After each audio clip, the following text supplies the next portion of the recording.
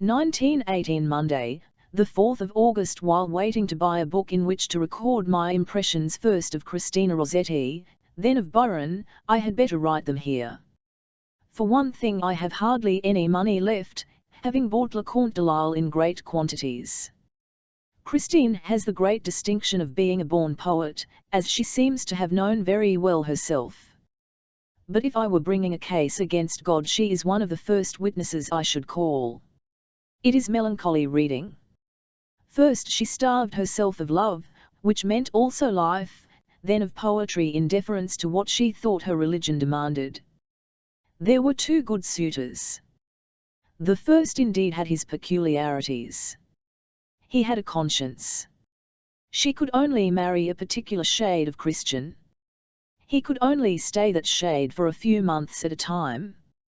Finally he developed Roman Catholicism and was lost. Worse still was the case of Mr. Collins, a really delightful scholar, an unworldly recluse, a single-minded worshipper of Christina, who could never be brought into the fold at all. On this account she could only visit him affectionately in his lodgings, which she did to the end of her life. Poetry was castrated too. She would set herself to do the Psalms into verse, and to make all her poetry subservient to the Christian doctrines. Consequently, as I think, she starved into austere emaciation a very fine original gift, which only wanted license to take to itself a far finer form than, shall we say, Mrs. Browning's. She wrote very easily, in a spontaneous childlike kind of way one imagines, as is the case generally with a true gift, still undeveloped. She has the natural singing power. She thinks too. She has fancy. She could, one is profane enough to guess, have been ribald and witty. And, as a reward for all her sacrifices, she died in terror, uncertain of salvation. I confess though that I have only turned her poetry over, making my way inevitably to the ones I knew already. Wednesday, the 7th of August. Ascham Diary drains off my meticulous observations of flowers, clouds, beetles and the price of eggs, and, being alone, there is no other event to record. Our tragedy has been the squashing of a caterpillar, our excitement the return of the servants from Lewis last night, laden with all L.S. war books and the English Review for me, with Brailsford upon a League of Nations, and Cather in Mansfield on Bliss. I threw down Bliss with the exclamation, "She's done for." Indeed I don't see how much faith in her as woman or writer can survive that sort of story. I shall have to accept the fact, I'm afraid, that her mind is a very thin soil, laid an inch or two deep upon very barren rock. For Bliss is long enough to give her chance of going deeper. Instead she is content with superficial smartness, and the whole conception is poor, cheap, not the vision, however imperfect, of an interesting mind. She writes badly too. And the effect was, as I say, to give me an impression of her callousness and hardness as a human being. I shall read it again, but I don't suppose I shall change. She'll go on doing this sort of thing, perfectly to her and Murray's satisfaction. I'm relieved now that they didn't come. Or is it absurd to read all this criticism of her personally into a story? Anyhow I was very glad to go on with my Byron. He has at least the male virtues.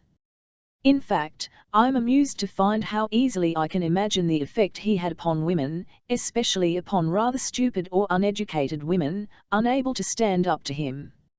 So many, too, would wish to reclaim him. Ever since I was a child, as Goethe would say, as if it proved him a particularly remarkable person, I've had the habit of getting full of some biography and wanting to build up my imaginary figure of the person with every scrap of news I could find about him. During the Passion, the name of Cowper or Byron or whoever it might be, seemed to start up in the most unlikely pages. And then, suddenly, the figure becomes distant and merely one of the usual dead. I'm much impressed by the extreme badness of B.S. poetry, such of it as Moore quotes with almost speechless admiration. Why did they think this album stuff the finest fire of poetry? It reads hardly better than L.E.L. or Ella Wheeler Wilcox. and they dissuaded him from doing what he knew he could do, which was to write satire. He came home from the East with satires, parodies of Horace, in his bag and Childe Harold. He was persuaded that Childe Harold was the best poem ever written. But he never as a young man believed in his poetry, a proof, in such a confident dogmatic person, that he hadn't the gift. The Wordsworths and Keatses believe in that as much as they believe in anything. In his character, I'm often reminded a little of Rupert Brooke, though this is to Rupert's disadvantage. At any rate, Byron had superb force, his letters prove it. He had in many ways a very fine nature too, though as no one laughed him out of his affectations he became more like Horace Cole than one could wish. He could only be laughed at by a woman, and they worshipped instead. I haven't yet come to Lady Byron, but I suppose, instead of laughing, she merely disapproved. And so he became Byronic. Friday, the 8th of August. In the absence of human interest, which makes us peaceful and content, one may as well go on with Byron. Having indicated that I am ready, after a century, to fall in love with him, I suppose my judgment of Don Juan may be partial. It is the most readable poem of its length ever written, I suppose, a quality which it owes in part to the springy random haphazard galloping nature of its method. This method is a discovery by itself. It's what one has looked for in vain, an elastic shape which will hold whatever you choose to put into it. Thus he could write out his mood as it came to him, he could say whatever came into his head. He wasn't committed to be poetical, and thus escaped his evil genius of the false romantic and imaginative. When he is serious he is sincere, and he can impinge upon any subject he likes. He writes 16 cantos without once flogging his flanks. He had, evidently, the able witty mind of what my father Sir Leslie would have called a thoroughly masculine nature. I maintain that these illicit kinds of book are far more interesting than the proper books which respect illusions devoutly all the time. Still, it doesn't seem an easy example to follow, and indeed, like all free and easy things, only the skilled and mature really bring them off successfully. But Byron was full of ideas, a quality that gives his verse a toughness and drives me to little excursions over the surrounding landscape or room in the middle of my reading. And tonight I shall have the pleasure of finishing him, though why, considering that I've enjoyed almost every stanza, this should be a pleasure I really don't know. But so it always is, whether the book's a good book or a bad book. Maynard Keynes admitted in the same way that he always cuts off the advertisements at the end with one hand while he's reading, so as to know exactly how much he has to get through. Monday, the 19th of August. I finished, by the way, the Electra of Sophocles, which has been dragging on down here, though it's not so fearfully difficult after all. The thing that always impresses me fresh is the superb nature of the story. It seems hardly possible not to make a good play of it. This perhaps is the result of having traditional plots which have been made and improved and freed from superfluities by the polish of innumerable actors and authors and critics, till it becomes like a lump of glass worn smooth in the sea. Also, if everyone in the audience knows beforehand what is going to happen, much finer and subtler touches will tell, and words can be spared. At any rate, my feeling always is that one can't read too carefully, or attach enough weight to every line and hint, and that the apparent bareness is only on the surface. There does, however, remain the question of reading the wrong emotions into the text. I am generally humiliated to find how much Jebb is able to see. My only doubt is whether he doesn't see too much, as I think one might do with a bad modern English play if one set to work. Finally, the particular charm of Greek remains as strong and as difficult to account for as ever. One feels the immeasurable difference between the text and the translation with the first words. The heroic woman is much the same in Greece and England. She is of the type of Emily Brontë. Clytemnestra and Electra are clearly mother and daughter, and therefore should have some sympathy, though perhaps sympathy gone wrong breeds the fiercest hate. He is the type of woman who upholds the family above everything, the father. She has more veneration for tradition than the sons of the house, feels herself born of the father's side and not of the mother's. It's strange to notice how, although the conventions are perfectly false and ridiculous, they never appear petty or undignified as our English conventions are constantly made to do. Electra lived a far more hedged-in life than the women of the mid-Victorian age, but this has no effect upon her, except in making her harsh and splendid.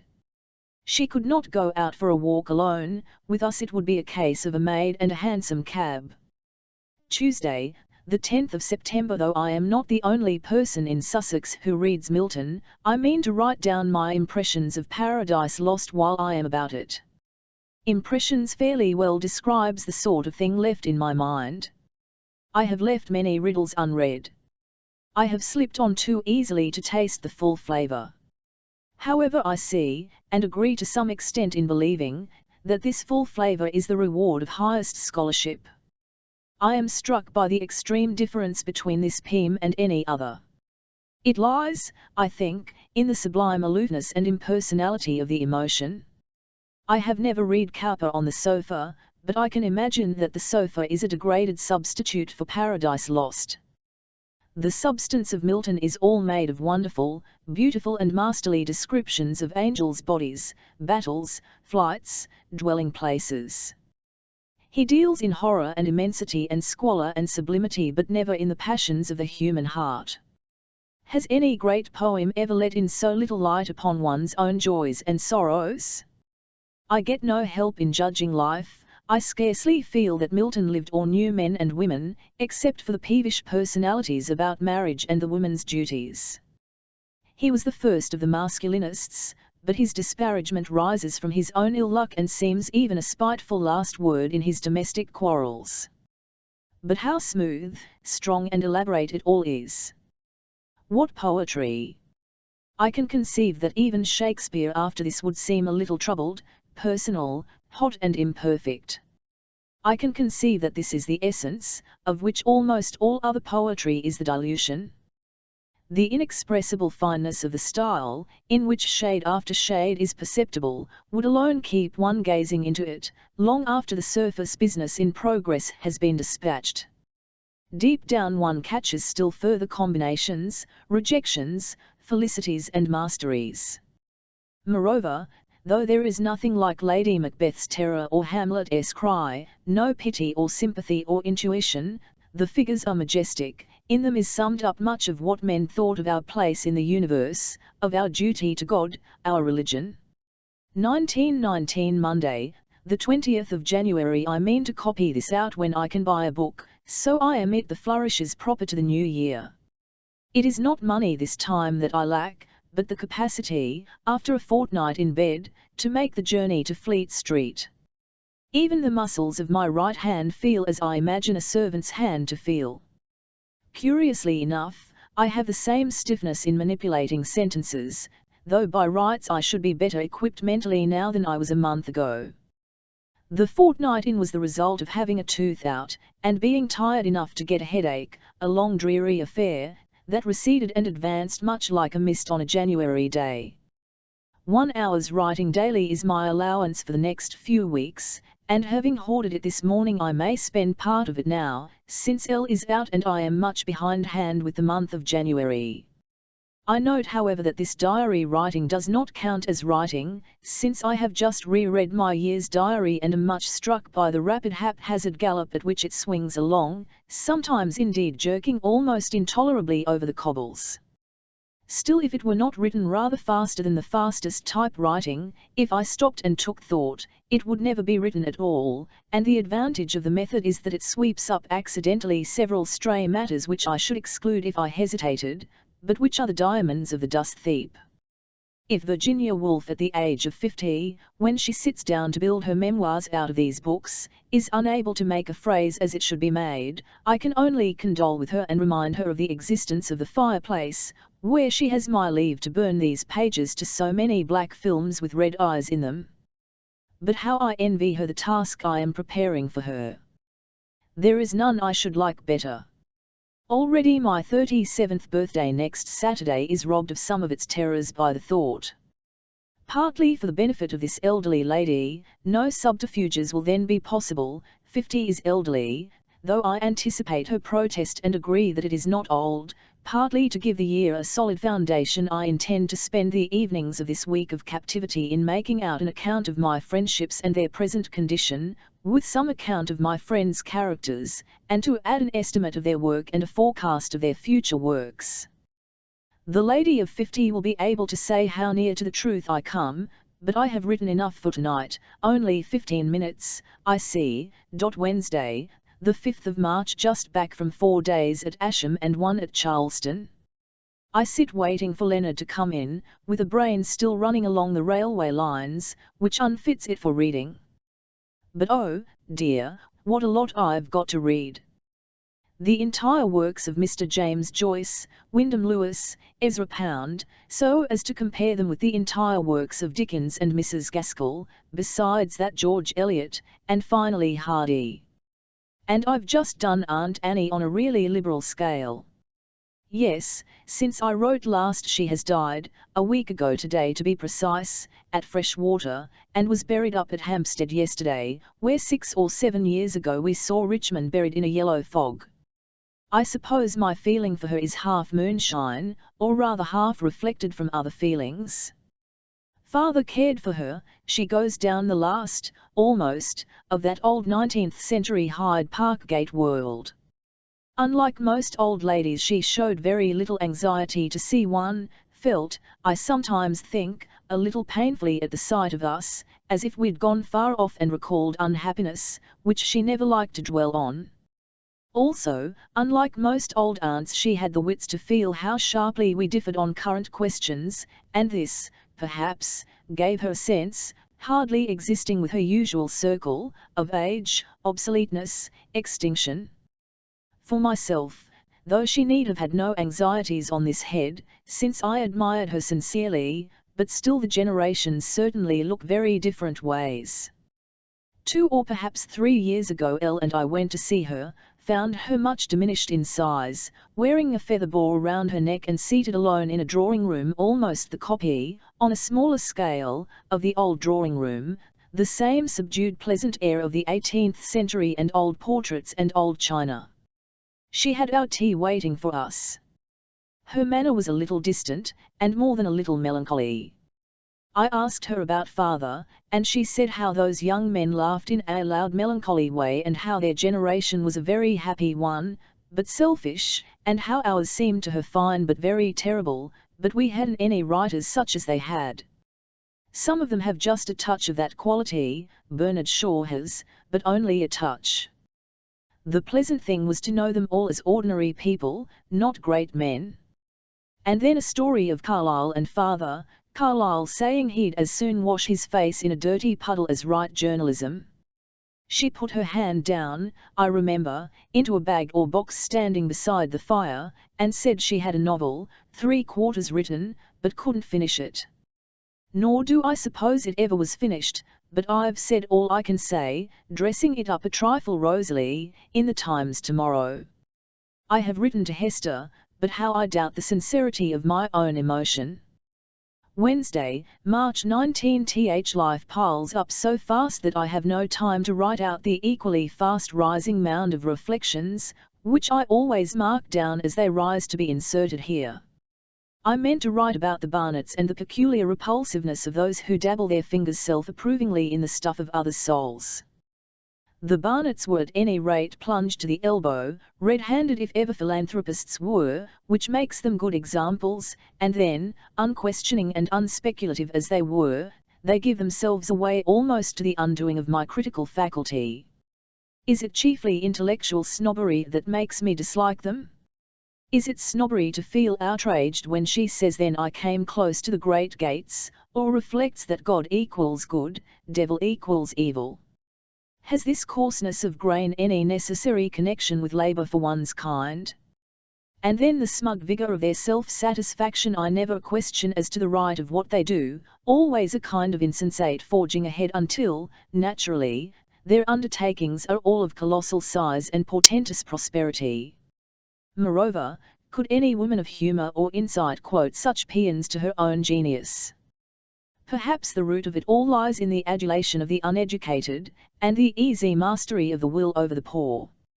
And more I come to loathe any dominion of one over another, any leadership, any imposition of the will. Finally, my literary taste is outraged by the smooth way in which the tale is made to unfold into full-blown success, like some profuse peony. But I only scratch the surface of what I feel about these two stout volumes. Thursday, the 27th of March. Night and day which L has spent the past 2 mornings and evenings in reading. I own that his verdict, finally pronounced this morning, gives me immense pleasure. How far one should discount it, I don't know. In my own opinion N&D is a much more mature and finished and satisfactory book than The Voyage Out, as it has reason to be. I suppose I lay myself open to the charge of niggling with emotions that don't really matter. I certainly don't anticipate even 2 editions. And yet I can't help thinking that, English fiction being what it is, I compare for originality and sincerity rather well with most of the modern. L finds the philosophy very melancholy. It too much agrees with what he was saying yesterday. Yet, if one is to deal with people on a large scale and say what one thinks, how can one avoid melancholy? I don't admit to being hopeless though, only the spectacle is a profoundly strange one, and as the current answers don't do, one has to grope for a new one, and the process of discarding the old, when one is by no means certain what to put in their place, is a sad one. Still, if you think of it, what answers do Arnold Bennett or Thackeray, for instance, suggest? Happy ones, satisfactory solutions, answers one would accept, if one had the least respect for one's soul. Now I have done my last odious piece of typewriting, and when I have scribbled this page, I shall write and suggest Monday as the day for coming up to lunch with Gerald. I don't suppose I've ever enjoyed any writing so much as I did the last half of Night and Day. Indeed, no part of it taxed me as The Voyage Out did, and if one's own ease and interest promise anything good, I should have hopes that some people, at least, will find it a pleasure. I wonder if I shall ever be able to read it again. Is the time coming when I can endure to read my own writing in print without blushing, shivering and wishing to take cover? Wednesday, the 2nd of April. Yesterday I took Night and Day up to Gerald and had a little half-domestic half-professional interview with him in his office. I don't like the clubman's view of literature. For one thing it breeds in me a violent desire to boast. I boasted of Nessa and Clive and Leonard, and how much money they made. Then we undid the parcel and he liked the title but found that Miss Maud Annesley has a book called Nights and Days, which may make difficulties with Moody's. But he was certain he would wish to publish it, and we were altogether cordial, and I noticed how his hair is every blade of it white, with some space between the blades, a very sparsely sown field. I had tea at Gordon Square. Saturday, the 12th of April. These 10 minutes are stolen from Mole Flanders, which I failed to finish yesterday in accordance with my time sheet, yielding to a desire to stop reading and go up to London. But I saw London, in particular the view of White City churches and palaces from Hungerford Bridge through the eyes of Defoe. I saw the old women selling matches through his eyes, and the draggled girls skirting round the pavement of St. James's Square seemed to me out of Roxana or Mole Flanders. Yes, a great writer surely to be there imposing himself on me after 200 years. A great writer, and Forster has never read his books. I was beckoned by Forster from the library as I approached. We shook hands very cordially, and yet I always feel him shrinking sensitively from me, as a woman, a clever woman, an up-to-date woman. Feeling this I commanded him to read Defoe, and left him, and went and got some more Defoe, having bought 1 volume at Bicker's on the way Thursday, April 17th. However one may abuse the stray keys, their minds remain a source of joy to the end, so sparkling, definite and nimble. Need I add that I reserve the qualities I most admire for people who are not stray keys? It is so long since I have seen Lytton that I take my impression of him too much from his writing, and his paper upon Lady Hester Stanhope was not one of his. I could fill this page with gossip about people's articles in the Athenaeum, since I had tea with Catherine yesterday and Murray sat there mud-coloured and mute, livening only when we talked his shop. he has the jealous partiality of a parent for his offspring already. I tried to be honest, as if honesty were part of my philosophy, and said how I disliked grand taught on whistling birds, and Latin and so on. The male atmosphere is disconcerting to me. Do they distrust one? Despise one? And if so, why do they sit on the whole length of one's visit? The truth is that when Murray says the orthodox masculine thing ab, L1T Eliot, for example, belittling my solicitude to know what he said of me, I don't knuckle under. I think what an abrupt precipice cleaves asunder the male intelligence, and how they pride themselves upon a point of view which much resembles stupidity. I find it much easier to talk to Catherine, she gives and resists as I expect her to, we cover more ground in much less time, but I respect Murray. I wish for his good opinion. Heinemann has rejected KMS stories, and she was oddly hurt that Roger had not invited her to his party. Her hard composure is much on the surface. Easter Sunday, the 20th of April, in the idleness which succeeds any long article, and Defoe is the second leader this month, I got out this diary and read, as one always does read one's own writing, with a kind of guilty intensity. I confess that the rough and random style of it, often so ungrammatical, and crying for a word altered, afflicted me somewhat. I am trying to tell whichever self it is that reads this hereafter that I can write very much better, and take no time over this, and forbid her to let the eye of man behold it.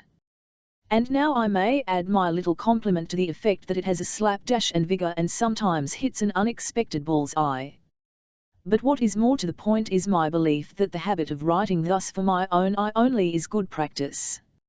It loosens the ligaments. Never mind the misses and the stumbles. Going at such a pace as I do, I must make the most direct and instant shots at my object, and thus have to lay hands on words, choose them and shoot them with no more pause than is needed to put my pen in the ink. I believe that during the past year I can trace some increase of ease in my professional writing which I attribute to my casual half-hours after tea. Moreover, there looms ahead of me the shadow of some kind of form which a diary might attain to. I might in the course of time learn what it is that one can make of this loose, drifting material of life, finding another use for it than the use I put it to, so much more consciously and scrupulously, in fiction. What sort of diary should I like mine to be?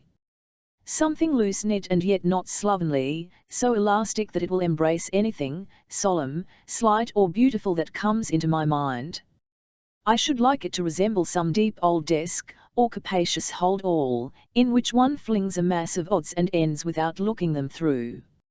I should like to come back, after a year or two, and find that the collection had sorted itself and refined itself and coalesced, as such deposits so mysteriously do, into a mould, transparent enough to reflect the light of our life, and yet steady, tranquil compounds with the aloofness of a work of art.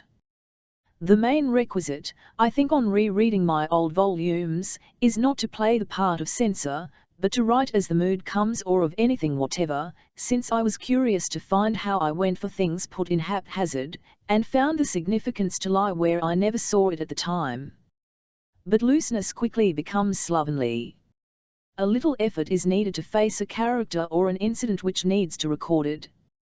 Nor can one let the pen write without guidance, for fear of becoming slack and untidy like Vernon Lee.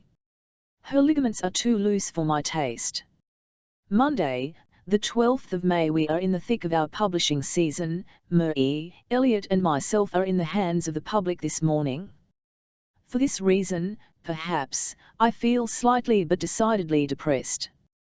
I read a bound copy of Kew Gardens through, having put off the evil task until it was complete. The result is vague. It seems to me slight and short. I don't see how the reading of it impressed Leonard so much. According to him it is the best short piece I have done yet, and this judgment led me to read The Mark on the Wall, and I found a good deal of fault with that. As Sidney Waterlow once said, the worst of writing is that one depends so much upon praise.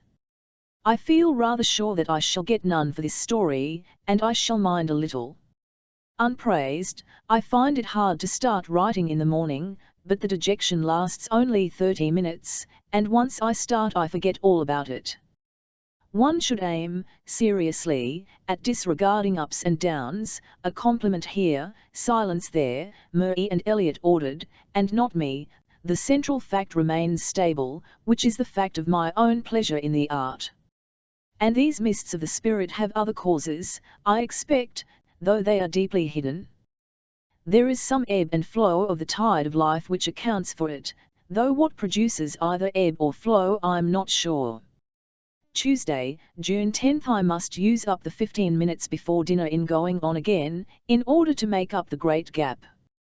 We are just in from the club, from ordering a reprint of the mark on the wall at the Pelican Press, and from tea with James. His news is that Maynard, in disgust at the peace terms, has resigned, kicked the dust of office off him, and is now an academic figure at Cambridge. But I must really sing my own praises, since I left off at the point when we came back from Asham to find the hall table stacked, littered, with orders for Kew Gardens.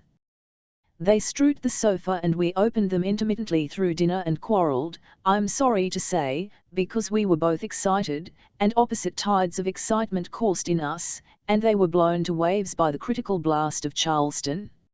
All these orders, 150 about, from shops and private people, come from a review in the Lit. Sup. Presumably by Logan, in which as much praise was allowed me as I like to claim. And 10 days ago I was stoically facing complete failure. The pleasure of success was considerably damaged, first by our quarrel, and second by the necessity of getting some 90 copies ready, cutting covers, printing labels, gluing backs, and finally dispatching, which used up all spare time and some not spare till this moment. But how success showered during those days! Gratuitously, too, I had a letter from Macmillan in New York, so much impressed by the voyage out that they want to read night and day. I think the nerve of pleasure easily becomes numb. I like little sips, but the psychology of fame is worth considering at leisure. I fancy one's friends take the bloom off. Lytton lunched here on Saturday with the Webbs, and when I told him my various triumphs, did I imagine a little shade, instantly dispelled, but not before my rosy fruit was out of the sun? Well, I treated his triumphs in much the same way. I can't feel gratified when he expatiates upon a copy of eminent Victorians lined and initialed M or H by Mr. or Mrs. Asquith. Yet clearly the thought produced a comfortable glow in him. The luncheon was a success. We ate in the garden and Lytton sported very gracefully and yet with more than his old assurance over the conversation. But I'm not interested in Ireland Saturday, the 19th of July. One ought to say something about Peace Day, I suppose, though whether it's worth taking a new nib for that purpose I don't know. I'm sitting wedged into the window and so catch almost on my head the steady drip of rain which is patting on the leaves. In 10 minutes or so the Richmond procession begins. I fear there will be few people to applaud the town councillors dressed up to look dignified and march through the streets. I've a sense of Holland covers on the chairs, of being left behind when everyone's in the country. I'm desolate, dusty, and disillusioned. Of course we did not see the procession. We have only marked the bins of refuse on the outskirts. Rain held off till some half-hour ago. The servants had a triumphant morning. They on Vauxhall Bridge and saw everything. Generals and soldiers and tanks and nurses and bands took 2 hours in passing. It was, they said, the most splendid sight of their lives. Together with the Zeppelin raid it will play a great part in the history of the Vauxhall family. But I don't know, it seems to me a servants' festival, something got up to pacify and placate the people, and now the rain's spoiling it, and perhaps some extra treat will have to be devised for them. That's the reason of my disillusionment, I think. There's something calculated and politic and insincere about these peace rejoicings. Moreover, they are carried out with no beauty and not much spontaneity. Flags are intermittent. We have what the servants, out of snobbishness, I think, insisted upon buying, to surprise us. Yesterday in London the usual sticky stodgy conglomerations of people, sleepy and torpid as a cluster of drenched bees, were crawling over Trafalgar Square, and rocking about the pavements in the neighbourhood. The one pleasant sight I saw was due rather to the little breath of wind than to decorative skill. Some long tongue-shaped streamers attached to the top of the Nelson column licked the air, furled and unfurled, like the gigantic tongues of dragons, with a slow, rather serpentine beauty. Otherwise theatres and music halls were studded with stout glass pincushions which, rather prematurely, were all radiant within, but surely light might have shone to better advantage. However, night was sultry and magnificent so far as that went, and we were kept awake some time after getting into bed, by the explosion of rockets which for a second made our room bright. And now, in the rain, under a grey-brown sky, the bells of Richmond are ringing, but church bells only recall weddings and Christian services. I can't deny that I feel a little mean at writing so lugubriously, since we're all supposed to keep up the belief that we're glad and enjoying ourselves. So on a birthday, when for some reason things have gone wrong, it was a point of honour in the nursery to pretend. Years later one could confess what a horrid fraud it seemed, and if, years later, these docile herds will own up that they too saw through it, and will have no more of it, well, should I be more cheerful? I think the dinner at the 1917 Club, and Mrs. Besant's speech rubbed the gilt, if there were any grains remaining, effectually off the gingerbread. Hobson was sardonic. She, a massive and sulky-featured old lady, with a capacious head, however, thickly covered with curly white hair, began by comparing London, lit up and festive, with Lahore. And then she pitched into us for our maltreatment of India, she, apparently, being them and not us. But I don't think she made her case very solid, though superficially it was all believable, and the 1917 Club applauded and agreed. I can't help listening to speaking as though it were writing, and thus flowers, which she brandished now and again, looked terribly artificial. It seems to me more and more clear that the only honest people are the artists, and that these social reformers and philanthropists get so out of hand and harbour so many discreditable desires under the disguise of loving their kind, that in the end there's more to find fault within them than in us. But if I were one of them?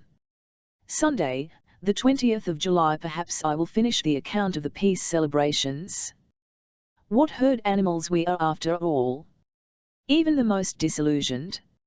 At any rate, after sitting through the procession and the peace bells unmoved, I began after dinner to feel that if something was going on, perhaps one had better be in it. I routed up poor L and threw away my Walpole. First lighting a row of glass lamps and seeing that the rain was stopped, we went out just before tea. Explosions had for some time promised fireworks. The doors of the public house at the corner were open and the room crowded, couples waltzing, songs being shouted, waveringly, as if one must be drunk to sing. A troop of little boys with lanterns were parading the green, beating sticks. Not many shops went to the expense of electric light. A woman of the upper classes was supported dead drunk between two men partially drunk. We followed a moderate stream flowing up the hill. Illuminations were almost extinct halfway up, but we kept on till we reached the terrace. And then we did see something, not much indeed, for the damp had deadened the chemicals. Red and green and yellow and blue balls rose slowly into the air, burst, flowered into an oval of light, which dropped in miniature grains and expired. There were hazes of light at different points. Rising over the Thames, among trees, these rockets were beautiful. The light on the faces of the crowd was strange, yet of course there was grey mist muffling everything and taking the blaze off the fire. It was a melancholy thing to see the incurable soldiers lying in bed at the Star and Garter with their backs to us, smoking cigarettes and waiting for the noise to be over. We were children to be amused. So at 11 we went home and saw from my study Ealing do its best to rejoice, and indeed one fire balloon went so high that L believed it a star, but there were 9 showing. Today the rain has left us in no doubt that any remaining festivities are to be completely quenched.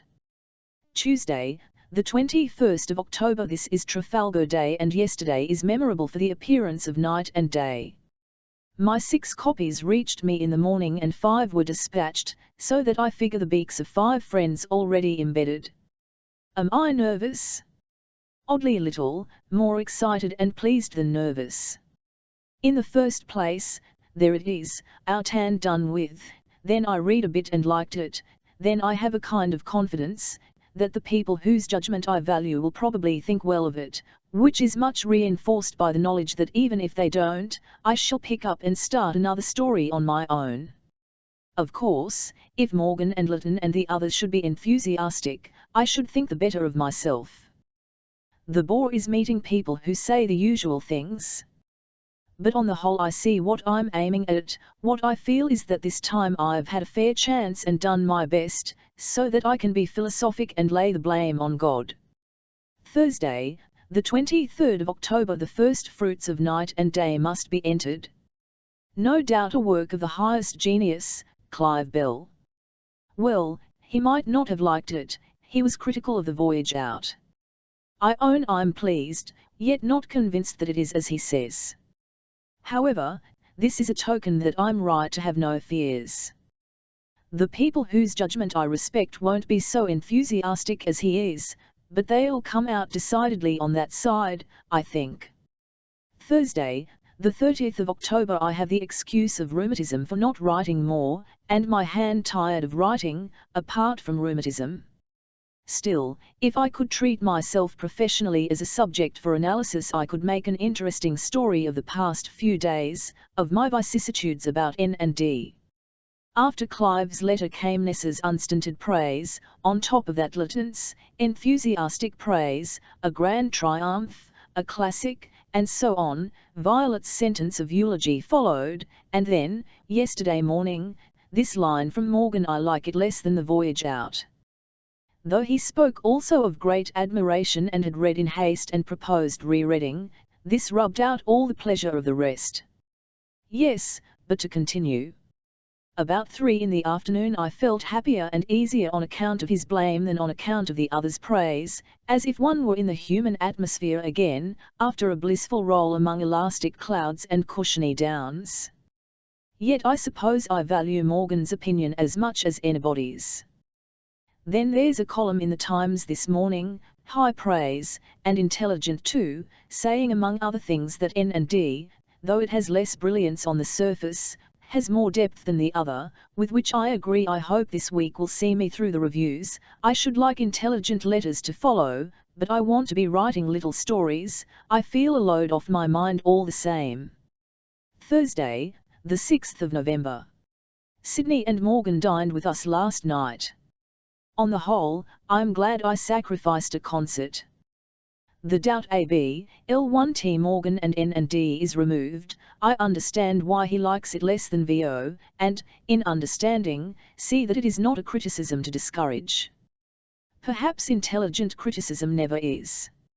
All the same, I shirk writing it out, because I write so much criticism. Vivat he said amounted to this: N&D is a strictly formal and classical work, that being so one requires, or he requires, a far greater degree of lovability in the characters than in a book like VO, which is vague and universal.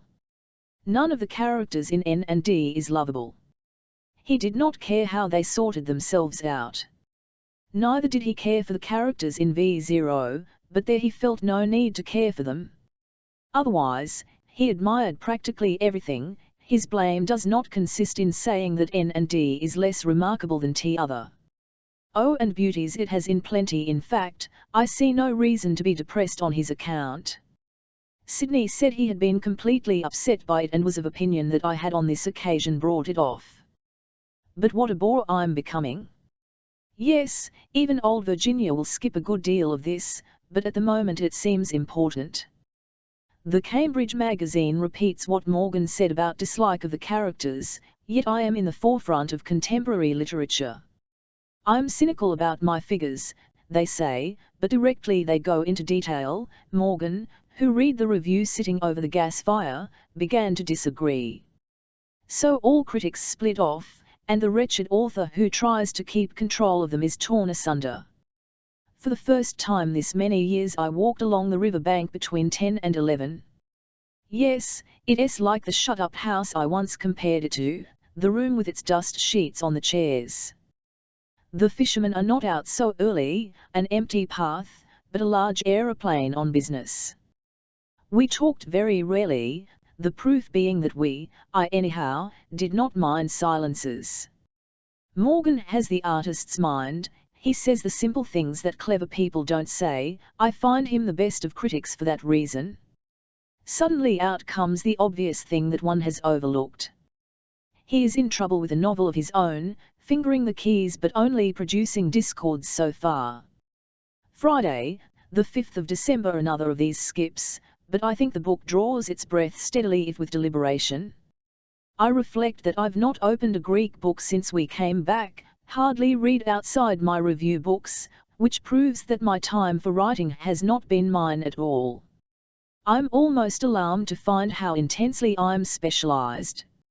My mind, turned by anxiety, or other cause, from its scrutiny of blank paper, is like a lost child, wandering the house, sitting on the step to cry. Night and day flutters about me still, and causes great loss of time. George Eliot would never read reviews, since talk of her books hampered her writing. I begin to see what she meant. I don't take praise or blame excessively to heart, but they interrupt, cast one's eyes backwards, make one wish to explain or investigate. Last week I had a cutting paragraph to myself in Wayfarer, this week Olive Heseltine applies balm. But I had rather write in my own way of 4 passionate snails than be, as K.M. maintains, Jane Austen over again. 1920 Monday, the 26th of January, the day after my birthday. In fact I'm 38, well, I've no doubt I'm a great deal happier than I was at 28, and happier today than I was yesterday, having this afternoon arrived at some idea of a new form for a new novel. Suppose one thing should open out of another, as in an unwritten novel, only not for 10 pages but 200 or so, doesn't that give the looseness and lightness I want, doesn't that get closer and yet keep form and speed, and enclose everything, everything? My doubt is how far it will enclose the human heart. Am I sufficiently mistress of my dialogue to net it there? For I figure that the approach will be entirely different this time, no scaffolding, scarcely a brick to be seen, all crepuscular, but the heart, the passion, humour, everything as bright as fire in the mist. Then I'll find room for so much a gaiety, an inconsequence, a light-spirited stepping at my sweet will. Whether I'm sufficiently mistress of things, that's the doubt, but conceive. Mark on the wall, KG and unwritten novel taking hands and dancing in unity. What the unity shall be I have yet to discover, the theme is a blank to me, but I see immense possibilities in the form I hit upon more or less by chance 2 weeks ago. I suppose the danger is the damned egotistical self, which ruins Joyce and Richardson to my mind. Is one pliant and rich enough to provide a wall for the book from oneself without its becoming, as in Joyce and Richardson, narrowing and restricting? My hope is that I've learned my business sufficiently now to provide all sorts of entertainments. Anyhow, I must still grope and experiment, but this afternoon I had a gleam of light. Indeed, I think from the ease with which I'm developing the unwritten novel there must be a path for me there. Wednesday, the 4th of February, the mornings from 12 to 1 spend reading The Voyage Out. I've not read it since July 1913. And if you ask me what I think, I must reply that I don't know such a harlequinade as it is, such an assortment of patches, here simple and severe, here frivolous and shallow, here like God's truth, here strong and free-flowing as I could wish. What to make of it, heaven knows. The failures are ghastly enough to make my cheeks burn, and then a turn of the sentence, a direct look ahead of me, makes them burn in a different way. On the whole I like the young woman's mind considerably. How gallantly she takes her fences, and my word, what a gift for pen and ink. I can do little to amend, and must go down to posterity the author of cheap witticisms, smart satires and even, I find, vulgarisms, crudities rather, that will never cease to rankle in the grave. Yet I see how people prefer it to N and D. I don't say admire it more, but find it a more gallant and inspiring spectacle. Tuesday, the 9th of March. In spite of some tremors, I think I shall go on with this diary for the present. I sometimes think that I have worked through the layer of style which suited the comfortable bright hour, after tea, and the thing I've reached now is less pliable. Never mind, I fancy old Virginia, putting on her spectacles to read of March 1920, will decidedly wish me to continue. Greetings, my dear ghost, and take heed that I don't think 50 a very great age. Several good books can be written still, and here's the bricks for a fine one. To return to the present owner of the name, on Sunday I went up to Camden Hill to hear the Schubert Quintet, to see George Booth's house, to take notes for my story, to rub shoulders with respectability. All these reasons took me there and were cheaply gratified. Whether people see their own rooms with the devastating clearness that I see them, thus admitted once for 1 hour, I doubt. Chill superficial seemliness, but thin as a March glaze of ice on a pool. A sort of mercantile smugness. Horsehair and mahogany is the truth of it, and the white panels, Vermeer reproductions, omega table and variegated curtains rather a snobbish disguise. The least interesting of rooms, the compromise, though of course that's interesting too. I took against the family system. Old Mrs. Booth enthroned on a sort of commode in widow's dress, flanked by devoted daughters, with grandchildren somehow symbolical cherubs. Such neat dull little boys and girls. There we all sat in our furs and white gloves. Saturday, the 10th of April. I'm planning to begin Jacob's room next week with luck. That's the first time I've written that. It's the spring I have in my mind to describe, just to make this note, that one scarcely notices the leaves out on the trees this year, since they seem never entirely to have gone, never any of that iron blackness of the chestnut trunks, always something soft and tinted, such as I can't remember in my life before. In fact, we've skipped a winter, had a season like the midnight sun, a new return to full daylight. So I hardly notice that chestnuts are out, the little parasols spread on our window tree, and the churchyard grass running over the old tombstones like green water. Thursday, the 15th of April. My handwriting seems to be going to the dogs. Perhaps I confuse it with my writing. I said that Richmond was enthusiastic over my James article. Well, 2 days ago, little elderly Walkley attacked it in the Times, said I'd fallen into H.J.'s worst mannerisms, hard-beaten figures, and hinted that I was a sentimental lady friend. Percy Lubbock was included too, but, rightly or wrongly, I delete the article from my mind with blushes, and see all my writing in the least becoming light. I suppose it's the old matter of florid gush, no doubt a true criticism, though the disease is my own, not caught from H.J., if that's any comfort. I must see to it though. The Times atmosphere brings it out. For one thing I have to be formal there, especially in the case of H.J., and so contrive an article rather like an elaborate design, which encourages ornament. Desmond, however, volunteered admiration. I wish one could make out some rule about praise and blame. I predict that I'm destined to have blame in any quantity. I strike the eye, and elderly gentlemen in particular get annoyed. An unwritten novel will certainly be abused. I can't foretell what line they'll take this time. Partly, it's the writing well that sets people off, and always has done, I suppose. Pretentious they say, and then a woman writing well, and writing in the Times, that's the line of it. This slightly checks me from beginning Jacob's room. But I value blame. It spurs one, even from Walkley, who is, I've looked him out, 65, and a cheap little gossip, I'm glad to think, laughed at, even by Desmond.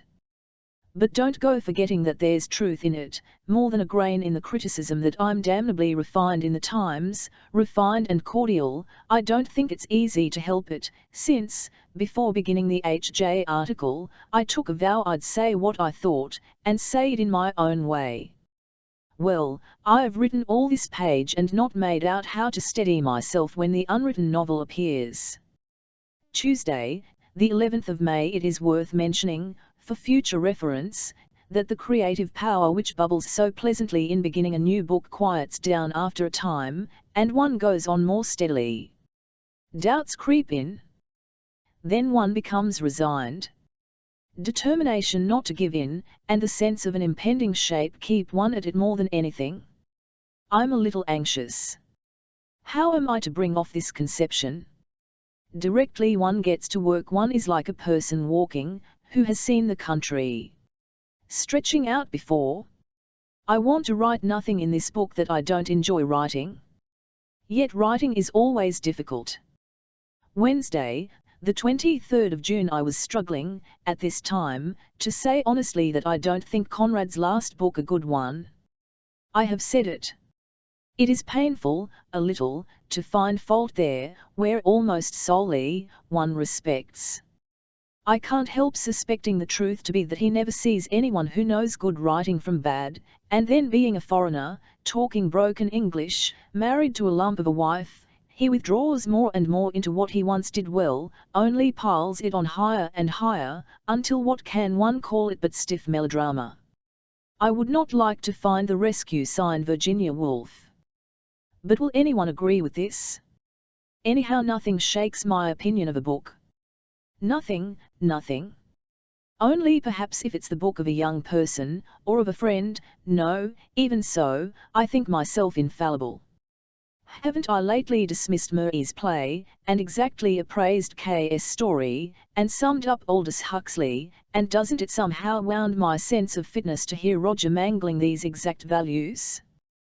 Thursday, the 5th of August. Let me try to say what I think as I read Don Quixote after dinner, principally that writing was then storytelling to amuse people sitting round the fire without any of our devices for pleasure. There they sit, women spinning, men contemplative, and the jolly, fanciful, delightful tale is told to them, as to grown-up children. This impresses me as the motive of DQ, to keep us entertained at all costs.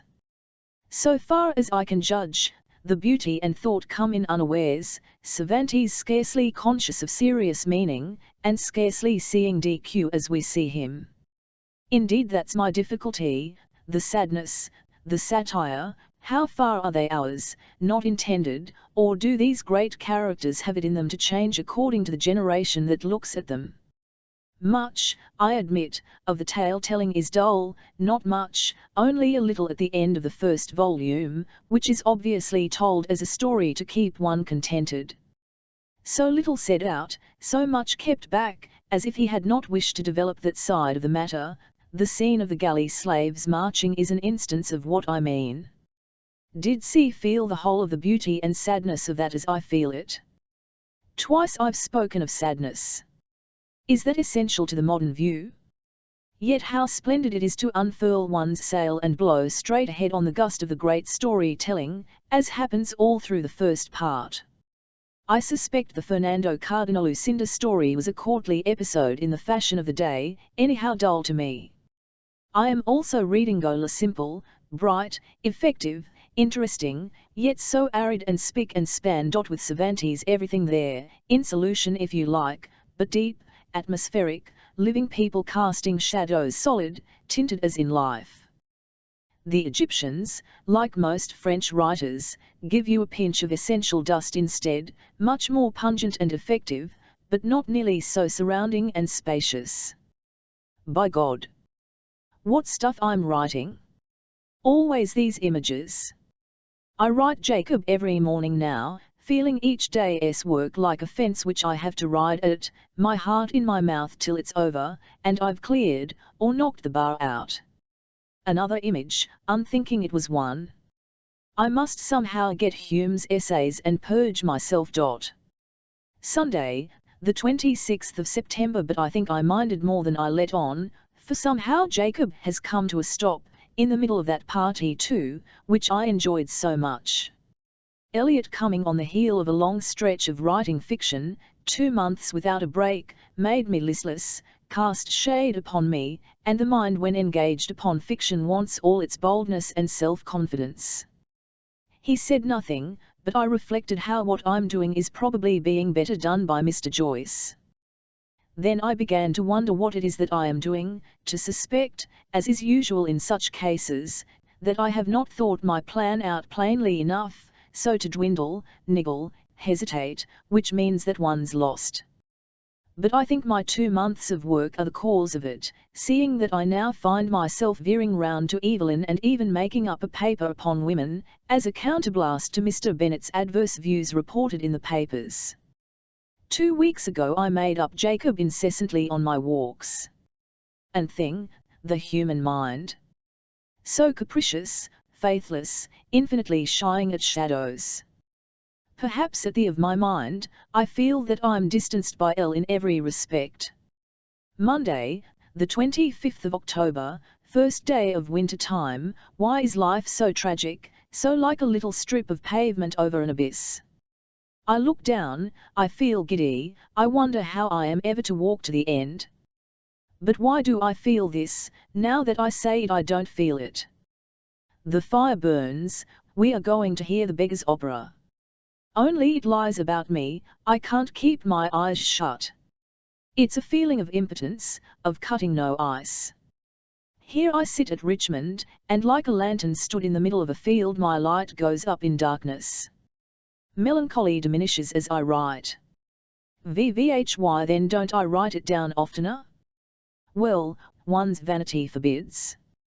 I want to appear a success even to myself. Yet I don't get to the bottom of it.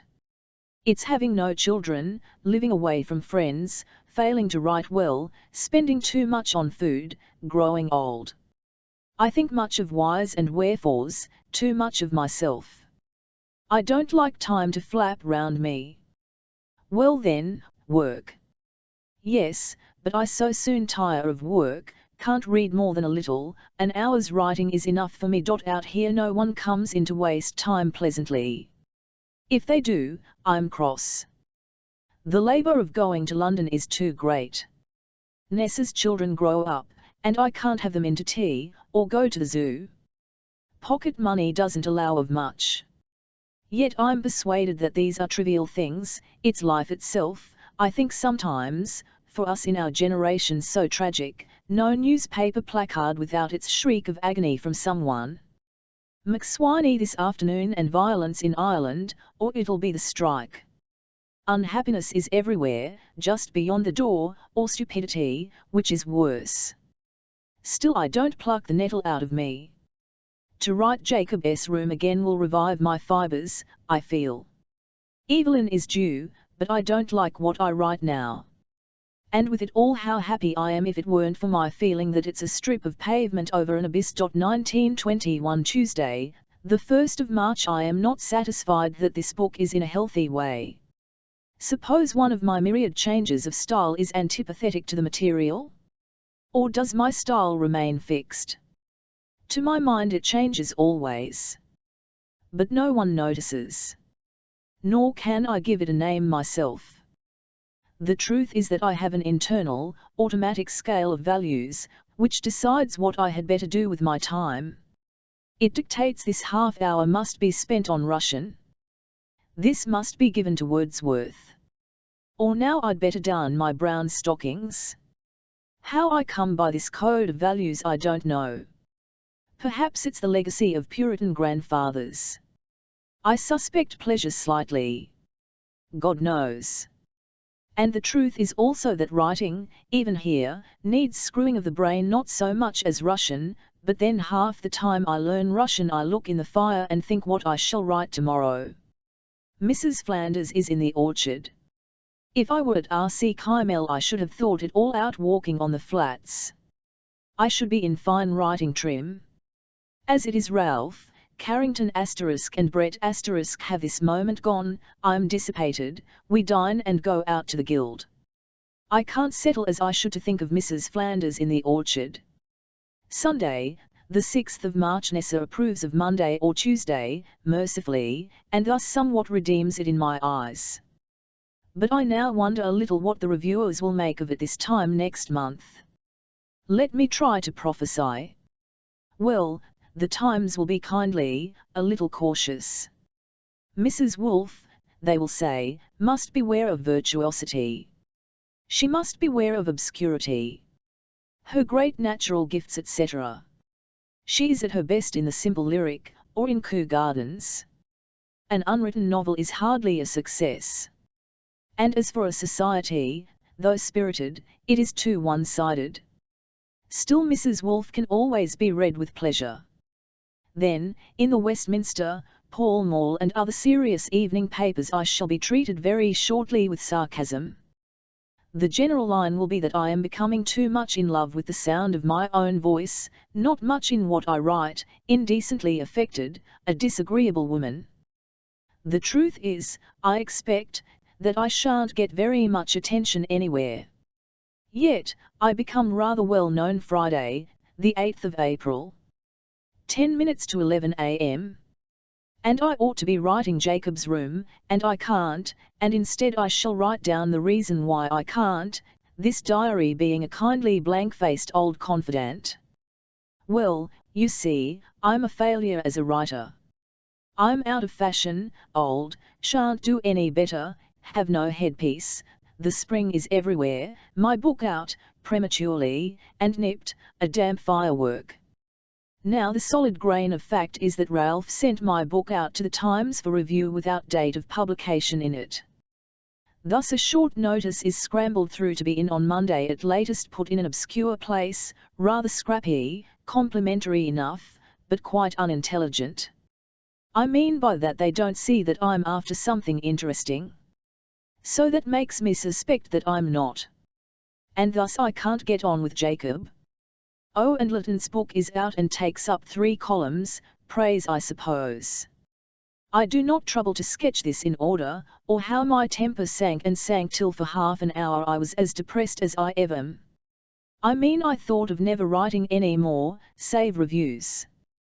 To rub this in we had a festival party at 41, to congratulate Lytton, which was all as it should be, but then he never mentioned my book, which I suppose he has read, and for the first time I have not his praise to count on. Now if I'd been saluted by the lit. Sup. As a mystery, a riddle, I shouldn't mind, for Lytton wouldn't like that sort of thing, but if I'm as plain as day, and negligible? Well, this question of praise and fame must be faced. I forgot to say that Doran has refused the book in America. How much difference does popularity make? I'm putting clearly, I may add, after a pause in which Lottie has brought in the milk and the sun has ceased to eclipse itself, that I'm writing a good deal of nonsense. One wants, as Roger said very truly yesterday, to be kept up to the mark, that people should be interested and watch one's work. What depresses me is the thought that I have ceased to interest people, at the very moment when, by the help of the press, I thought I was becoming more myself. One does not want an established reputation, such as I think I was getting, as one of our leading female novelists. I have still, of course, to gather in all the private criticism, which is the real test. When I have weighed this I shall be able to say whether I am interesting or obsolete. Anyhow, I feel quite alert enough to stop, if I'm obsolete. I shan't become a machine, unless a machine for grinding articles. As I write, there rises somewhere in my head that queer and very pleasant sense of something which I want to write, my own point of view. I wonder, though, whether this feeling that I write for half a dozen instead of 1,500 will pervert this, make me eccentric. No, I think not. But, as I said, one must face the despicable vanity which is at the root of all this niggling and haggling. I think the only prescription for me is to have 1,000 interests, if one is damaged, to be able instantly to let my energy flow into Russian, or Greek, or the press, or the garden, or people, or some activity disconnected with my own writing. Sunday, The 9th of April. I must note the symptoms of the disease, so as to know it next time. The first day one's miserable, the second happy. There was an affable hawk on me in the New Statesman which at any rate made me feel important, and it's that one wants, and Simpkin Marshall rang up for a second 50 copies. So they must be selling. Now I have to stand all the twitching and teasing of private criticism which I shan't enjoy. There'll be Roger tomorrow. What a bore it all is, and then one begins to wish one had put in other stories and left out the haunted house, which may be Sentimental Tuesday, the 12th of April. I must hurriedly note more symptoms of the disease, so that I can turn back here and medicine myself next time. Well, I'd worn through the acute stage and come to the philosophic semi-depressed, indifferent, spent the afternoon taking parcels round the shops, going to Scotland Yard for my purse, when Elle met me at tea and dropped into my ear the astonishing news that Lytton thinks the string quartet marvellous. This came through Ralph, who doesn't exaggerate, to whom Lytton need not lie, and did for a moment flood every nerve with pleasure, so much so that I forgot to buy my coffee and walked over Hungerford Bridge twanging and vibrating. A lovely blue evening too, the river sky colour. And then there was Roger, who thinks I'm on the track of real discoveries and certainly not a fake. And we've broken the record of sales, so far. And I'm not nearly so pleased as I was depressed, and yet in a state of security. Fate cannot touch me, the reviewers may snap, and the sales decrease. What I had feared was that I was dismissed as negligible. Friday, the 29th of April. I ought to say something of Lytton. I have seen him oftener these last days than for a whole year perhaps. We have talked about his book and my book. This particular conversation took place in Verrey's, gilt feathers, mirrors, blue walls, and Lytton and I taking our tea and brioche in a corner. We must have sat well over an hour. And I woke last night and wondered where to place you, I said. There's St. Simon and Lane Bruyere. Oh God, he groaned. And Macaulay, I added. Yes, Macaulay, he said. A little better than Macaulay. But not his man, I insisted. More civilization, of course. And then you've only written short books. I'm going to do George IV next, he said. Well, but your place, I insisted. And yours, he asked. I'm the ablest of living women novelists, I said. So the British Weekly says. You influence me, he said. And he said he could always recognize my writing, though I wrote so many different styles. Which is the result of hard work, I insisted. And then we discussed histories. Gibbon, a kind of Henry James, I volunteered. Oh dear no, not in the least, he said. He has a point of view and sticks to it, I said. And so do you. I wobble. But what is Gibbon? Oh, he's there all right, Lytton said. Forster says he's an imp. But he had many views. He believed in virtue, perhaps. A beautiful word, I said. But just read how the hordes of barbarians devastated the city. It's marvellous. True, he was queer about the early Christians, didn't see anything in them at all. But read him. I'm going to next October. And I'm going to Florence, and I shall be very lonely in the evenings. The French have influenced you more than the English, I suppose, I said. Yes. I have their definiteness. I'm formed. I compared you with Carlyle the other day, I said. I read the reminiscences. Well, they are the chatter of an old toothless grave digger compared with you, only then he has phrases. Ah yes, he has them, said Lytton. But I read him to Norton and James the other day and they shouted, they wouldn't have it. I'm a little anxious though about mass. That's my danger, is it? Yes. You may cut fine, I said. But it's a magnificent subject, George IV, and what fun, setting to work on it. And your novel? Oh, I put in my hand and rummage in the bran pie. That's what's so wonderful. And it's all different. Yes, I'm 20 people. But one sees the whole from the outside. The worst of George IV is that no one mentions the facts I want. History must be written all over again. It's all morality and battles, I added. And then we walked through the streets together, for I had to buy coffee. Thursday, the 26th of May, I sat in Gordon Square yesterday for an hour and a half talking to Maynard. Sometimes I wish I put down what people say instead of describing them. The difficulty is that they say so little. Maynard said he liked praise, and always wanted to boast. He said that many men marry in order to have a wife to boast to. But, I said, it's odd that one boasts considering that no one is ever taken in by it. It's odd too that you, of all people, should want praise. You and Lytton are past beyond boasting, which is the supreme triumph. There you sit and say nothing. I love praise, he said. I want it for the things I'm doubtful about. Then we got upon publishing, and the Hogarth Press, and novels. Why should they explain what bus he took? He asked. And why shouldn't Mrs. Hilbery, sometimes the daughter of Catherine? Oh, it's a dull book, I know, I said, but don't you see you must put it all in before you can leave out. The best thing you ever did, he said, was your memoir on George. You should pretend to write about real people and make it all up. I was dashed, of course, and oh dear what nonsense, for if George is my climax I'm a mere scribbler. Saturday, the 13th of August, Coleridge was as little fitted for action as Lamb, but on a different account.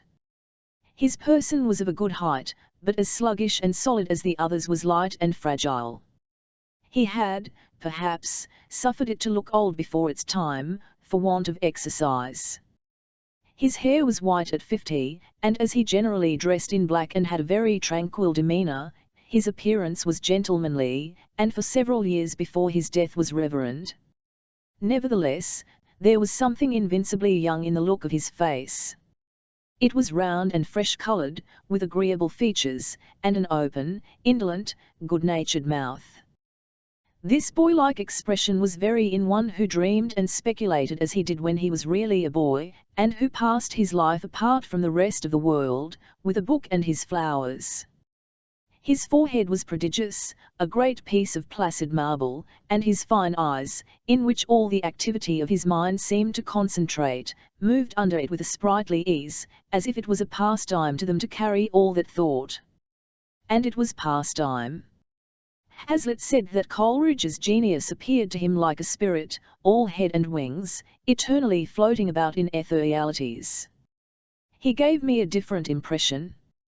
I fancied him a good-natured wizard, very fond of earth, and conscious of reposing with weight enough in his easy chair, but able to conjure his etherealities about him in the twinkling of an eye. He could also change them by thousands and dismiss them as easily when his dinner came. It was a mighty intellect put upon a sensual body, and the reason he did little more with it than talk and dream was that it is agreeable to such a to do little else. I do not mean that C was a sensualist in an ill sense. Which is all that I can take the trouble to quote from Leigh Hunt's Memoirs Volume 11 page 223, supposing I should want to cook this up again somewhere. L.H. was our spiritual grandfather, a free man. One could have spoken to him as to Desmond. A light man, I dare say, but civilized, much more so than my grandfather in the flesh. These free, vigorous spirits advance the world, and when one lights on them in the strange waste of the past one says, "Ah, you're my sort," a great compliment. Most people who died 100 years ago are like strangers. One is polite and uneasy with them. Shelley died with H.'s copy of Lamia in his hand. H. would receive it back from no other, and so burnt it on the pyre. Going home from the funeral, H. and Byron laughed till they split. This is human nature and H. doesn't mind owning to it. Then I like his inquisitive human sympathies, history so dull because of its battles and laws, and sea voyages in so dull because the traveller will describe beauties instead of going into the cabins and saying what the sailors looked like, wore, eat, said, how they behaved. Lady Carlisle is dead. One likes people much better when they are battered down by a prodigious siege of misfortune than when they triumph. Such a stock of hope and gifts she set out with, and lost everything, so they say, and died of sleepy sickness, her 5 sons dead before her and the war crushing her hope for humanity. Wednesday, the 17th of August. To while away the time till L comes in from London, Fergusson, office etc., I may as well scribble. Really I think my scribbling is coming back. Here I have spent the whole day, off and on, making up an article, for Squire perhaps, because he wants a story, and because Mrs. Hawksford has told Mrs. Tomzett that I am one of the, if not the, cleverest women in England. It's not nerve power so much as praise that has lacked, perhaps. Yesterday I was seized with the flux, as the Bible has it.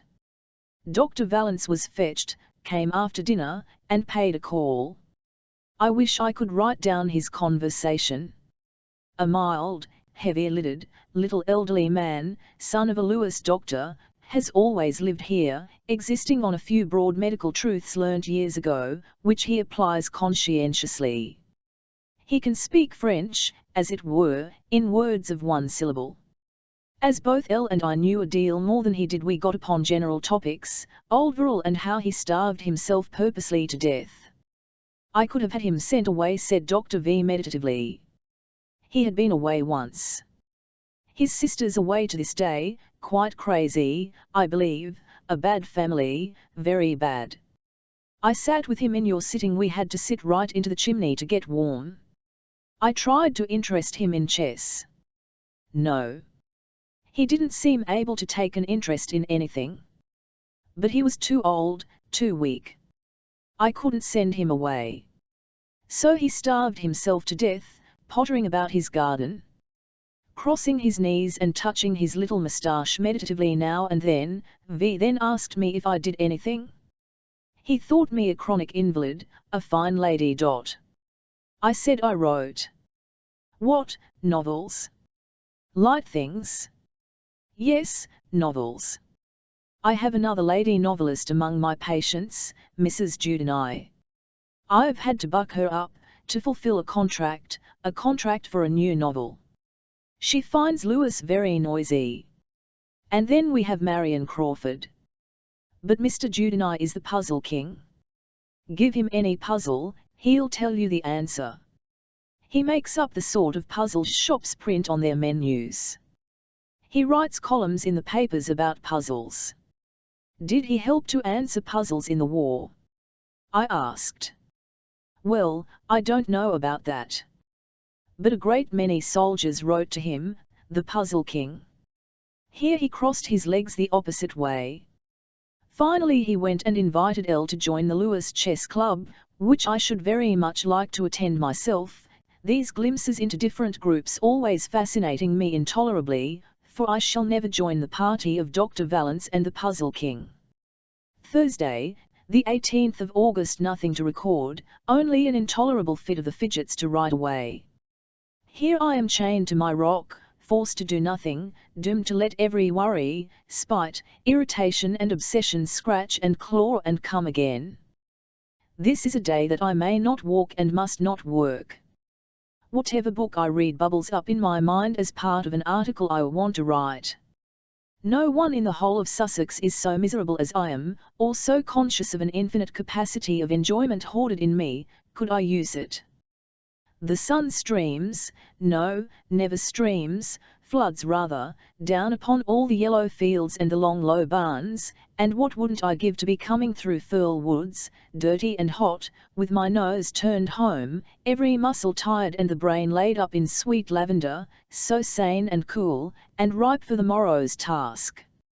How I should notice everything, the phrase for it coming the moment after and fitting like a glove, and then on the dusty road, as I ground my pedals, so my story would begin telling itself, and then the sun would be down, and home, and some bout of poetry after dinner, half read, half lived, as if the flesh were dissolved and through it the flowers burst red and white.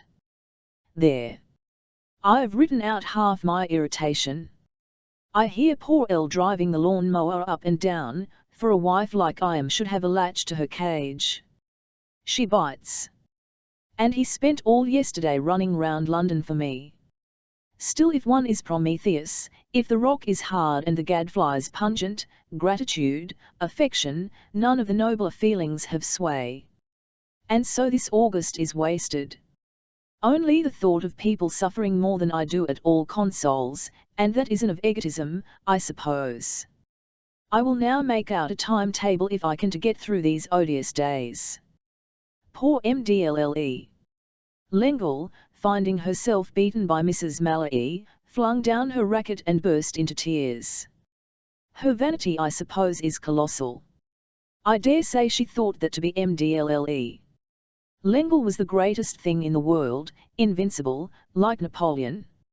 Armstrong, playing in the test match, took up his position against the gates and would not move, let the bowlers appoint themselves. The whole game became farcical because there was not time to play it out. But Ajax in the Greek play was of the same temper, which we all agree to call heroic in him, but then everything is forgiven to the Greeks. And I've not read a line of Greek since last year, this time, too. But I shall come back, if it's only in snobbery. I shall be reading Greek when I'm old, old as the woman at the cottage door, whose hair might be a wig in a play, it's so white, so thick. Seldom penetrated by love for mankind as I am, I sometimes feel sorry for the poor who don't read Shakespeare, and indeed have felt some generous democratic humbug at the Old Vic, when they played Othello and all the poor men and women and children had him there for themselves. Such splendour and such poverty. I am writing down the fidgets, so no matter if I write nonsense. Indeed, any interference with the normal proportions of things makes me uneasy. I know this room too well, this view too well. I am getting it all out of focus, because I can't walk through it. Monday, the 12th of September. I have finished The Wings of the Dove, and make this comment. His manipulation becomes so elaborate towards the end that instead of feeling the artist you merely feel the man who is posing the subject. And then I think he loses the power to feel the crisis. He becomes merely excessively ingenious. This, you seem to hear him saying, is the way to do it. Now just when you expect a crisis, the true artist evades it. Never do the thing, and it will be all the more impressive. Finally, after all this juggling and arranging of silk pocket handkerchiefs, one ceases to have any feeling for the figure behind. Millie thus manipulated disappears. He overreaches himself. And then one can never read it again. The mental grasp and stretch are magnificent. Not a flabby or slack sentence, but much emasculated by this timidity or consciousness or whatever it is. Very highly American, I conjecture, in the determination to highly bred, and the slight obtuseness as to what high breeding is. Tuesday, the 15th of November. Really this is disgraceful. 15 days of November spent and my diary none the wiser. But when nothing is written one may safely suppose that I have been stitching books, or we have had tea at 4 and I have taken my walk afterwards, or I have had to read something for next day's writing, or I have been out late, come home with stenciling materials and sat down in excitement to try one. We went to Rodmell, and the gale blew at us all day, off Arctic fields, so we spent our time attending to the fire. The day before this I wrote the last words of Jacob, on Friday the 4th of November to be precise, having begun it on the 16th of April, 1920, allowing for 6 months interval due to Monday or Tuesday and illness. This makes about a year. I have not yet looked at it. I am struggling with Henry James's ghost stories for the Times. Have I not just laid them down in a mood of satiety? Then I must do Hardy. Then I want to write a life of Nunes, then I shall have to furbish up Jacob, and one of these days, if only I could find energy to tackle the past and letters, I must start reading. Directly I've started reading I shall think of another novel, I dare say. So that the only question appears to be, will my fingers stand so much scribbling? Monday, the 19th of December. I will add a postscript, as I wait for my parcels to be wrapped up, on the nature of reviewing.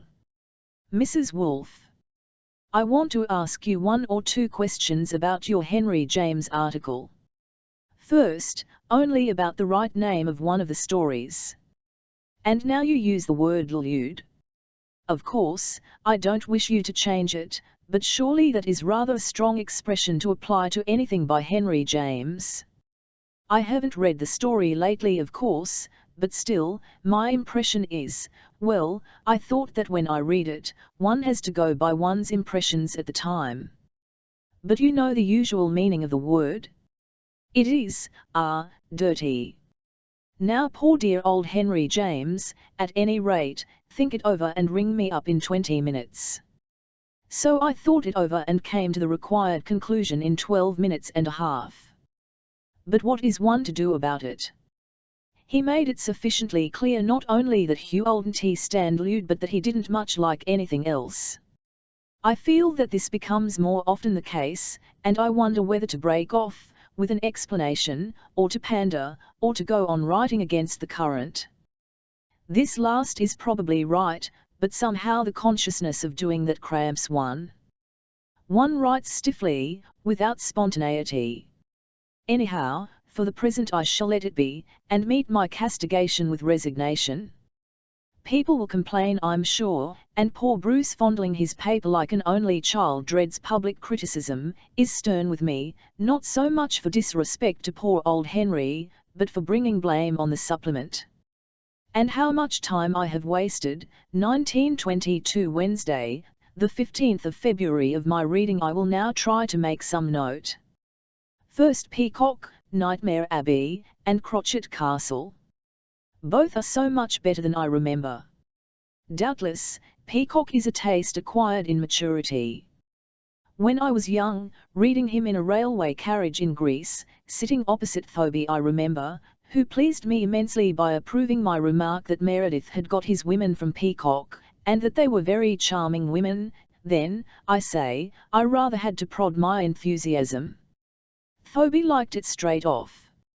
I wanted mystery, romance, psychology, I suppose. And now more than anything I want beautiful prose. I relish it more and more exquisitely. And I enjoy satire more. I like the skepticism of his mind more. I enjoy intellectuality. Moreover, fantasticality does a good deal better than sham psychology. One touch of red in the cheek is all he gives, but I can do the rest. And then they are so short, and I read them in little yellowish perfectly appropriate first editions. The masterly Scott has me by the hair once more. Old mortality. I'm in the middle, and have to put up with some dull sermons, but I doubt that he can be dull, everything is so much in keeping, even his odd monochromatic landscape painting, done in smooth washes of sepia and burnt sienna. Edith and Henry too might be typical figures by an old master, put in exactly in the right place. And Cuddy and Moores are as usual marching straight away for all time, as lusty as life. But I dare say the lighting and the story-telling business prevent him from going quite ahead with his fun as in the Antiquary. Thursday, the 16th of February to continue. Certainly the later chapters are bare and grey, ground out too palpably, authorities, I dare say, interfering with the original flow. And Morton is a prig, and Edith a stick, and Evandale a brick, and the preacher's dullness I could take for granted. Still, I want to know what the next chapter brings, and these gallant old fellows can be excused practically anything.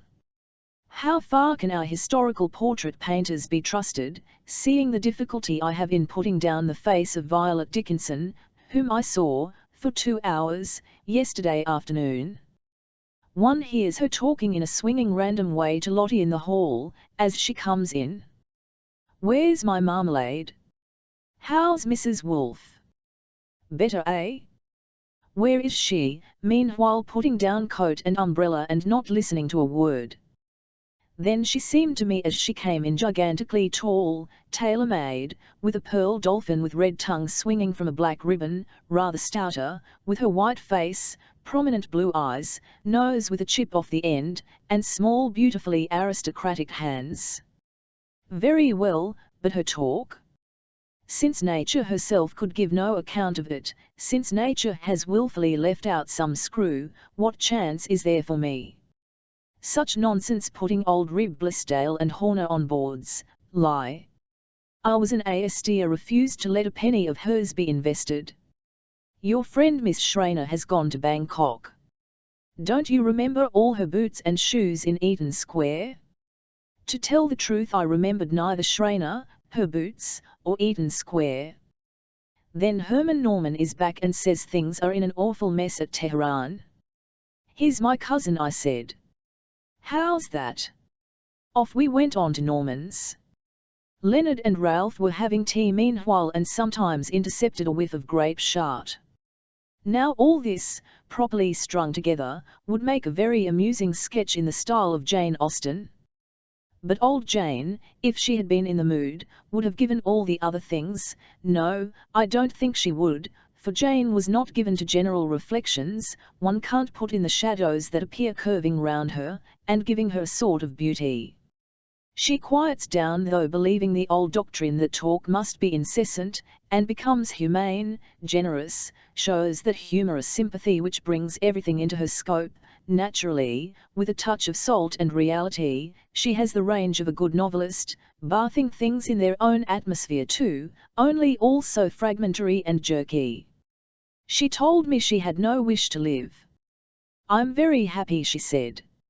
Oh yes, very happy, but why should I want to go on living? What is there to live for? Your friends? My friends are all dead. Ozzy. Oh, he'd do just as well without me. I should like to tidy things up and disappear. But you believe in immortality? No, I don't know that I do. Dust, ashes, I say. She laughed, of course, and yet, as I say, has somehow the all-round imaginative view which makes one believe her. Certainty I like. Is love the word for these strange deep ancient affections, which began in youth and have got mixed up with so many important things?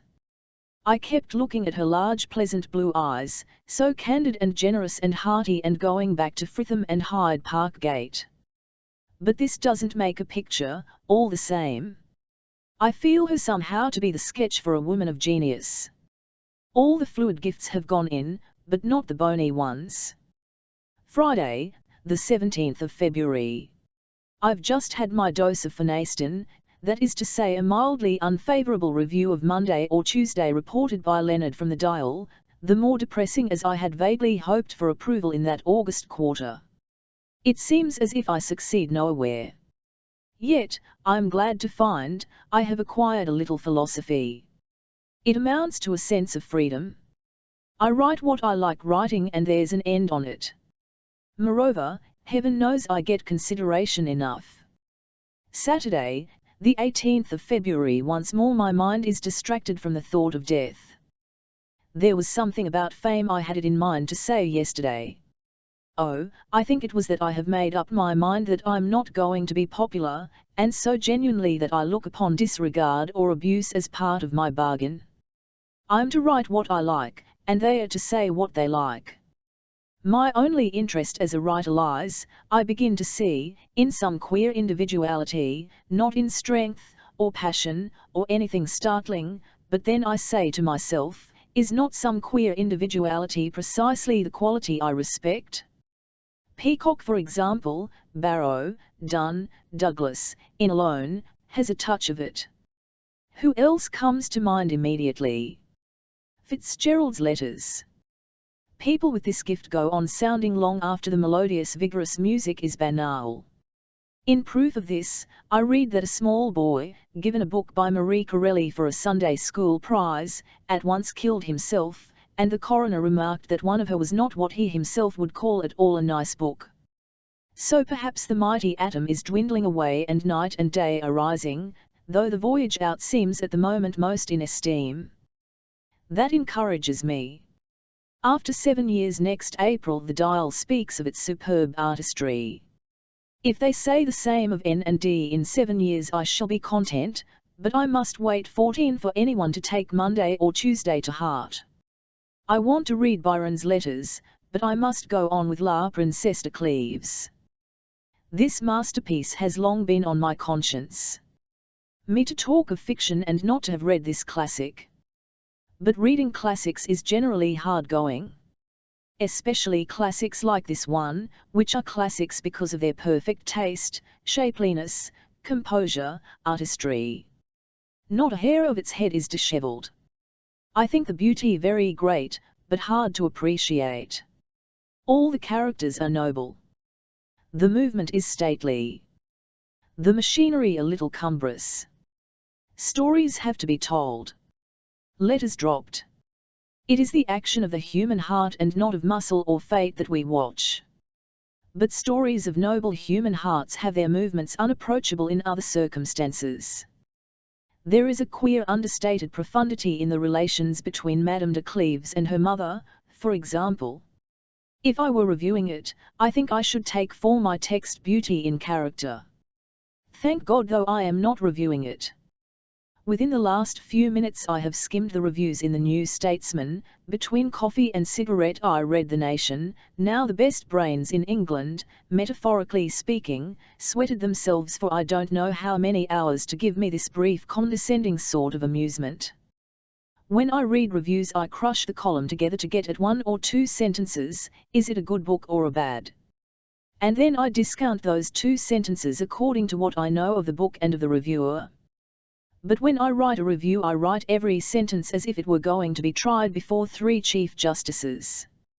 I can't believe that I am crushed together and discounted. Reviews seem to me more and more frivolous. Criticism on the other hand absorbs me more and more. But after 6 weeks' influenza my mind throws up no matutinal fountains. My notebook lies by my bed unopened. At first I could hardly read for the swarm of ideas that rose involuntarily. I had to write them out at once. And this is great fun.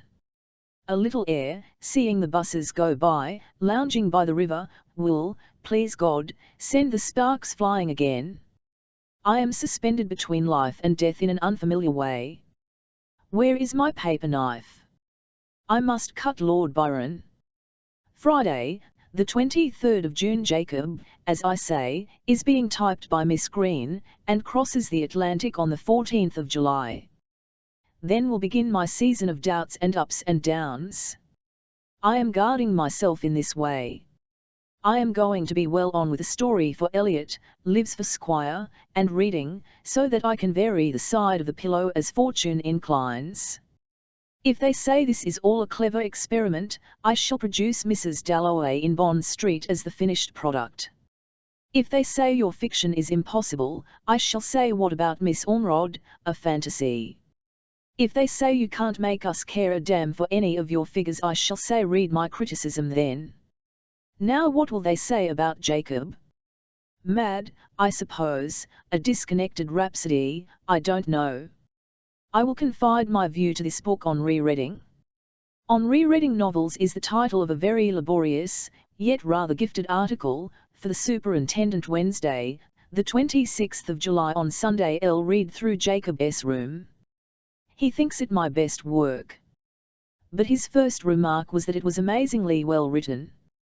We argued about it. He calls it a work of genius, he thinks it unlike any other novel.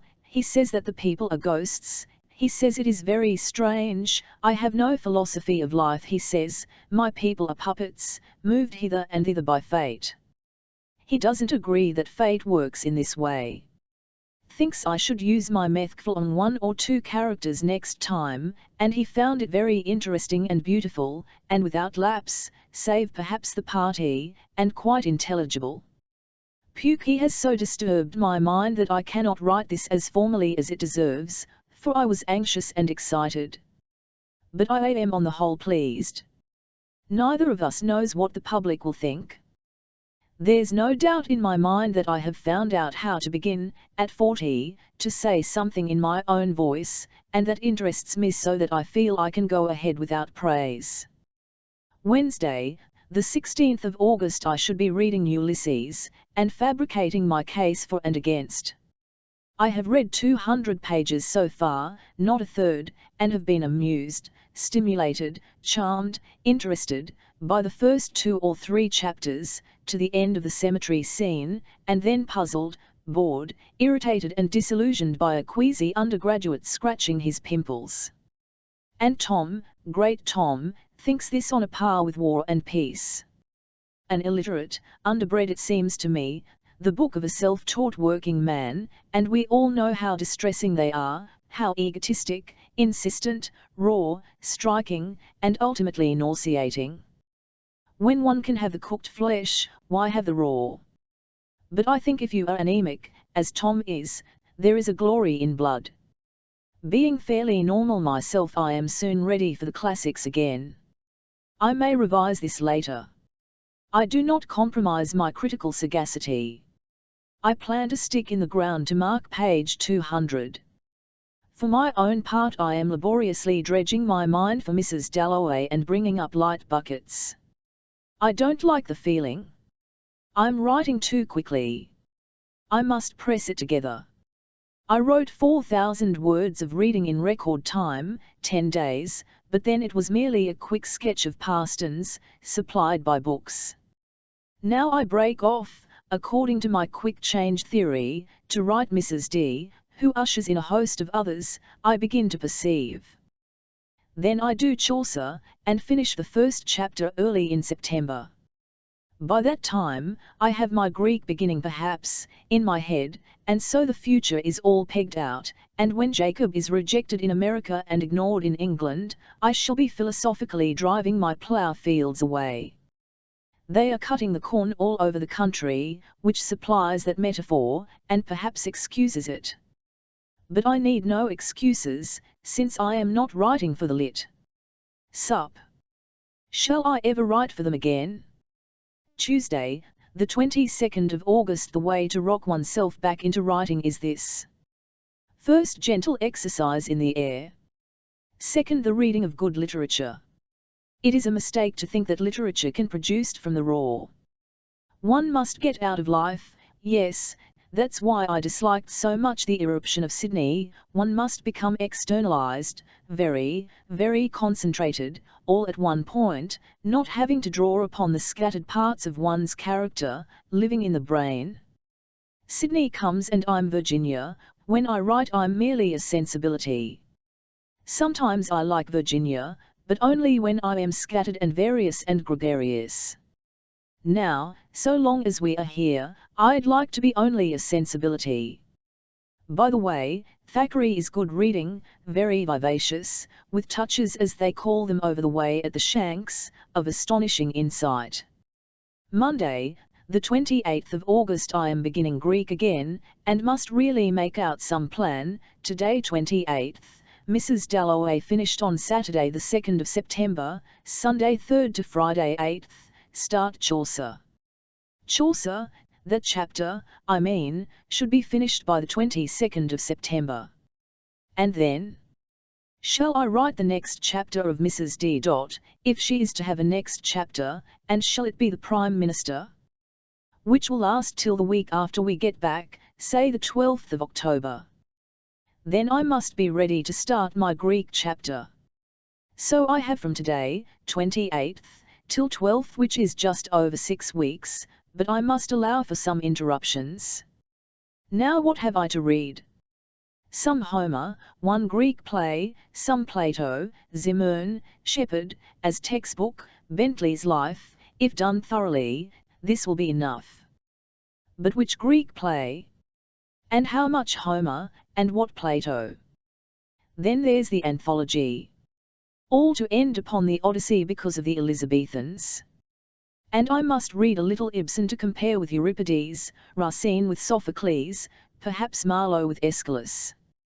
Sounds very learned, but really might amuse me, and if it doesn't, no need to go on.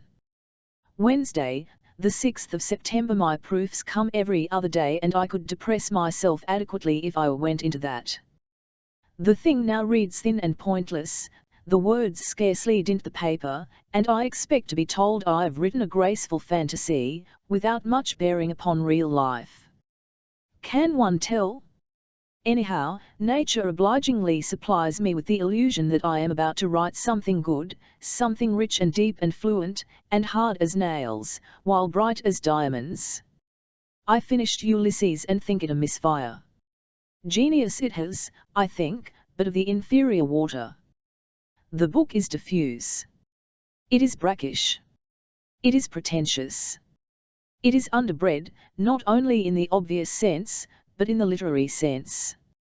A first-rate writer, I mean, respects writing too much to be tricky, startling, doing stunts.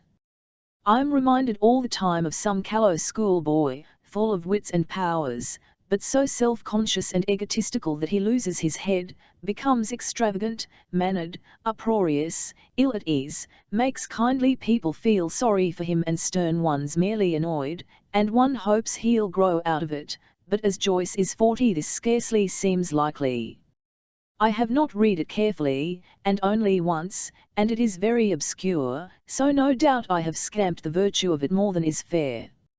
I feel that myriads of tiny bullets pepper one and spatter one, but one does not get one immediately wound straight in the face, as from Tolstoy, for instance, but it is entirely absurd to compare him with Tolstoy.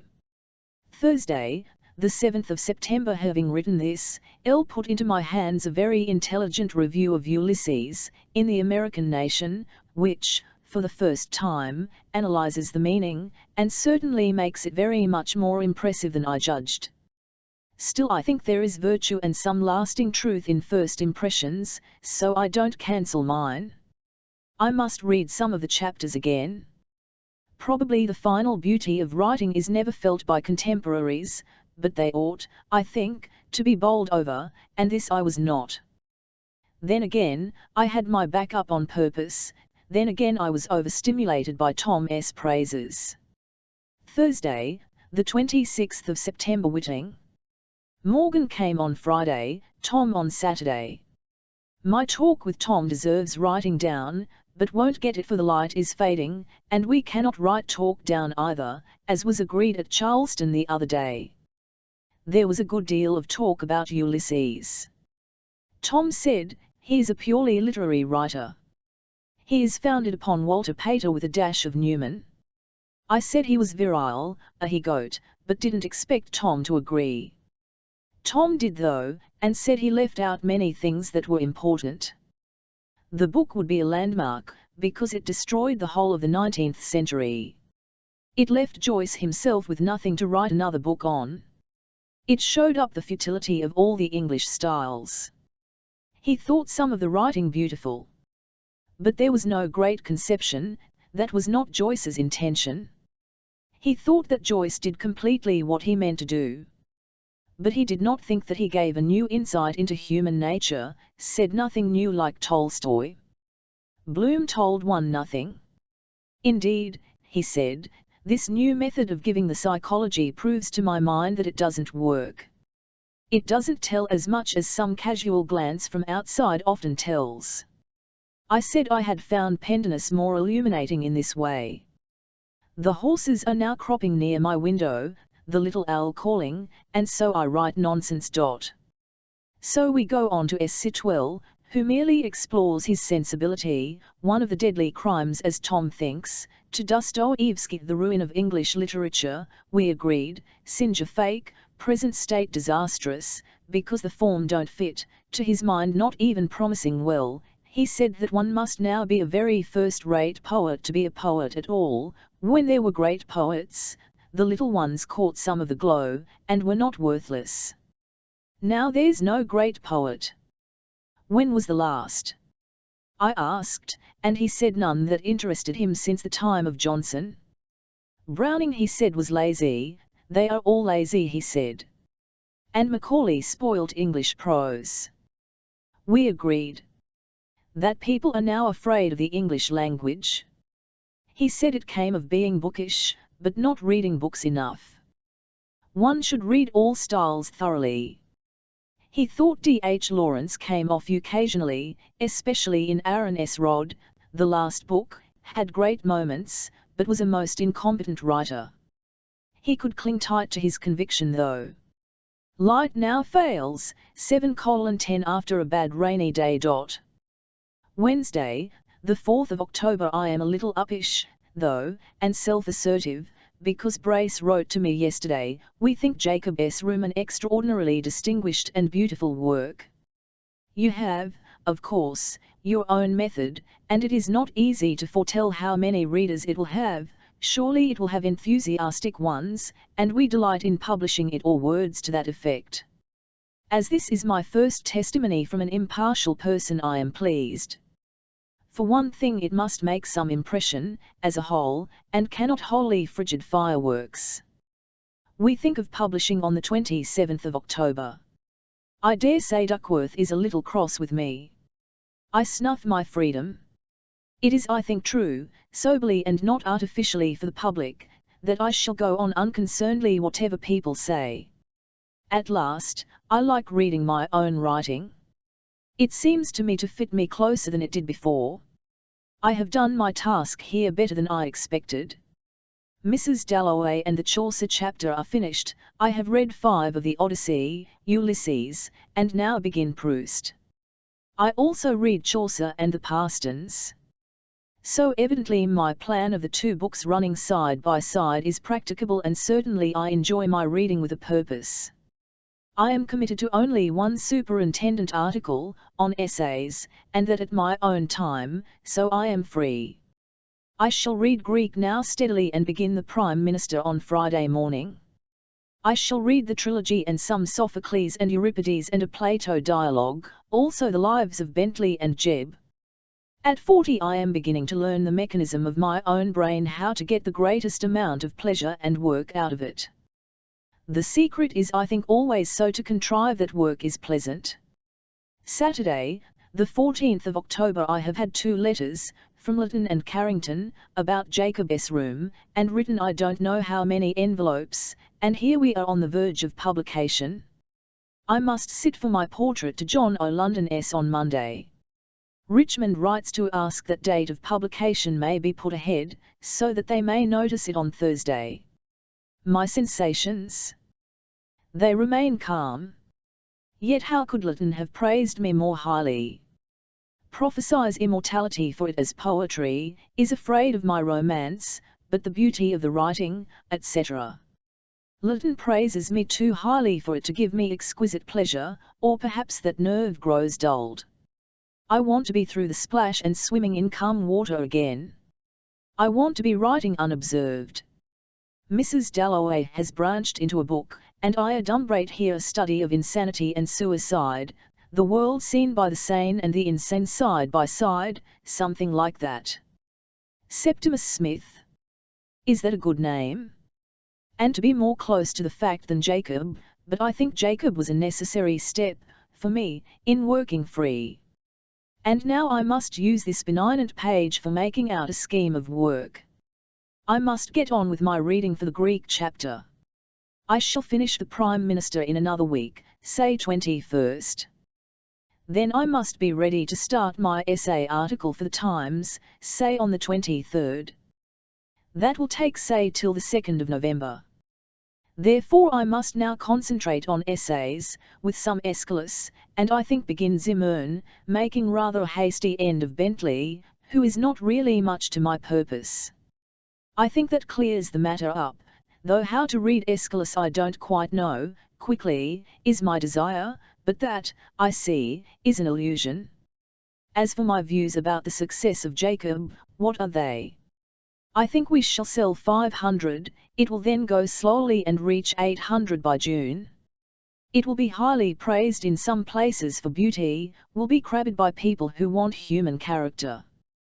The only review I am anxious about is the one in the Supt, not that it will be the most intelligent, but it will be the most read, and I can't bear people to see me clowned in public. The WG will be hostile, so, very likely, the Nation. But I am perfectly serious in saying that nothing budges me from my determination to go on, or alters my pleasure, so whatever happens, though the surface may be agitated, the centre is secure. Tuesday, the 17th of October. As this is to be a chart of my progress, I enter hastily here. 1. A letter from Desmond, who is halfway through, says you have never written so well. I marvel and am puzzled, or words to that effect. 2. Bunny rings up enthusiastic, says it is superb, far my best, has great vitality and importance. Also he takes 36 copies, and says people already clamour. This is not confirmed by the bookshops visited by Ralph. I have sold under 50 today, but the libraries remain and Simpkin Marshall. Sunday, the 29th of October. Miss Mary Butts being gone, and my head too stupid for reading, I may as well write here, for my amusement later perhaps. I mean, I'm too riddled with talk and harassed with the usual worry of people who like and people who don't like JR to concentrate. There was the Times review on Thursday, long, a little tepid, I think, saying that one can't make characters in this way, flattering enough. Of course, I had a letter from Morgan in the opposite sense, the letter I've liked best of all. We have sold 650, I think, and have ordered a second edition. My sensations? As usual, mixed. I shall never write a back, that is an entire success. This time the reviews are against me and the private people enthusiastic. Either I am a great writer or a nincompoop. An elderly sensualist, the Daily News calls me.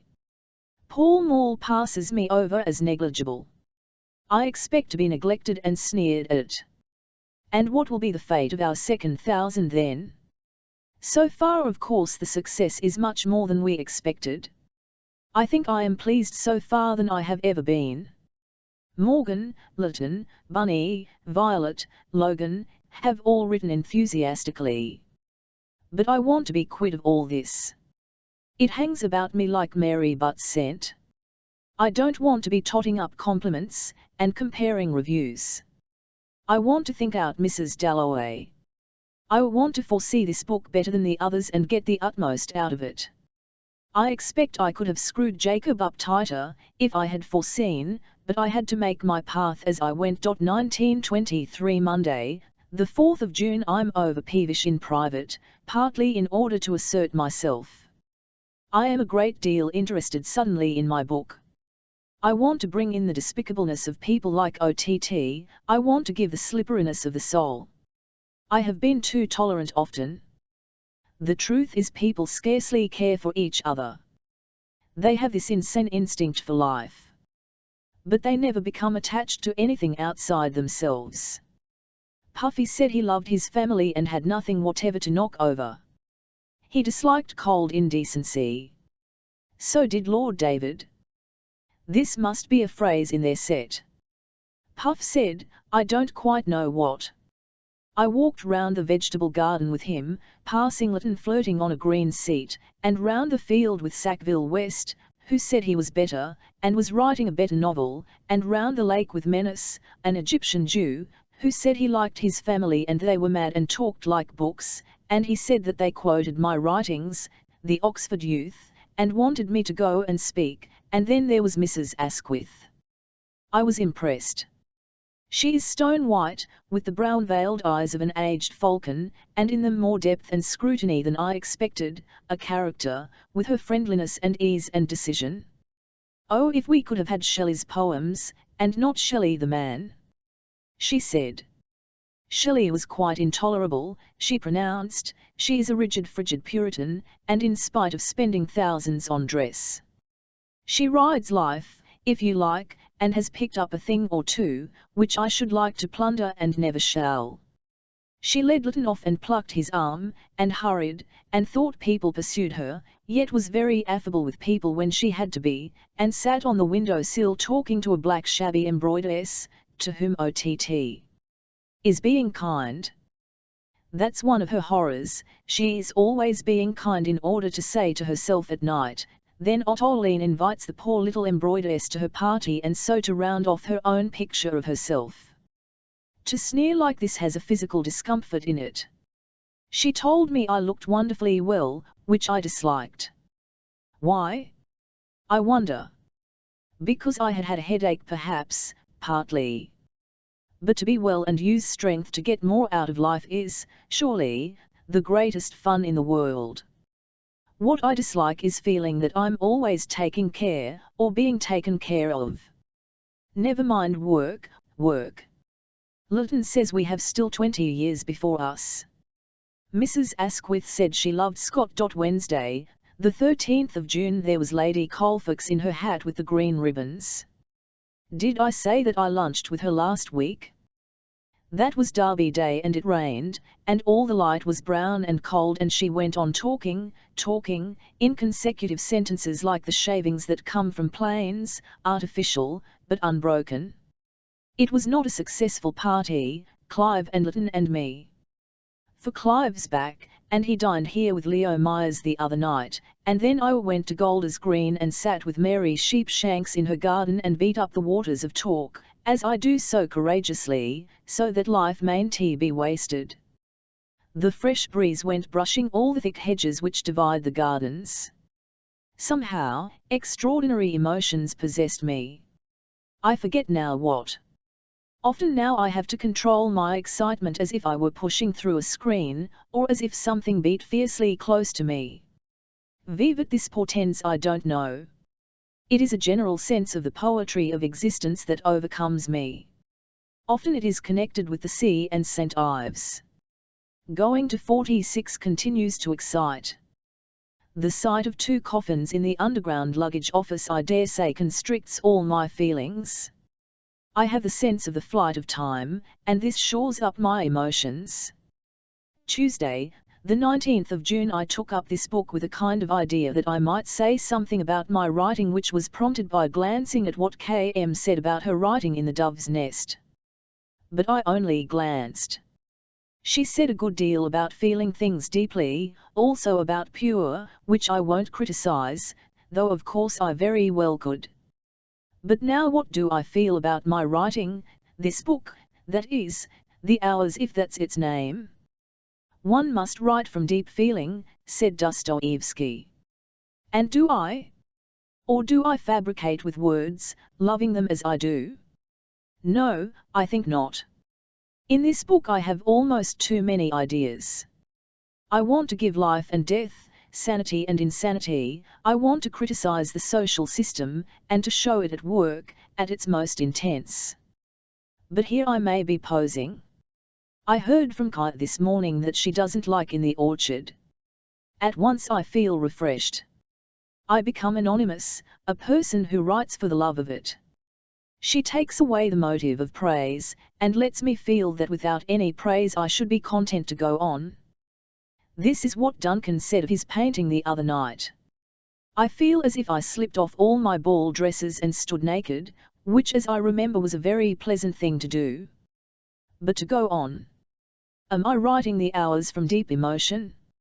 Of course the mad part tries me so much, makes my mind squirt so badly that I can hardly face spending the next weeks at it. It's a question though of these characters. People like Arnold Bennett say I can't create, or didn't in Jacob's Room, characters that survive. My answer is, but I leave that to the nation. It's only the old argument that character is dissipated into shreds now, the old post-Dostoevsky argument. I dare say it's true, however, that I haven't that reality gift. I in substantis, willfully to some extent, distrusting reality its cheapness. But to get further, have I the power of conveying the true reality? Or do I write essays about myself? Answer these questions as I may, in the uncomplimentary sense, and still there remains this excitement. To get to the bones, now I'm writing fiction again I feel my force glow straight from me at its fullest. After a dose of criticism I feel that I'm writing sideways, using only an angle of my mind. This is justification, for free use of the faculties means happiness. I'm better company, more of a human being. Nevertheless, I think it most important in this book to go for the central things. Even though they don't submit, as they should, however, to beautification in language. No, I don't nail my crest to the Murrays, who work in my flesh after the manner of the jigger insect. It's annoying, indeed degrading, to have these bitternesses. Still, think of the 18th century. But then they were overt, not covert, as now. I foresee, to return to the hours, that this is going to be the devil of a struggle. The design is so queer and so masterful. I'm always having to wrench my substance to fit it. The design is certainly original and interests me hugely. I should like to write away and away at it, very quick and fierce. Needless to say, I can't. In 3 weeks from today, I shall be dried up. Friday, the 17th of August. The question I want to debate here is the question of my essays, and how to make them into a book. The brilliant idea has just come to me of embedding them in Otway conversation. The main advantage would be that I could then comment and add what I had had to leave out, or failed to get in. For example, the one on George Eliot certainly needs an epilogue. Also, to have a setting for each would make a book, and the collection of articles is in my view an inartistic method, but then this might too artistic, it might run away with me, it will take time. Nevertheless, I should very much enjoy it. I should graze nearer my own individuality. I should mitigate the pomposity and sweep in all sorts of trifles. I think I should feel more at my ease. So I think a trial should be made. The first thing to do is to get ready a certain number of essays. There could be an introductory chapter. A family which reads the papers. The thing to do would be to envelop each essay in its own atmosphere. To get them into a current of life, and so to shape the book, to get a stress upon some main line, but what the line is to be, I can only see by reading them through. No doubt fiction is the prevailing theme. Anyhow, the book should end with modern literature. 6, 1, 4, 1, 5, 1, 1, 4, 7, 1, 3, 1, 0, 1, 2. La Jane Austen, Addison, Conrad Howard, Strikes of the Russians, Evelyn, George Eliot, Modern Essays, Henry James, Rereading Novels, Charlotte Brontë, Defoe, Modern Novels, Greeks, Thoreau, M. Ayres and Sheridan. Sterne. Old Memoirs. These are, roughly, the headings. In order of time: Montaigne, Evelyn, Defoe, Sheridan, Sterne, Addison, Jane Austen, Charlotte Brontë, George Eliot, The Russians, The Americans, Thoreau, Emerson, Henry James. Modern fiction. On rereading novels, essays. Howard Strikes a Contemporary. Wednesday, the 29th of August. I've been battling for ever so long with the hours, which is proving one of my most tantalizing and refractory of books. Parts are so bad, parts so good, I'm much interested, can't stop making it up yet. What is the matter with it? But I want to freshen myself, not deaden myself, so will say no more. Only I must note this odd symptom, a conviction that I shall go on, see it through, because it interests me to write it. Thursday, the 30th of August. I was called, I think, to cut wood. We have to shape logs for the stove, for we sit in the lodge every night, and my drness, the wind. Last night we looked at the meadow trees, flinging about, and such a weight of leaves that every brandish seems the end. Only a strewing of leaves from the lime tree, though this morning I read such a white dimity rice pudding chapter of Mrs. Gaskell at midnight in the Gale Wives and Daughters, I think it must be better than Old Wives' Tale all the same. You see, I'm thinking furiously about reading and writing. I have no time to describe my plans. I should say a good deal about the hours and my discovery, how I dig out beautiful caves behind my characters. I think that gives exactly what I want: humanity, humour, depth. The idea is that the caves shall connect and each comes to daylight at the present moment. Dinner. Wednesday, the 5th of September, and I'm slightly dashed by the reception of my Conrad conversation, which has been purely negative. No one has mentioned it. I don't think M or B quite approved. Never mind, to be dashed is always the most bracing treatment for me. A cold douche should lie taken, and generally is, before beginning a book. It invigorates, makes one say, oh, all right. I write to please myself, and so go ahead. It also has the effect of making me more definite and outspoken in my style, which I imagine all to the good. At any rate, I began for the fifth but last time, I swear, what is now to be called the common reader, and did the first page quite moderately well this morning. After all this stew, it's odd how, as soon as I begin a new aspect, never all this 2 or 3 years thought of, at once becomes clear, and gives the whole bundle a new proportion. To curtail, I shall really investigate literature with a view to answering certain questions about ourselves. Characters are to be merely views, personality must be avoided at all costs. I'm sure my Conrad adventure taught me this. Directly you specify hair, age etc. something frivolous or irrelevant gets into the book, dinner. Monday, the 15th of October. I am now in the thick of the mad scene in Regent's Park. I find I write it by clinging as tight to fact as I can, and write perhaps 50 words a morning. This I must rewrite some day. I think the design is more remarkable than in any of my books. I dare say I shan't be able to carry it out. I am stuffed with ideas for it. I feel I can use up everything I've ever thought. Certainly, I'm less coerced than I've yet been. The doubtful point is, I think, the character of Mrs. Dalloway. It may be too stiff, too glittering and tinselly. But then I can bring innumerable other characters to her support. I wrote the 100th page today. Of course, I've only been feeling my way into it, up till last August anyhow. It took me a year's groping to discover what I call my tunneling process, by which I tell the past by installments, as I have need of it. This is my prime discovery so far, and the fact that I've been so long finding it proves, I think, how false Percy Lovett's doctrine is, that you can do this sort of thing consciously. One feels about in a state of misery. Indeed, I made up my mind one night to abandon the book, and then one touches the hidden spring. But Lord love me, I've not reread my great discovery, and it may be nothing important whatsoever. Never mind. I own I have my hopes for this book. I am going on writing it now till, honestly, I can't write another line. Journalism, everything, is to give way to it. 1924 Monday, the 26th of May. London is enchanting. I step out upon a tawny-coloured magic carpet, it seems, and get carried into beauty without raising a finger. The nights are amazing, with all the white porticos and broad silent avenues. And people pop in and out, lightly, divertingly like rabbits, and I look down Southampton Row, wet as a seal's back or red and yellow with sunshine, and watch the omnibuses going and coming and hear the old crazy organs.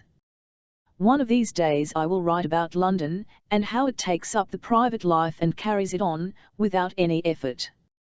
Faces passing lift up my mind, prevent it from settling, as it does in the stillness at R.C. Kymel. But my mind is full of the hours.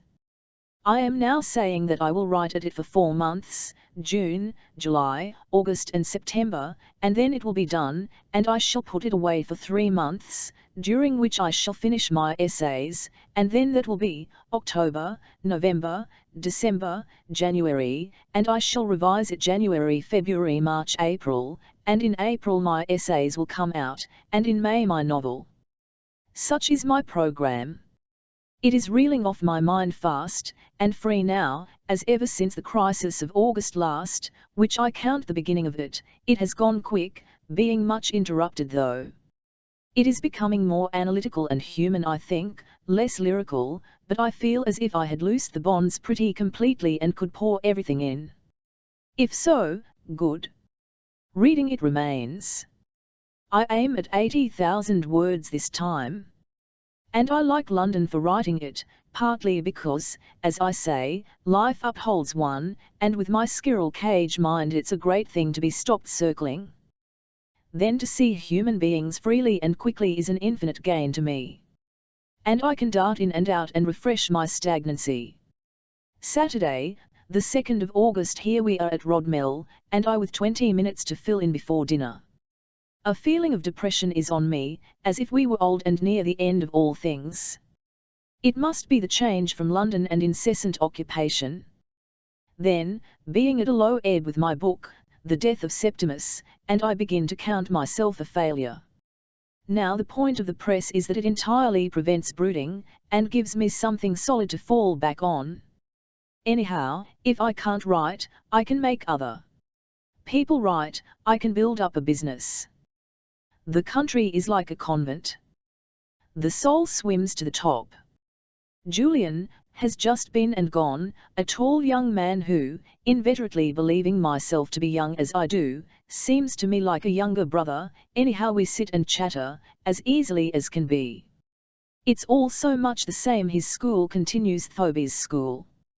He tells me about boys and masters as Thoby used to. It interests me just in the same way. He's a sensitive, very quick-witted, rather combative boy, full of wells and discoveries and the future of the world.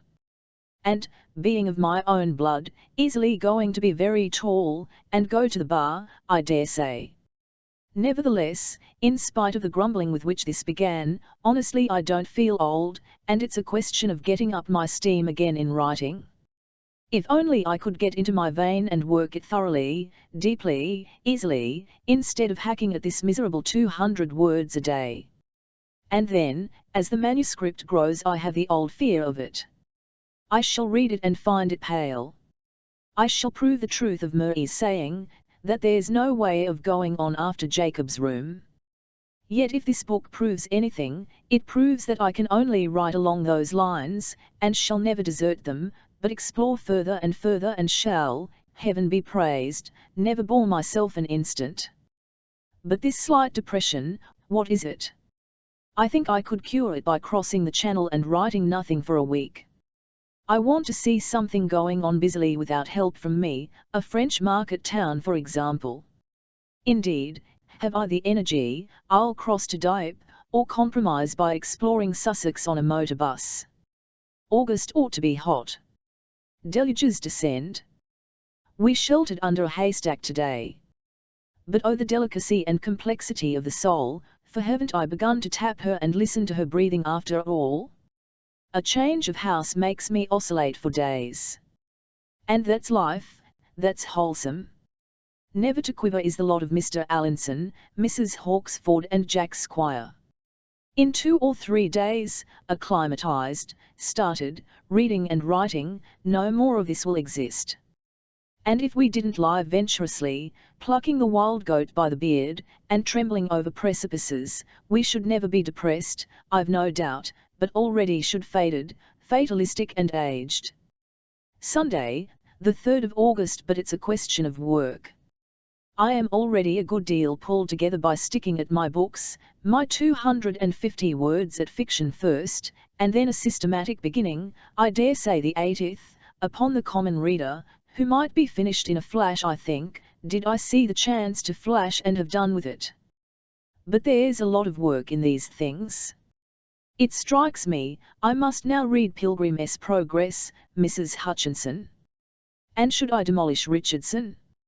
Whom I've never read. Yes, I'll run through the rain into the house and see if Clarissa is there. But that's a block out of my day and a long novel. Then I must read the Medea. I must read a little translated Plato. Friday, the 15th of August. Into all these calculations, broke the death of Conrad, followed by a wire from the Lit. Sup. Earnestly asking me kindly to do a leader on him, which flattered and loyal, but grudgingly, I did, and it's out, and that number of the Lit.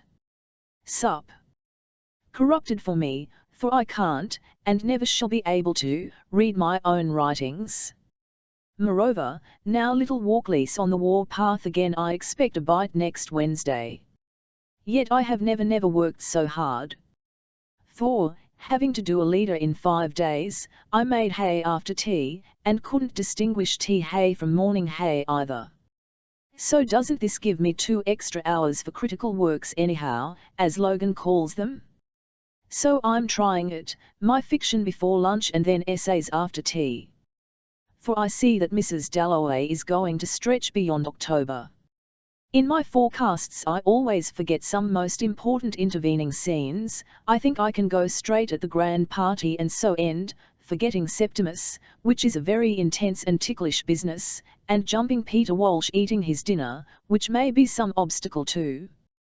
But I like going from one lighted room to another, such is my brain to me, lighted rooms, and the walks in the fields are corridors, and now today I'm lying thinking. By the way, why is poetry wholly an elderly taste? I was 20, in spite of Phoebe who used to be so pressing and exacting, I could not for the life of me read Shakespeare for pleasure, now it lights me as I walk to think I have 2 acts of King John tonight, and shall next read Richard XI. It is poetry that I want now, long poems. Indeed I'm thinking of reading the Seasons. I want the concentration and the romance, and the words all glued together, fused, glowing, have no time to waste any more on prose. Yet this must be the very opposite to what people say. When I was 21 liked 18th century prose, I liked Hakluyt, Marimi. I read masses of Carlyle, Scott's Life and Letters, Gibbon, all sorts of 2-volume biographers, and Shelley. Now it's poetry I want, so I repent like a tipsy sailor in front of a public house. I don't often trouble now to describe cornfields and groups of harvesting women in loose blues and reds, and little staring yellow-frocked girls. But that's not my eye's fault. Coming back the other evening from Charleston, again all my nerves stood upright, flushed, electrified, what's the word, with the sheer beauty astounding and superabounding. So that one almost resents it, not being capable of catching it all and holding it all at the moment. One's progress through life is made immensely interesting by trying to grasp all these developments as one passes. I feel as if I were putting out my fingers tentatively on, here is Leonard, who has ordered me trap in which to drive Daddy to Tiltunf tomorrow, either side as I grope down a tunnel, rough with odds and ends. And I don't describe encounters with herds of Aldernese any more, though this would have been necessary some years ago, how they barked and like stags round Grizzle, and how I waved my stick and stood at bay, and thought of Homer as they came flourishing and trampling towards me, some mimic battle. Grizzle grew more and more insolent and excited and skirmished about yapping. Ajax. That Greek, for all my ignorance, has worked its way into me. Sunday, the 7th of September. It is a disgrace that I write nothing, or if I write sloppily, using nothing but present participles. I find them very useful in my last lap of Mrs. D. There I am now, at last at the party, which is to begin in the kitchen, and climb slowly upstairs. It is to be a most complicated, spirited, solid piece, knitting together everything and ending on 3 notes, at different stages of the staircase, each saying something to sum up Clarissa. Who shall say these things? Peter, Richard, and Sally Seton perhaps, but I don't want to tie myself down to that yet. Now I do think this might be the best of my endings and come off, perhaps. But I have still to read the first chapters, and confess to dreading the madness rather, and being clever. However, I'm sure I've now got to work with my pick at my seam, if only because my metaphors come free, as they do here. Suppose one can keep the quality of a sketch in a finished and composed work? That is my endeavour. Anyhow, none can help and none can hinder me any more. I've been in for a shower of compliments too from the Times, Richmond rather touching me by saying that he gives way to my novel with all the will in the world. I should like him to read my fiction, and always suppose he doesn't. There I was swimming in the highest ether known to me and thinking I'd finish by Thursday. Lottie suggests to Karen we'd like to have Anne. Karen interprets my polite refusal to her own advantage and comes down herself on Saturday, blowing everything to smithereens. More and more am I solitary, the pain of these upheavals is incalculable, and I can't explain it either. Here I am with my wrecked week, for how serene and lovely like a Lapland night was our last week together, feeling that I ought to go in and be a good aunt, which I'm not by nature, or to ask Daisy what she wants, and by rights I fill these moments full of Mrs. Dalloway's party for tomorrow's writing. The only solution is to stay on alone over Thursday and my luck. A bad night, K.S. doing again, may partly account.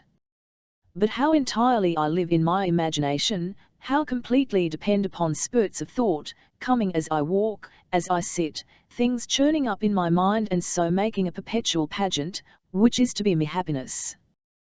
This brew can't sort with nondescript people. These wails must now have ending, partly I cannot see, and my hand shakes, having carried my bag from Lewis, where I sat on the castle top, where an old man was brushing leaves, and told me how to cure lumbago. You tie a skein of silk round you, the silk costs threepence.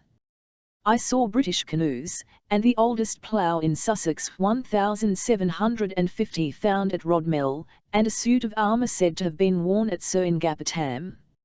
All this I should like to write about, I think.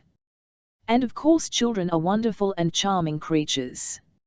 I've had Anne in talking about the white seal and wanting me to read to her. And how Karen manages to be so aloof I can't think. There's a quality in their minds to me very adorable. To be alone with them, and see them day to day would be an extraordinary experience. They have what no grown-up has, that directness, chatter, chatter, chatter, on and goes, in a kind of world of her own, with its seals and dogs, happy because she's going to have cocoa tonight, and go blackberrying tomorrow. The walls of her mind all hung round with such bright vivid things, and she doesn't see what we see. Friday, the 17th of October. It is disgraceful. I did run upstairs thinking I'd make time to enter that astounding fact, the last words of the last page of Mrs. Dalloway, but was interrupted. Anyhow, I did them a week ago yesterday. For there she was, and I felt glad to be quit of it, for it has been a strain the last weeks, yet fresher in the head, with less I mean of the usual feeling that I've shaved through and just kept my feet on the tight rope. I feel indeed rather more fully relieved of my meaning than usual. Whether this will stand when I reread is doubtful. But in some ways this book is a feat, finished without break from illness, which is an exception, and written really in 1 year, and finally, written from the end of March to the 8th of October without more than a few days' break for writing journalism. So it may differ from the others. Anyhow, I feel that I have exorcised the spell which Murray and others said I had laid myself under after Jacob's room. The only difficulty is to hold myself back from writing others. My cul-de-sac, as they called it, stretches so far and shows such vistas. I see already the old man. It strikes me that in this book I practice writing, do my scales, yes, and work at certain effects. I dare say I practiced Jacob here, and Mrs. D, and shall invent my next here, for here I write merely in the spirit. Great fun it is too, and old V of 1940 will see something in it too. She will be a woman who can see, old V, everything, more than I can, I think. But I'm tired now. Saturday, November 1 St. I must make some notes of work, for now I must buckle to. The question is how to get the 2 books done. I am going to skate rapidly over Mrs. D, but it will take time. No, I cannot say anything much to the point, for what I must do is to experiment next week, how much revision is needed, and how much time it takes. I am very set on getting my essays out before my novel. Yesterday I had tea in Mary's room and saw the red-lighted tugs go past and heard the swish of the river, Mary in black with lotus leaves round her neck. If one could be friendly with women, what a pleasure, the relationship so secret and private compared with relations with men. Not write about it? Truthfully? As I think, the diary writing has greatly helped my style, loosened the ligatures. Tuesday, the 18th of November. What I was going to say was that I think writing must be formal. The art must be respected. This struck me reading some of my notes here, for if one lets the mind run loose it becomes egotistic, personal, which I detest. At the same time the irregular fire must be there, and perhaps to loose it one must begin by being chaotic, but not appear in public like that. I am driving my way through the mad chapters of Mrs. D. My wonder is whether the book would have been better without them. But this is an afterthought, consequent upon learning how to deal with her. Always I think at the end, I see how the whole ought to have been written. Saturday, the 13th of December. I am now galloping over Mrs. Dalloway, retyping it entirely from the start, which is more or less what I did with the VO, a good method, I believe, as thus one works with a wet brush over the whole, and joins parts separately composed and gone dry. Really and honestly I think it the most satisfactory of my novels, but have not read it cold-bloodedly yet. The reviewers will say that it is disjointed because of the mad scenes not connecting with the Dalloway scenes. And I suppose there is some superficial glittery writing. But is it unreal? Is it mere accomplishment? I think not. And as I think I said before, it seems to leave me plunged deep in the richest strata of my mind. I can write and write and write now, the happiest feeling in the world. Monday, the 21st of December. Really it is a disgrace, the number of blank pages in this book. The effect of London on diaries is decidedly bad. This is, I fancy, the leanest of them all, and I doubt that I can take it to Rodmell, or if I did, whether I could add much. Indeed it has been an eventful year, as I prophesied, and the dreamer of the 3rd of January has dreamt much of her dream true. Here we are in London, with Nellie alone, Daddy gone it is true, but Angus to replace him.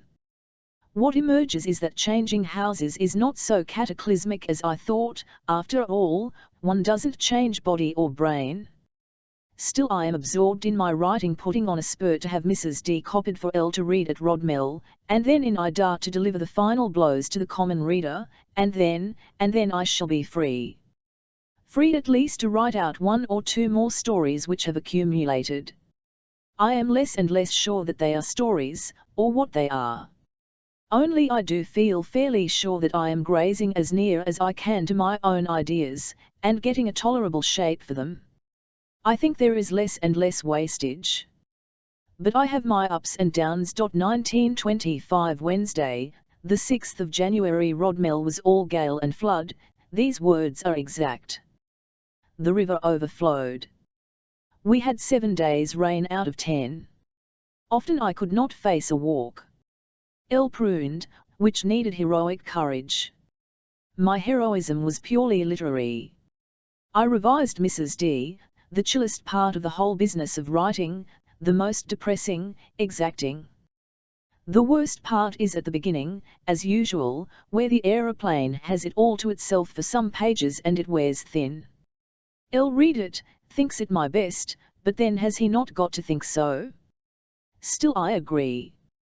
He thinks it has more continuity than JSR, but is difficult owing to the lack of connection, visible, between the two themes.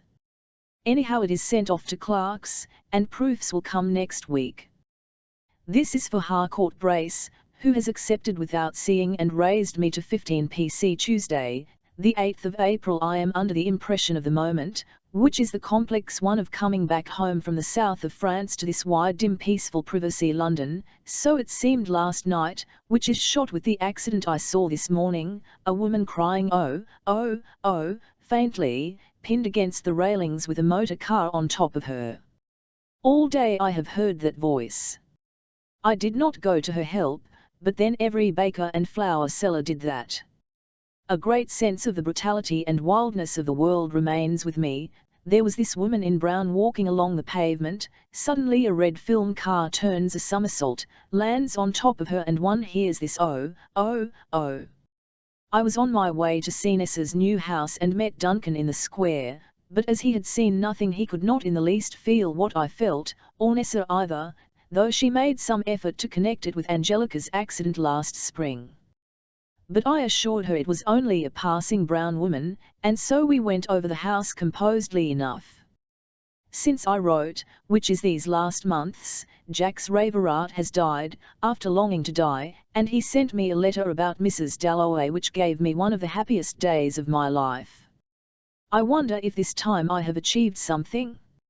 Well, nothing anyhow compared with Proust, in whom I am embedded now. The thing about Proust is his combination of the utmost sensibility with the utmost tenacity. He searches out these butterfly shades to the last grain. he is as tough as catgut and as evanescent as a butterfly's bloom. And he will, I suppose, both influence me and make me out of temper with every sentence of my own. Jax died, as I say, and at once the siege of emotions began. I got the news with a party here, Clive, B. Howe, Julius Strachey, Daddy. Nevertheless, I do not any longer feel inclined to doff the cap to death.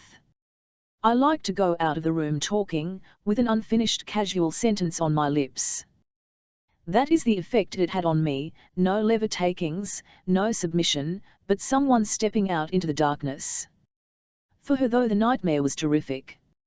All I can do now is to keep natural with her, which is I believe a matter of considerable importance. More and more do I repeat my own version of Montaigne, LT's life that matters. I am waiting to see what form of itself Cassis will finally cast up in my mind. There are the rocks.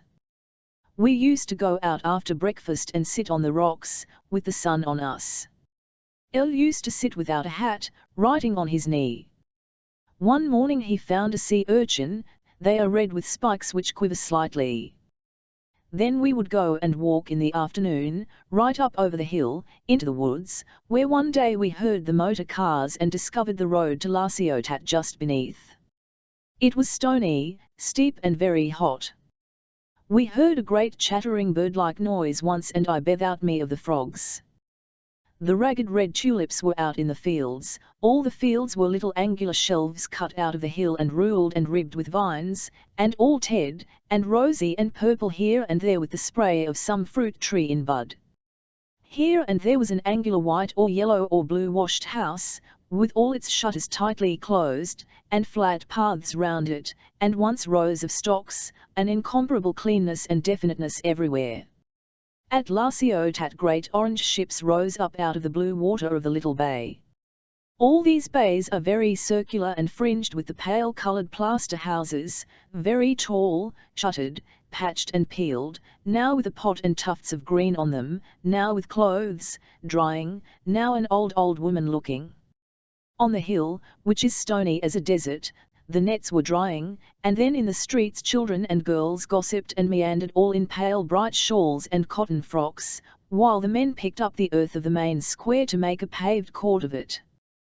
The Hotel Cendrillon is a white house with red tiled floors, capable of housing perhaps 8 people.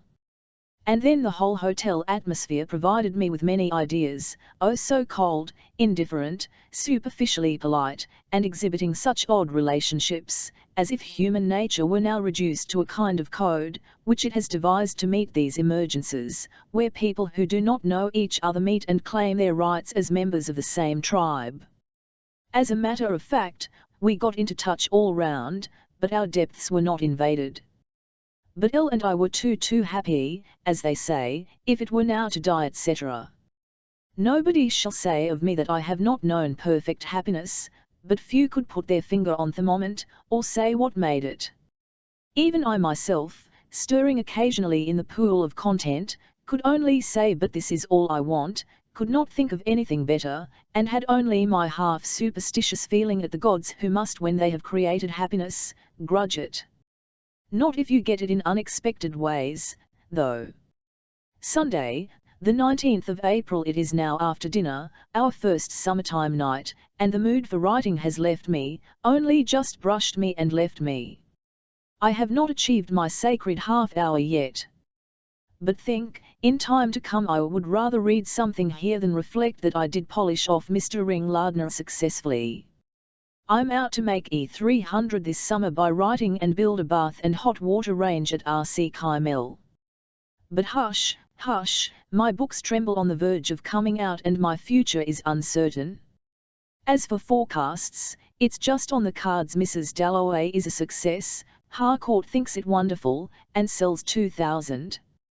I don't expect it. I expect a slow silent increase of fame, such as has come about, rather miraculously, since J.S.R. was published.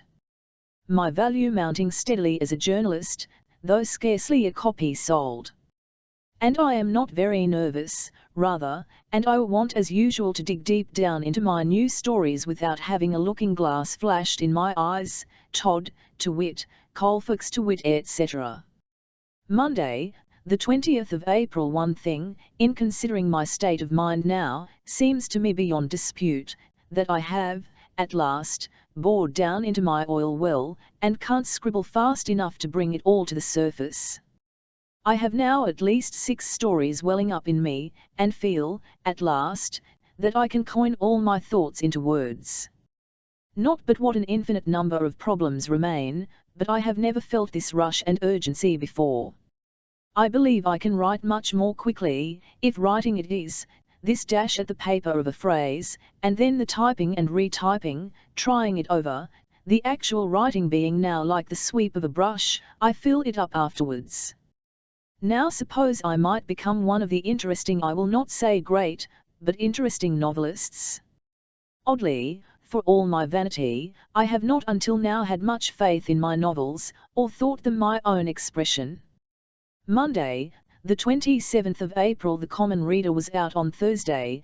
This is Monday, and so far I have not heard a word about it, private or public. It is as if one tossed a stone into a pond and the waters closed without a ripple.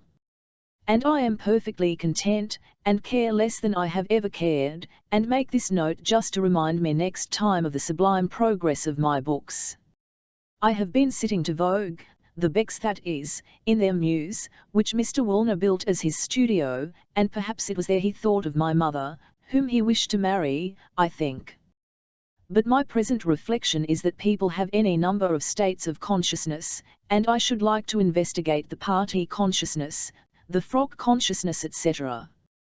The fashion world at the Becks, Mrs. Garland was there superintending a display, is certainly one, where people secrete an envelope which connects them and protects them from others, like myself, who am outside the envelope, foreign bodies.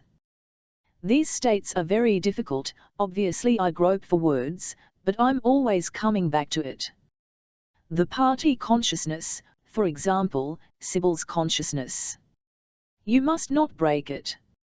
It is something real. You must keep it up, conspire together. Still I cannot get at what I mean. Then I meant to dash off Graves before I forget him. Second selves is what I mean. Friday, the 1st of May. This is a note for future reference, as they say. The Common Reader came out 8 days ago, and so far not a single review has appeared, and nobody has written to me or spoken to me ABL1T it, or in any way acknowledged the fact of its existence, save Maynard, Lydia, and Duncan. Clive is conspicuously dumb, Mortimer has flu and can't review it, Nancy saw him reading it, but reported no opinion, all signs which point to a dull, chill, depressing reception, and complete failure. I have just come through the hoping fearing stage and now see my disappointment floating like an old bottle in my wake and am off on fresh adventures. Only if the same thing happens to Dalloway one need not be surprised. But I must write to Gwen. Monday, the 4th of May. This is the temperature chart of a book. We went to Cambridge, and Goldie said he thought me the finest living critic, said, in his jerky angular way, who wrote that extraordinarily good article on the Elizabethans 2 or 3 months ago in the Lit. Sup. I pointed to my breast. Now there's one sneering review in Country Life, almost inarticulate with feebleness, trying to say what a common reader is, and another, says Angus, in the Star, laughing at Ness's cover. So from this I prognosticate a good deal of criticism on the ground that I'm obscure and odd, and some enthusiasm, and a slow sale, and an increased reputation. Oh yes, my reputation increases. Saturday, the 9th of May. As for the Common Reader, the Lit. Sup. Had close on 2 columns sober and sensible praise, neither one thing nor the other my fate in the Times. And Goldie writes that he thinks this is the best criticism in English, humorous, witty and profound. My fate is to be treated to all extremes and all mediocrities. But I never get an enthusiastic review in the Lit.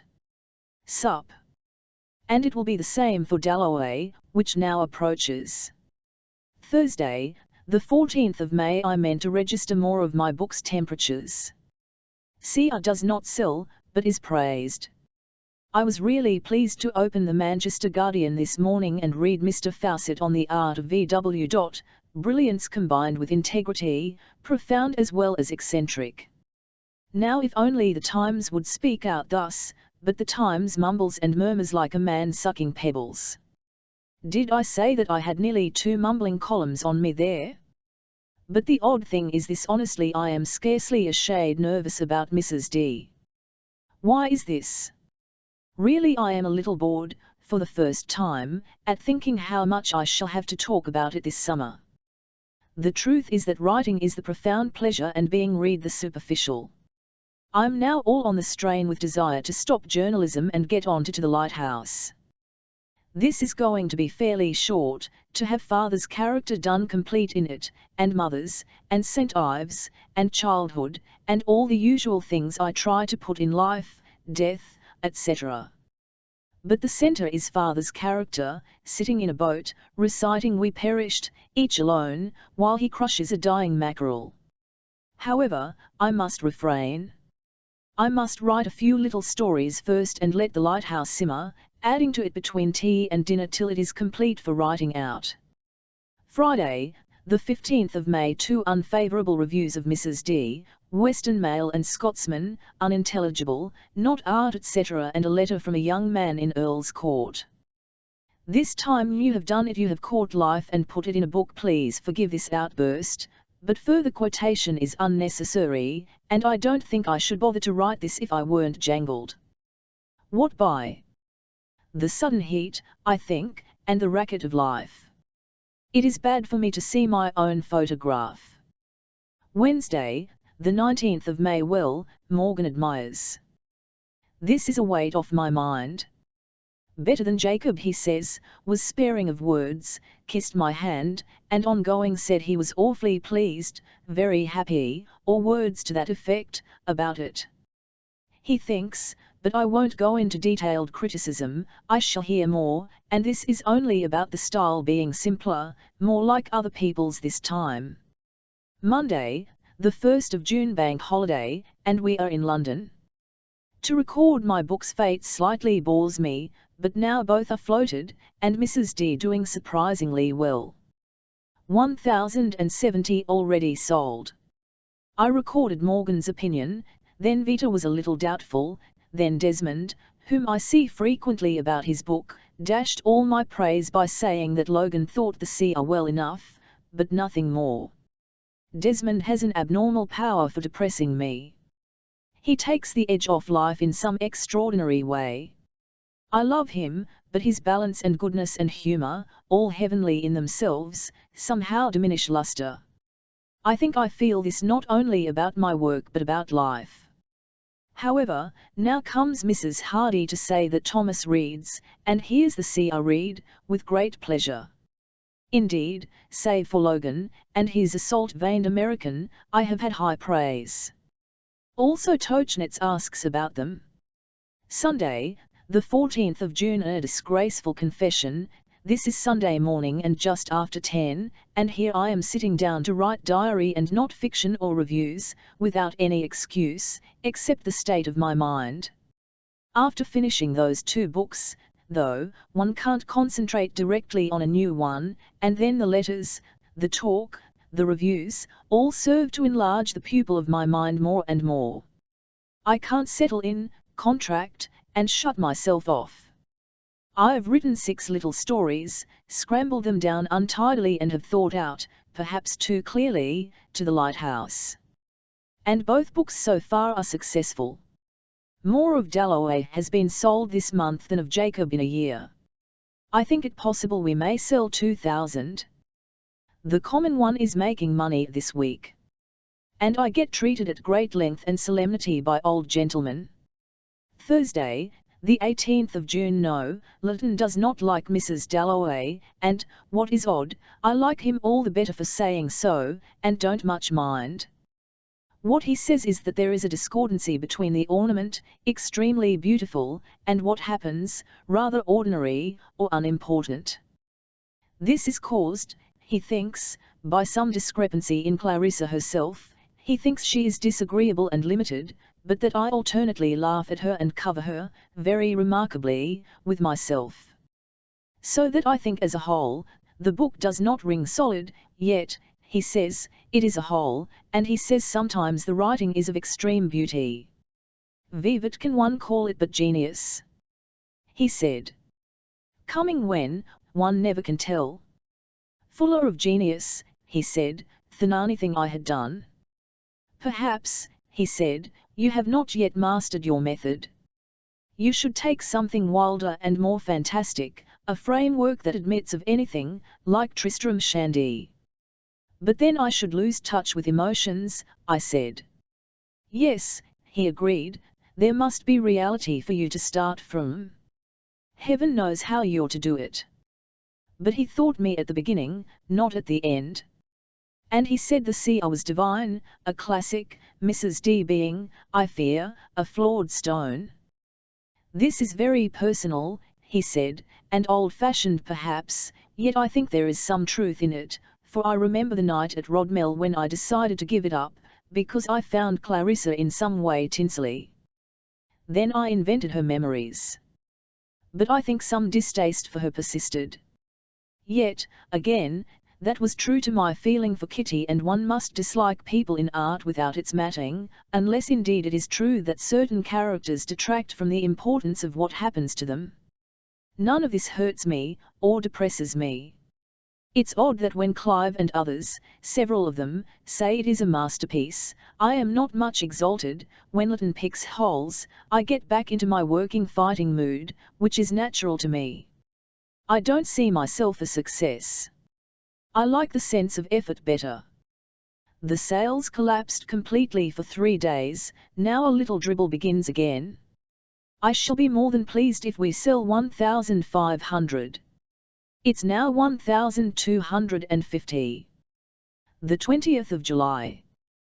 Have sold about 1,530 Saturday, the 27th of June, a bitter cold day, succeeding a chilly windy night, in which were lit all the Chinese lanterns of Roger's garden party. And I do not love my kind. I detest them.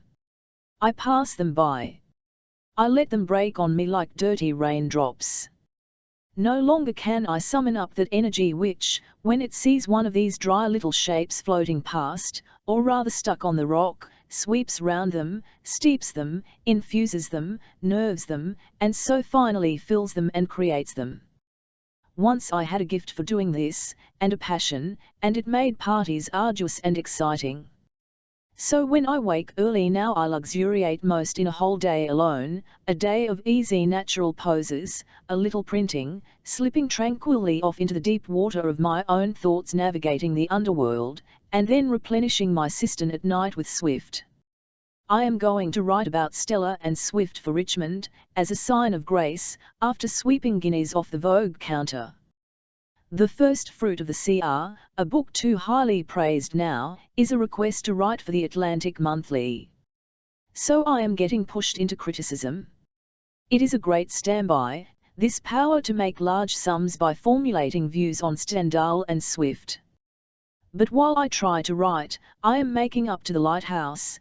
The sea is to be heard all through it. I have an idea that I will invent a new name for my books to supplant novel. A new, by Virginia Woolf. But what? Elegy. Monday, the 20th of July. Here the door opened and Morgan came in to ask us out to lunch with him at the Etoile, which we did, though we had a nice veal and ham pie at home. This is in the classic style of journalists. It comes of Swift perhaps, the last words of which I have just written, and so fill up time here. I should consider my work list now. I think a little story, perhaps a review, this fortnight, having a superstitious wish to begin to the lighthouse the first day at Monk's House. I now think I shall finish it in the 2 months there. The word sentimental sticks in my gizzard. I'll write it out of me in a story, and Watkins of New York is coming on Wednesday to inquire about my stories. But this theme may be sentimental, father and mother and child in the garden, the death, the sail to the lighthouse. I think, though, that when I begin it I shall enrich it in all sorts of ways, thicken it, give it branches, roots which I do not perceive now. It might contain all characters boiled down, and childhood, and then this impersonal thing, which I am dared to do by my friends, the flight of time and the consequent break of unity in my design. That passage, I conceive the book in 3 parts. 1 at the drawing-room window, 2. 7 years past, 3. The voyage interests me very much.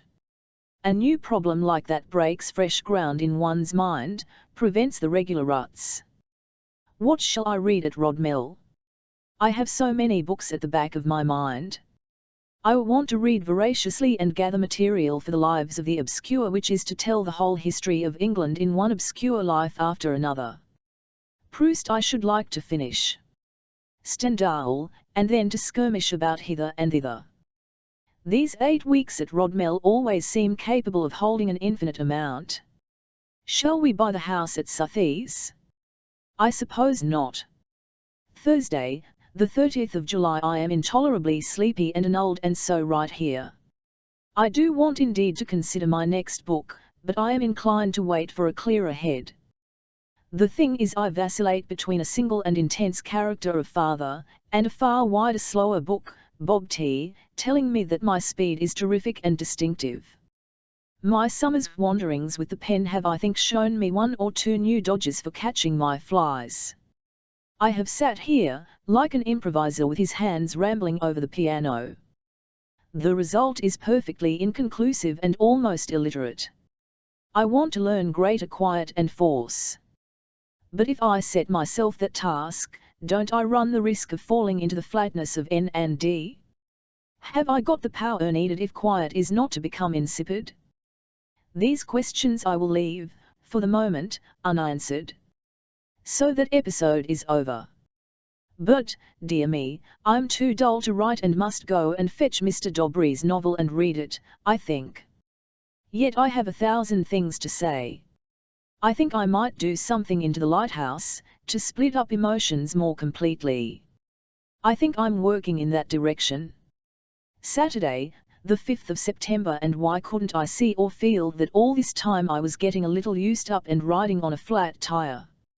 So I was, as it happened, and fell down in a faint at Charleston, in the middle of Q's birthday party, and then have lain about here, in that odd amphibious life of headache, for a fortnight. This has rammed a big hole in my 8 weeks which were to be stuffed so full. Never mind. Arrange whatever pieces come your way. Never be unseated by the shying of that undependable brute, life, hag-ridden as she is by my own queer, difficult, nervous system. Even at 43 one don't know its workings, for I was saying to myself, all the summer, I'm quite adamant now. I can go through a tussle of emotions peaceably that 2 years ago, even, would have raked me raw. I have made a very quick and flourishing attack on to the lighthouse, all the same, 22 pages straight off in less than a fortnight. I am still crawling and easily enfeebled, but if I could once get up steam again, I believe I could spin it off with infinite relish. Think what the first pages of Dalloway were. Each word distilled by a relentless clutch on my brain. Monday, the 13th of September, perhaps a disgraceful fact. I am writing this at 10 in the morning in bed in the little room looking into the garden, the sun beaming steady, the vine leaves transparent green, and the leaves of the apple tree so brilliant that, as I had my breakfast, I invented a little story about a man who wrote a poem, I think, comparing them with diamonds, and the spider's webs, which glance and disappear astonishingly, with something or other else, which led me to think of Marvel. On a country life, so Teheric, and the reflection that much of it was dependent upon the town and gaiety, a reaction. However, I have forgotten the facts. I am writing this partly to test my poor bunch of nerves at the back of my neck. Will they hold or give again, as they have done so often, for I'm amphibious still, in and out of it, partly to glut my glutton itch, for writing. It is the great solace and scourge. Tuesday, the 22nd of September. How my handwriting goes downhill. Another sacrifice to the Hogarth press. Yet what I owe the Hogarth Press is barely paid by the whole of my handwriting. Haven't I just written to Herbert Fisher refusing to do a book for the Home University series on post-Victorian? Knowing that I can write a book, a better book, a book off my own bat, for the press if I wish. To think of being battened down in the hold of those university dons fairly makes my blood run cold. Yet I'm the only woman in England free to write what I like. The others must be thinking of series and editors. Yesterday I heard from Harcourt Brace that Mrs. D&C are selling 148 and 73 weekly. Isn't that a surprising rate for the fourth month? Doesn't it portend a bathroom and a WC, either here or Southease? I am writing in the watery blue sunset, the repentance of an ill-tempered morose day, which vanished, the clouds, I have no doubt, showing gold over the downs, and leaving a soft gold fringe on the top there. Tuesday, the 7th of December. I am reading the passage to India, but will not expatiate here, as I must elsewhere. This book for the HP. I think I will find some theory about fiction. I shall read 6 novels and start some hares. The one I have in view is about perspective. But I do not know. My brain may not last me out. I cannot think closely enough, but I can, if the CR is a test, beat up ideas and express them now without too much confusion. By the way, Robert Bridges likes Mrs. Dalloway, says no one will read it, but it is beautifully written, and some more, which L, who was told by Morgan, cannot remember. I don't think it is a matter of development but something to do with prose and poetry, in novels. For instance, Defoe at one end, E. Bronte at the other. Reality something they put at different distances. One would have to go into conventions, real life, and so on. It might last me, this theory, but I should have to support it with other things. And death, as I always feel, hurrying near. 43. How many more books? Katie came here, a sort of framework of discarded beauty hung on a battered shape now. With the firmness of the flesh and the blue of the eye, the formidable manner has gone.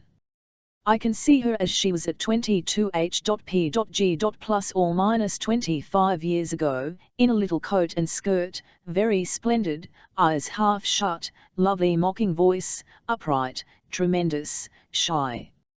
Now she babbles along. But no Duke ever asked me, my dear Virginia. They called me the Ice Queen. And why did I marry Cromer? I loathed Egypt, I loathed invalids. I've had 2 very happy times in my life, childhood, not when I grew up, but later, with my boys' club, my cottage and my chow, and now. Now I have all I want. My garden, my dog. I don't think her son enters in very largely. She's one of these cold, eccentric great English women, enormously enjoying her rank and the eminence it lends her in St. John's Wood, and now free to poke into all the dusty holes and corners, dressed like a charwoman, with hands like apes and fingernails clotted with dirt.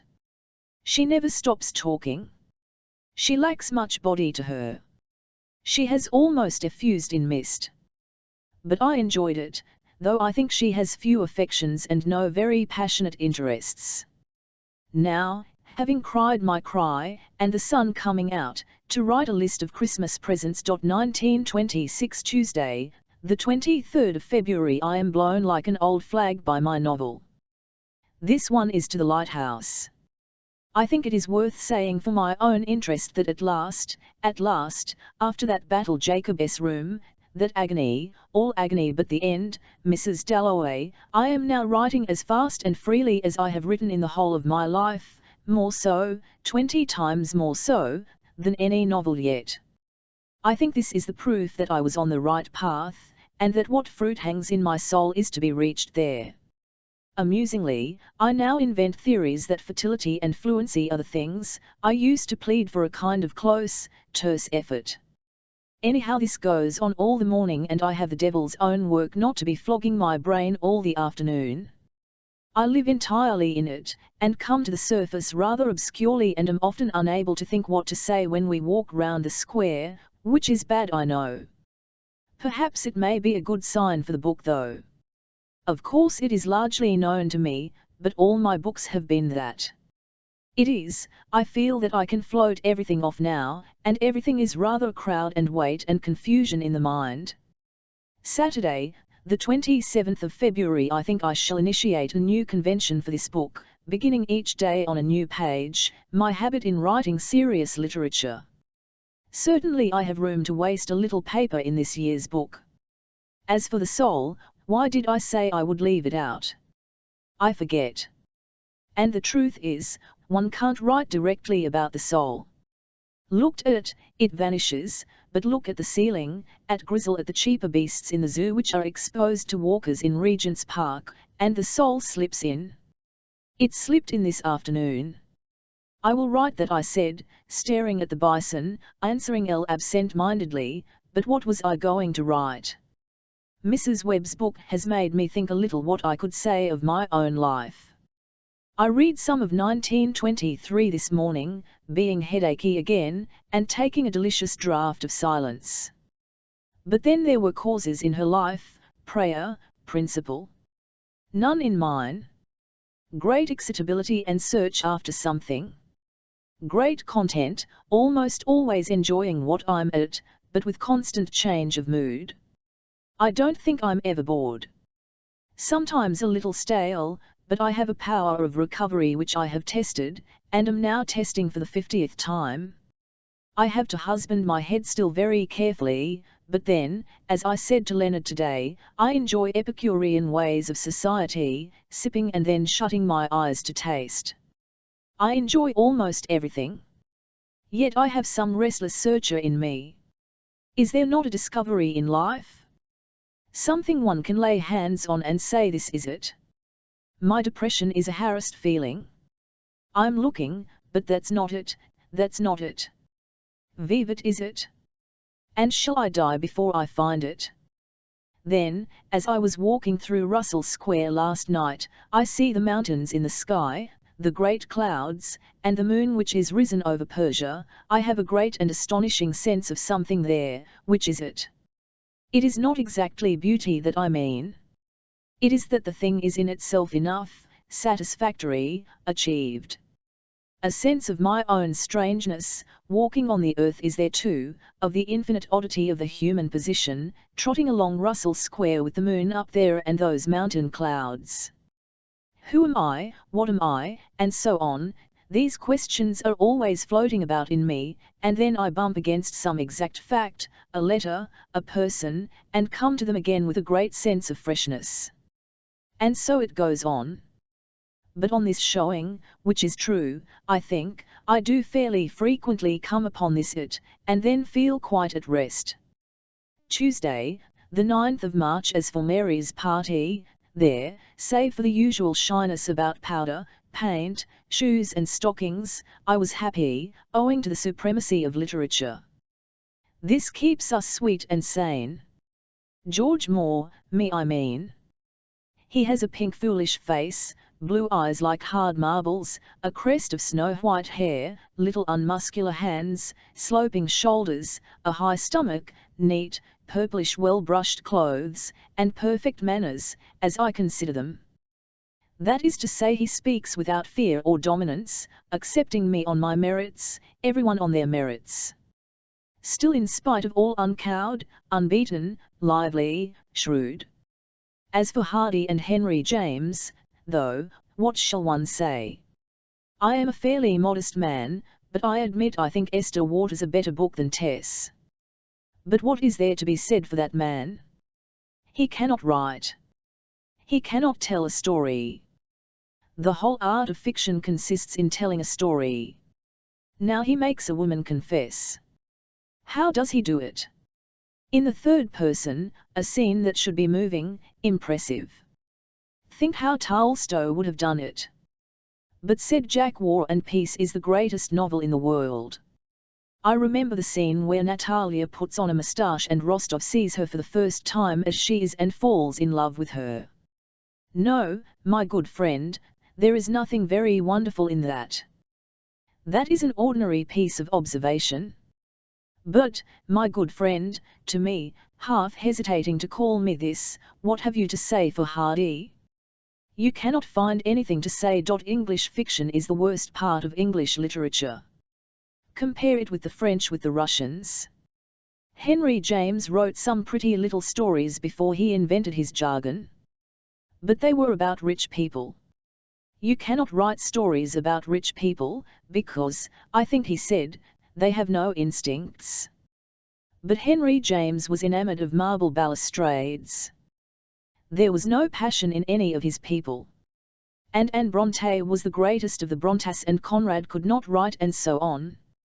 But this is out of date. Saturday, the 20th of March. But what is to become of all these diaries, I asked myself yesterday. If I died, what would Leo make of them? He would be disinclined to burn them, he could not publish them. Well, he should make up a book from them, I think, and then burn the body. I dare say there is a little in them, if the scraps and scratching were straightened out a little. God knows. This is dictated by a slight melancholia, which comes upon me sometimes now and makes me think I am old, I am ugly. I am repeating things. Yet, as far as I know, as a writer I am only now writing out my mind. Friday, the 30th of April, the last of a wet windy month, excepting the sudden opening of all the doors at Easter and the summer displayed blazing, as it always is, I suppose, only cloud hidden. I have not said anything about Lwern Minster. Now it would amuse me to see what I remember it by. Cranbourne Chase, the stunted aboriginal forest trees, scattered, not grouped in cultivations, anemones, bluebells, violets, all pale, sprinkled about, without colour, livid, for the sun hardly shone. Then Blackmore Vale, a vast air dome, and the fields dropped to the bottom, the sun striking, there, a drench of rain falling, like a veil streaming from the sky, there, and the downs rising, very strongly scarped, if that is the word, so that they were ridged and ledged.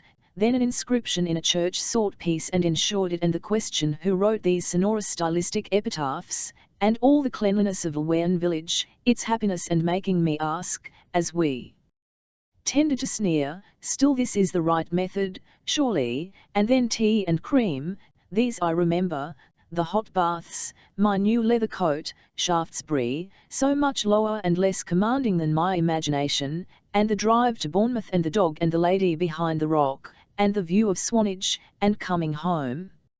Yesterday I finished the first part of To the Lighthouse, and today began the second. I cannot make it out. Here is the most difficult abstract piece of writing I have to give: an empty house, no people's characters, the passage of time, all eyeless and featureless, with nothing to cling to. Well, I rush at it, and at once scatter out 2 pages. Is it nonsense? Is it brilliance? Why am I so flown with words and apparently free to do exactly what I like? Even I read a bit, it seems spirited too, needs compressing, but not much else. Compare this dashing fluency with Mrs. Dalloway, save the end.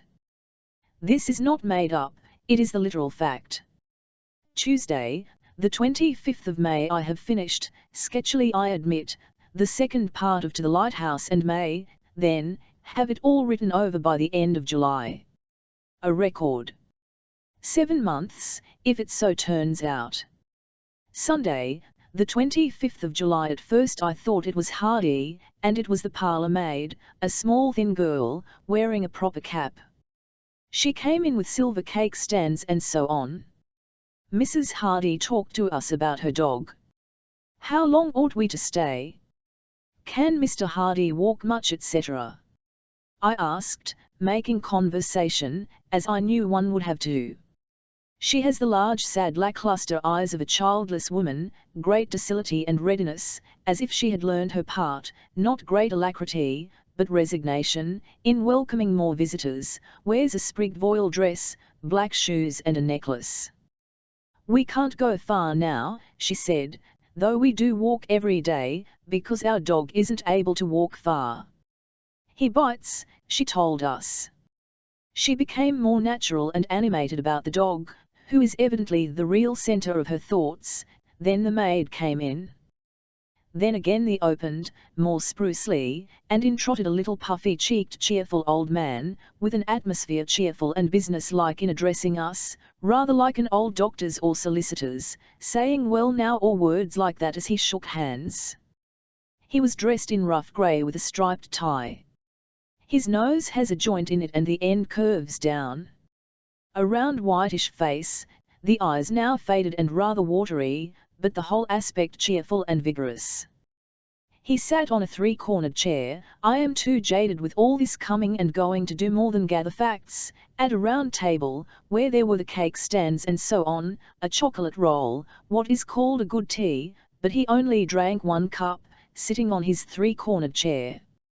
He was extremely affable and aware of his duties. He did not let the talk stop or disdain making talk. He talked of father, said he had seen me, or it might have been my sister, but he thought it was me, in my cradle. He had been to Hyde Park Place. Oh, Gate was it? A very quiet street. That was why my father liked it. Odd to think that in all these years he had never been down there again. He went there often. Your father took my novel, Far from the Madding Crowd. We shoulder to shoulder against the British public about certain matters dealt with in that novel. You may have heard. Then he said how some other novel had fallen through that was to appear. The parcel had been lost coming from France, not a very likely thing to happen, as your father said, a big parcel of manuscript, and he asked me to send my story. I think he broke all the Cornhill laws, not to see the whole book, so I sent it in chapter by chapter and was never late. Wonderful what youth is. I had it in my head doubtless, but I never thought twice about it. It came out every month. They were nervous, because of Miss Thackeray I think. She said she became paralysed and could not write a word directly she heard the press begin. I dare say it was bad for a novel to appear like that. One begins to think what is good for the magazine, not what is good for the novel. You think what makes a strong curtain, put in Mrs. Hardy jocularly. She was leaning upon the tea table, not eating, gazing out. Then we talked about manuscripts. Mrs. Smith had found the MS of F from the MC in a drawer during the war and sold it for the Red Cross. Now he has his MSS back and the printer rubs out all the marks.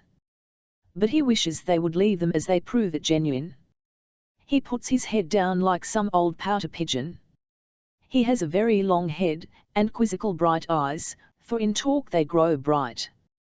He said when he was in the Strand 6 years ago he scarcely knew where he was and he used to know it all intimately.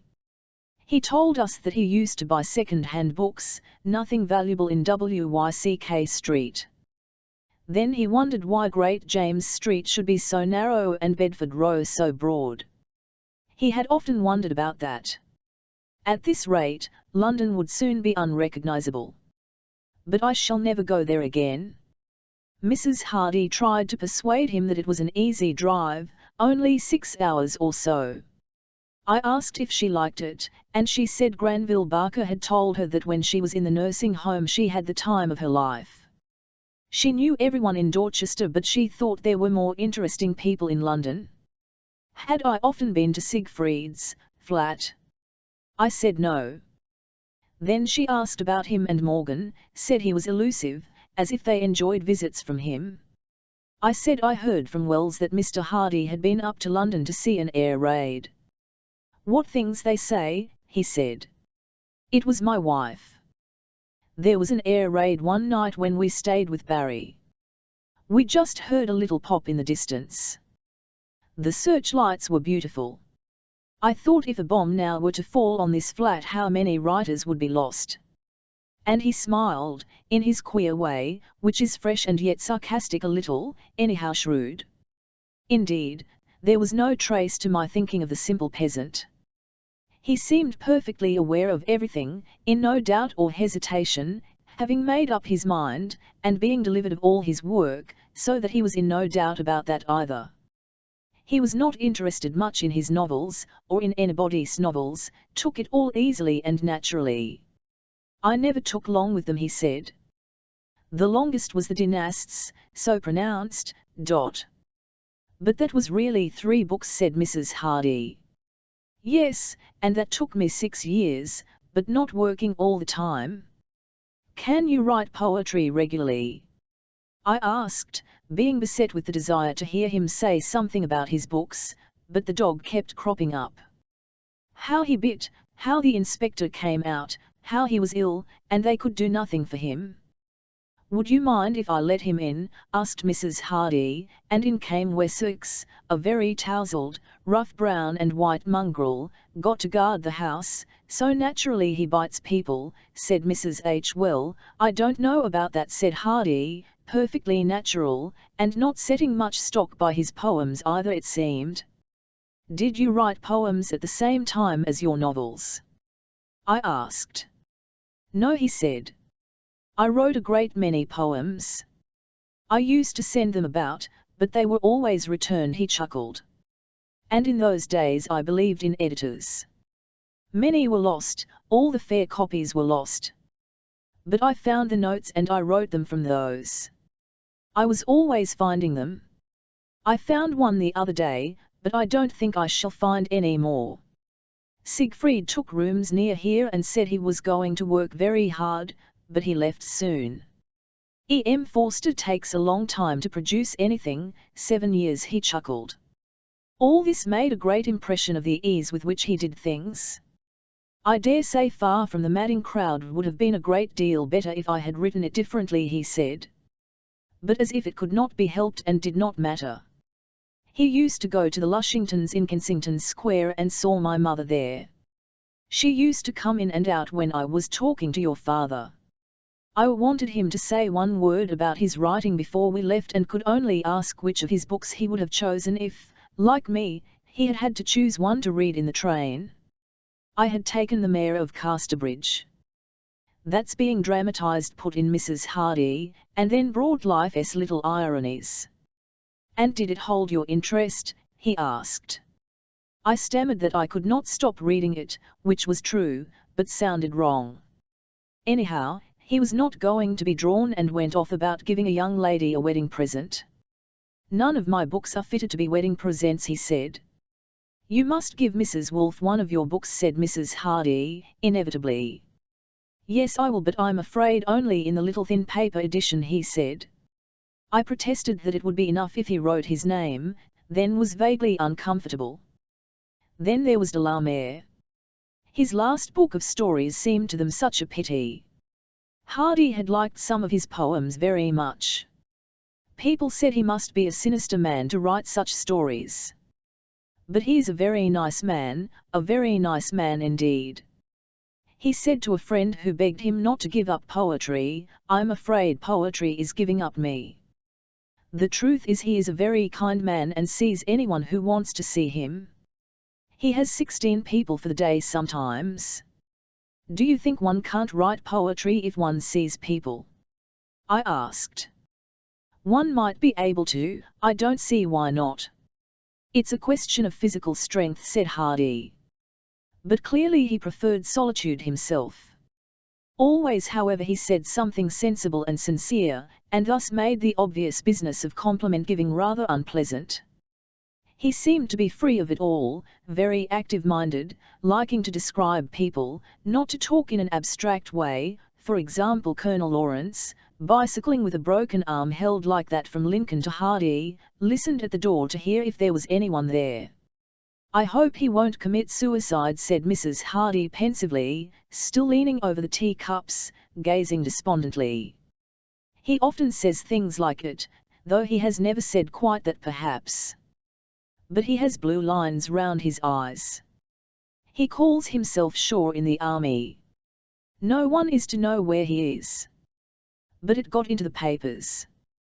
He promised me not to go into the air, said Hardy. My husband doesn't like anything to do with the air, said Mrs. Hardy. Now we began to look at the grandfather clock in the corner. We said we must go, tried to confess we were only down for the day. I forgot to say that he offered Elle whiskey and water, which struck me that he was competent as a host and in every way. So we got up and signed Mrs. Hardy's visitors' books, and Hardy took my life's little ironies off and trotted back with it signed, and Woolf spelt Wolf, which I dare say had given him some anxiety. Then Wessex came in again. I asked if Hardy could stroke him. So he bent down and stroked him, like the master of the house. Wessex went on wheezing away. There was not a trace anywhere of deference to editors, or respect for rank or extreme simplicity. Impressed me was his freedom, ease and vitality. He seemed very great Victorian, doing the whole thing with a sweep of his hand. They are ordinary smallish, curled-up hands, and setting no great stock by literature, but immensely interested in facts, incidents, and somehow, one could imagine, naturally swept off into imagining and creating without a thought of its being difficult or remarkable, becoming obsessed, and living in imagination. Mrs. Hardy thrust his old grey hat into his hand and he trotted us out onto the road. "Where is that?" I asked him, pointing to a clump of trees on the down opposite, for his house is outside the town, with open country, rolling, massive downs, crowned with little tree coronets before and behind, and he said, with interest, "That is Weymouth. We see the lights at night, not the lights themselves, but the reflection of them." And so we left and he trotted in again.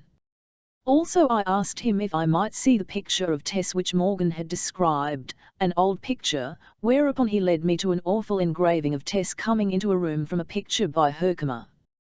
"That was rather my idea of her," he said. But I said I had been told he had an old picture. "That's fiction," he said. "I used to see people now and then with a look of her." Also Mrs. Hardy said to me, "Do you know Aldous Huxley?" I said I did. They had been reading his book, which she thought very clever. But Hardy could not remember it, said his wife had to read to him, his eyes were now so bad. "They've changed everything now," he said. "We used to think there was a beginning and a middle and an end. We believed in the Aristotelian theory. Now one of those stories came to an end with a woman going out of the room." He chuckled. But he no longer reads novels. The whole thing, literature, novels etc., all seemed to him an amusement, far away too, scarcely to be taken seriously. Yet he had sympathy and pity for those still engaged in it. But what his secret interests and activities are, to what occupation he trotted off when we left him, I do not know. Small boys write to him from New Zealand and have to be answered. They bring out a hardy number of a Japanese paper, which he produced. Talked too about Blunden. I think Mrs. Hardy keeps him posted in the doings of the younger poets. Rodmill 1926. As I am not going to milk my brains for a week, I shall here write the first pages of the greatest book in the world. This is what the book would be that was made entirely, solely and with integrity of one's thoughts. Suppose one could catch them, they became works of art? Catch them hot and sudden as they rise in the mind, walking up Asham Hill for instance. Of course one cannot, for the process of language is slow and deluding. One must stop to find a word. Then, there is the form of the sentence, soliciting one to fill it. Art and thought vivat. I thought was this: if art is based on thought, what is the transmuting process? I was telling myself the story of our visit to the Hardys, and I began to compose it, that is to say to dwell on Mrs. Hardy leaning on the table, looking out, apathetically, vaguely, and so would soon bring everything into harmony with that as the dominant theme. But the actual event was different. Next, writing by living people, I scarcely ever read it. But, owing to his giving me the books, am now reading C by M. Baring. I am surprised to find it as good as it is. But how good is it? Easy to say, it is not a great book. But what qualities does it lack? That it adds nothing to one's vision of life, perhaps. Yet it is hard to find a serious flaw. My wonder is that entirely second-rate work like this, poured out in profusion by at least 20 people yearly, I suppose, has so much merit. Never reading it, I get into the way of thinking it non-existent.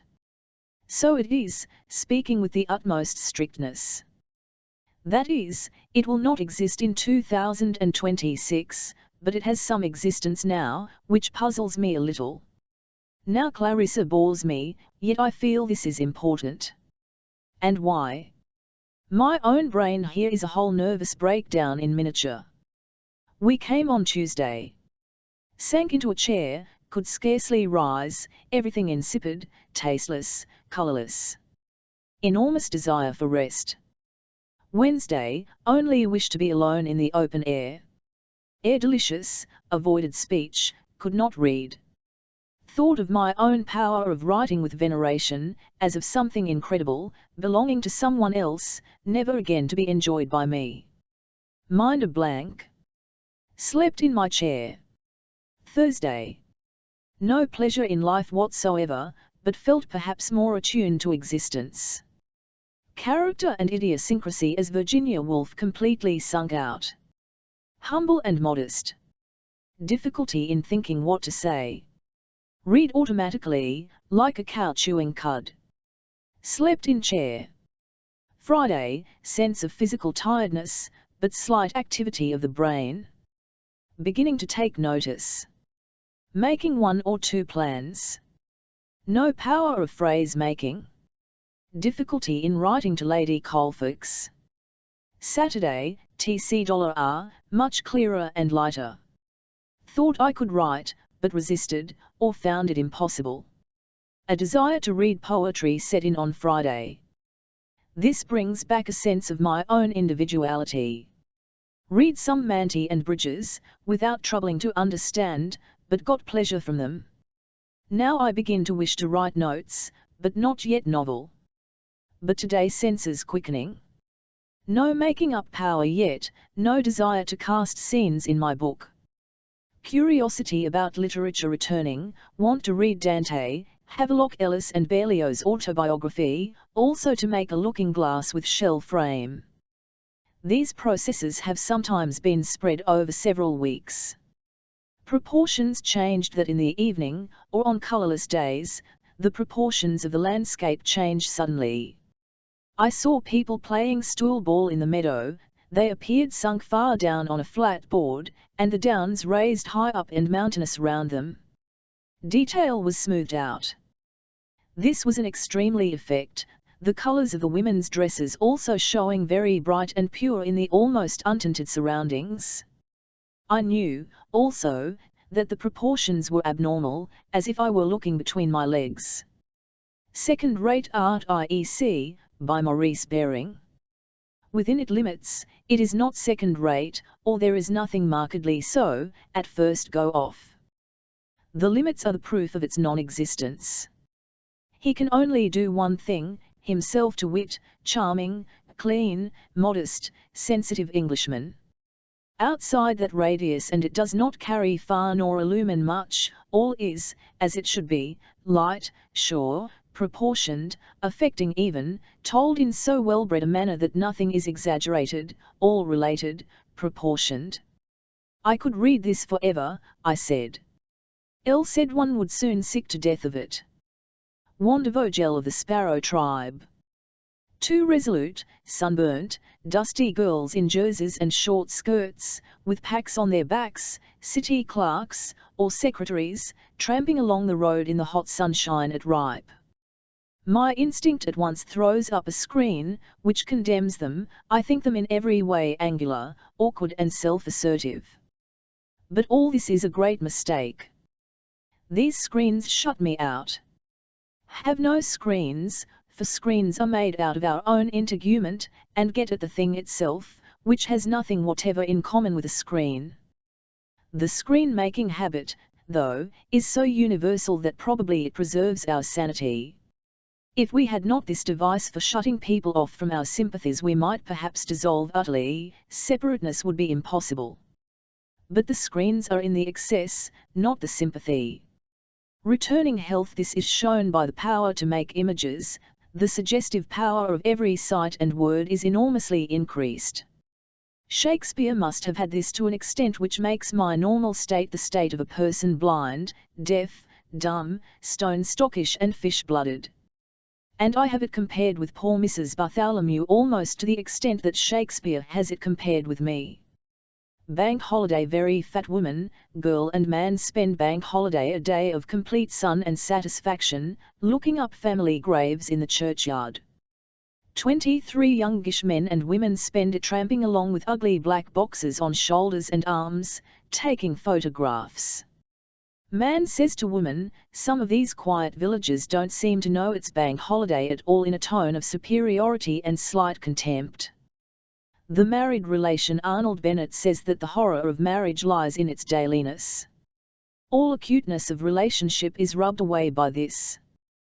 The truth is more like this: life, say 4 days out of 7, becomes automatic, but on the 5th day a bead of sensation, between husband and wife, forms, which is all the fuller and more sensitive because of the automatic customary unconscious days on either side.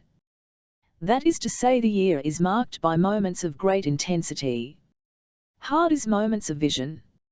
How can a relationship endure for any length of time except under these conditions?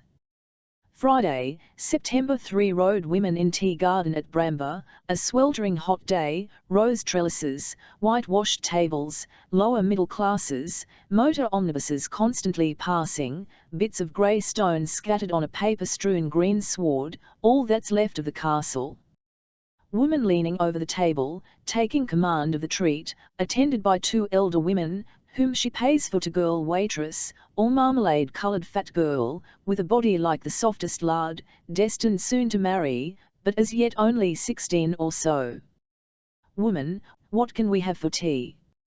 Girl, very bored, akimbo cake, bread and butter, tea. Jam? Woman, have the wasps been troublesome? They get into the jam, as if she suspected the jam would not be worth having. Girl agrees. Woman, wasps have been very prominent this year.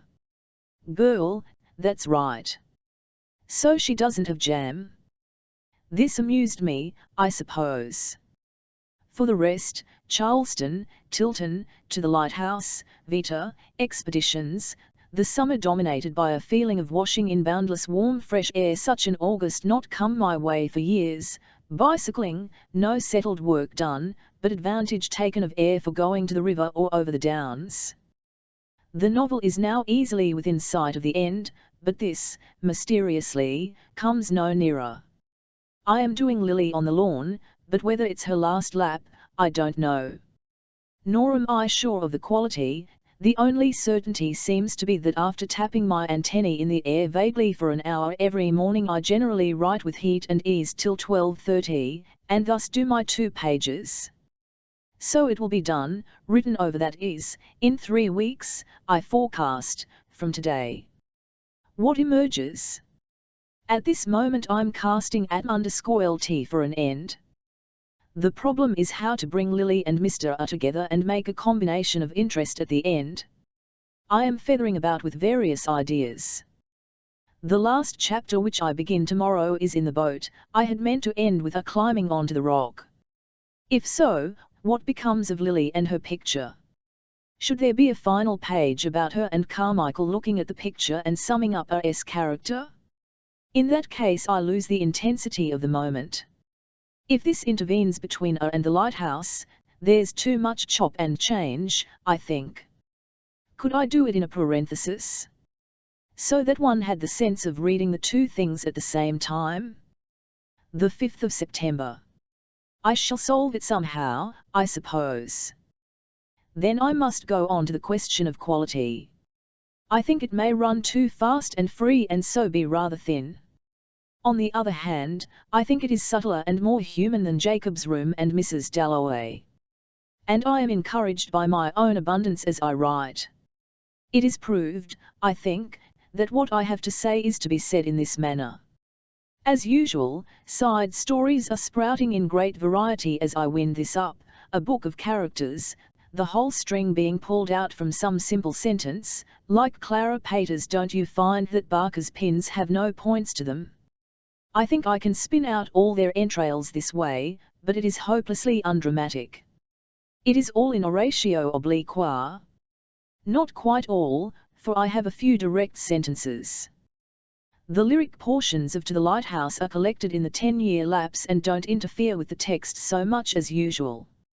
I feel as if it fetched its circle pretty completely this time, and I don't feel sure what the stock criticism will be. Sentimental? Victorian?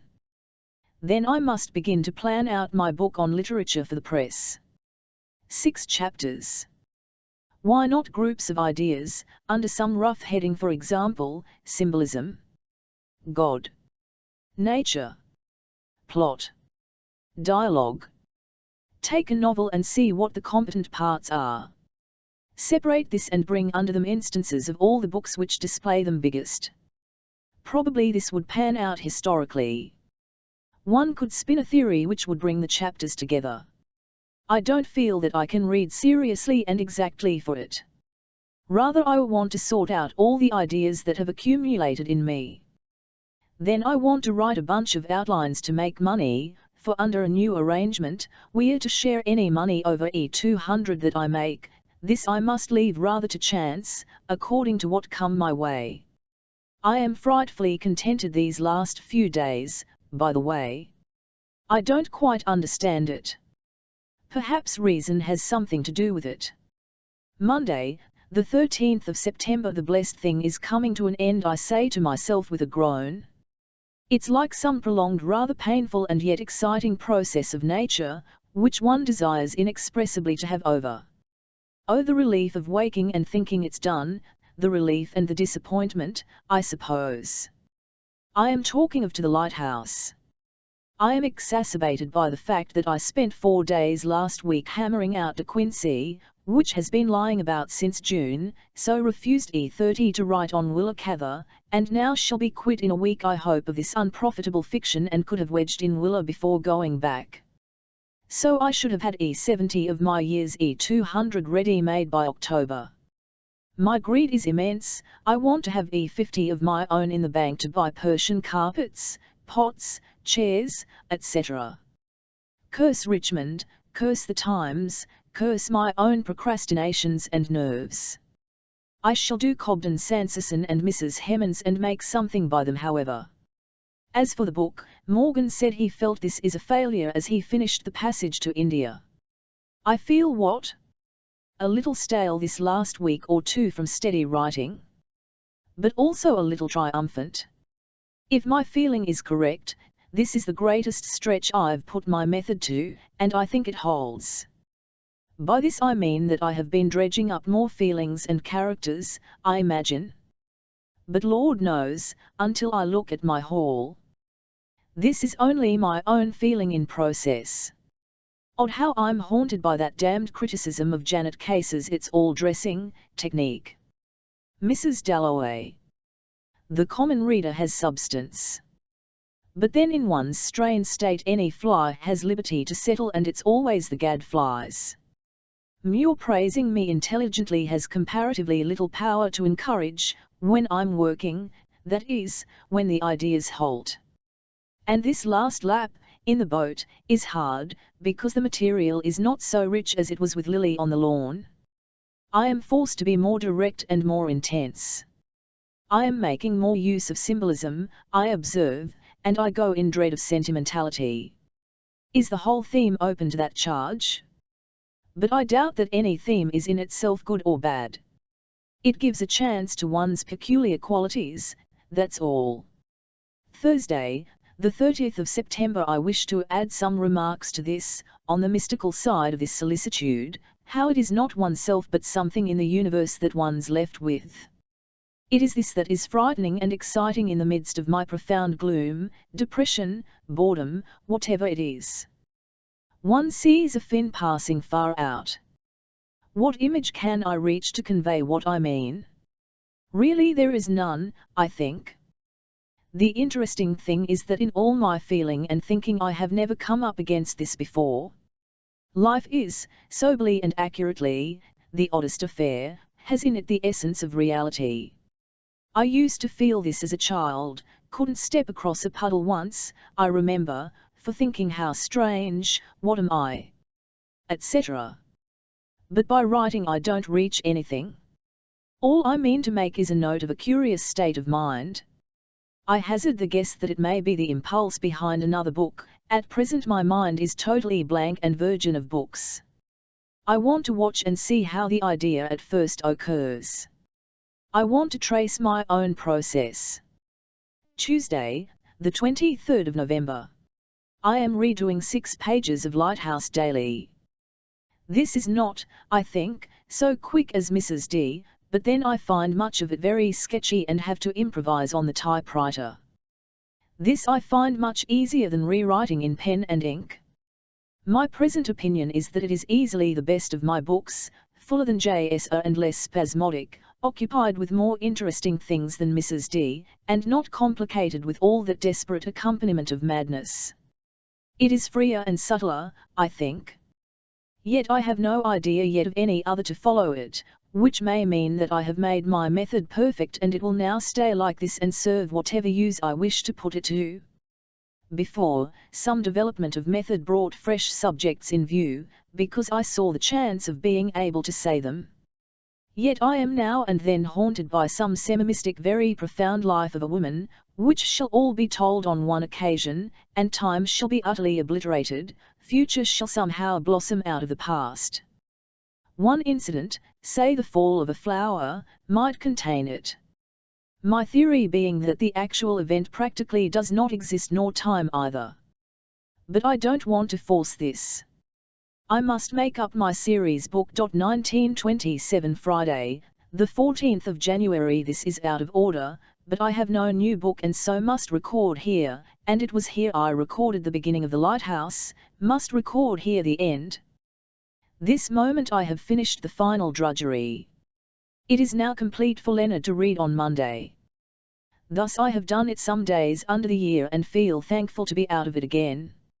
Since the 25th of October I have been revising and retyping, some parts 3 times over, and no doubt I should work at it again, but I cannot. What I feel is that it is a hard muscular book, which at this age proves that I have something in me.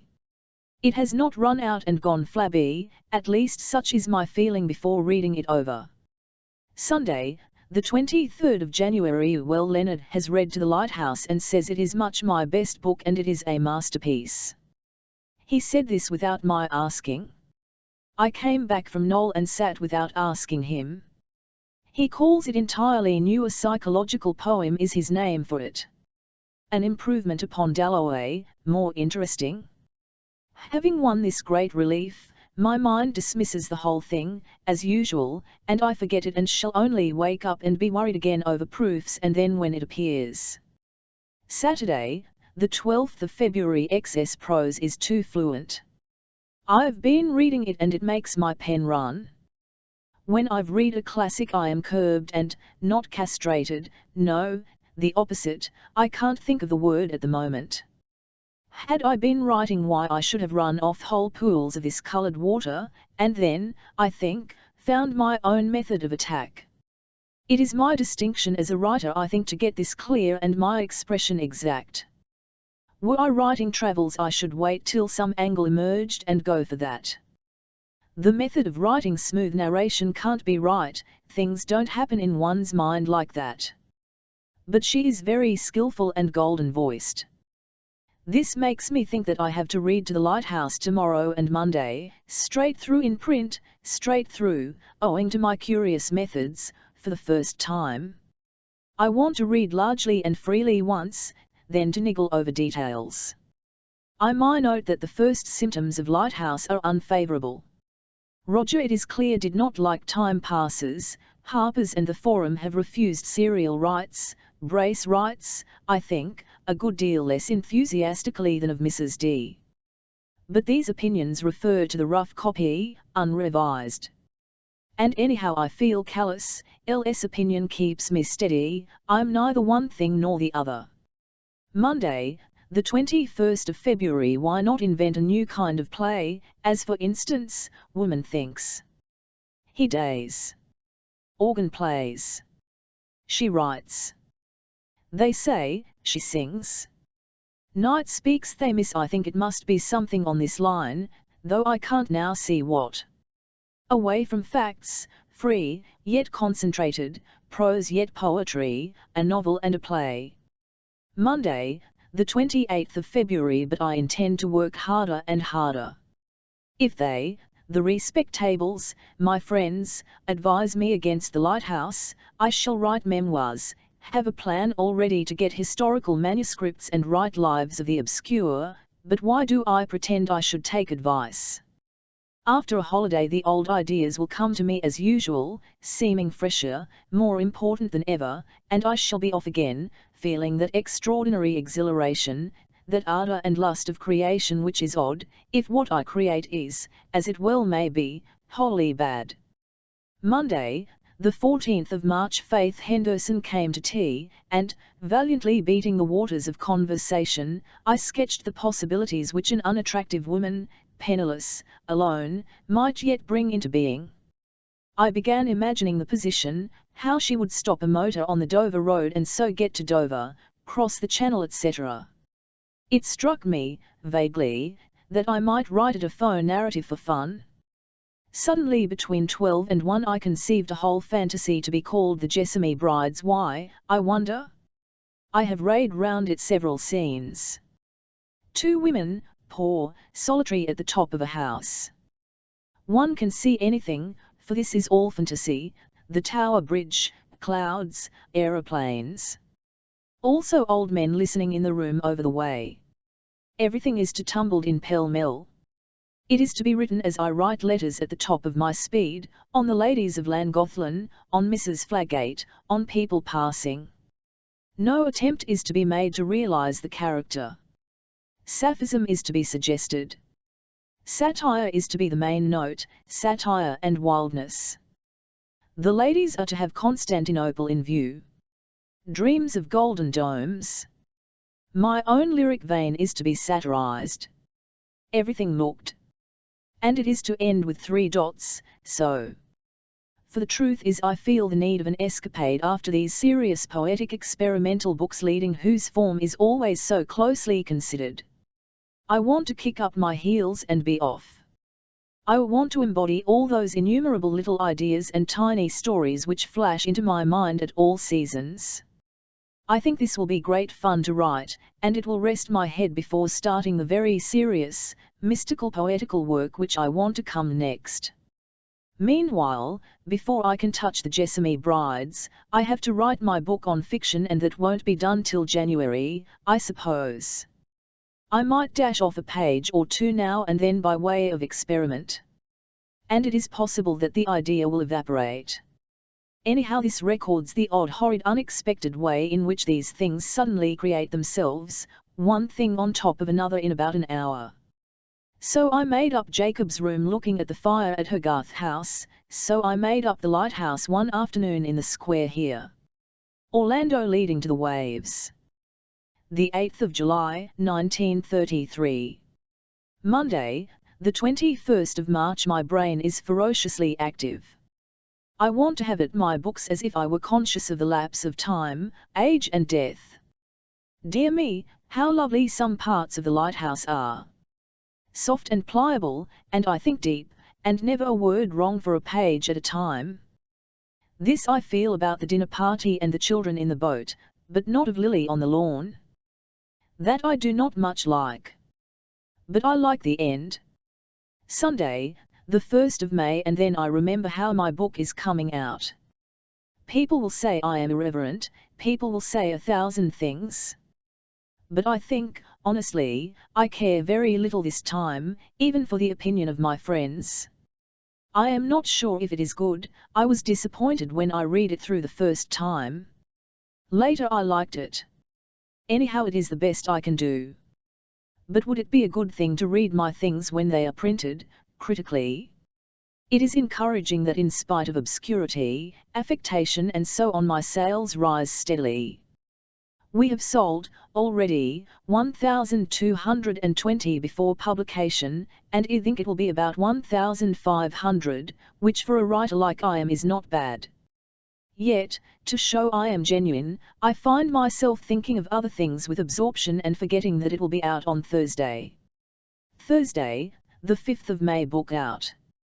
We have sold, I think, 1,690 before publication, twice Dalloway. I write however in the shadow of the damp cloud of the Times Lit. Sup.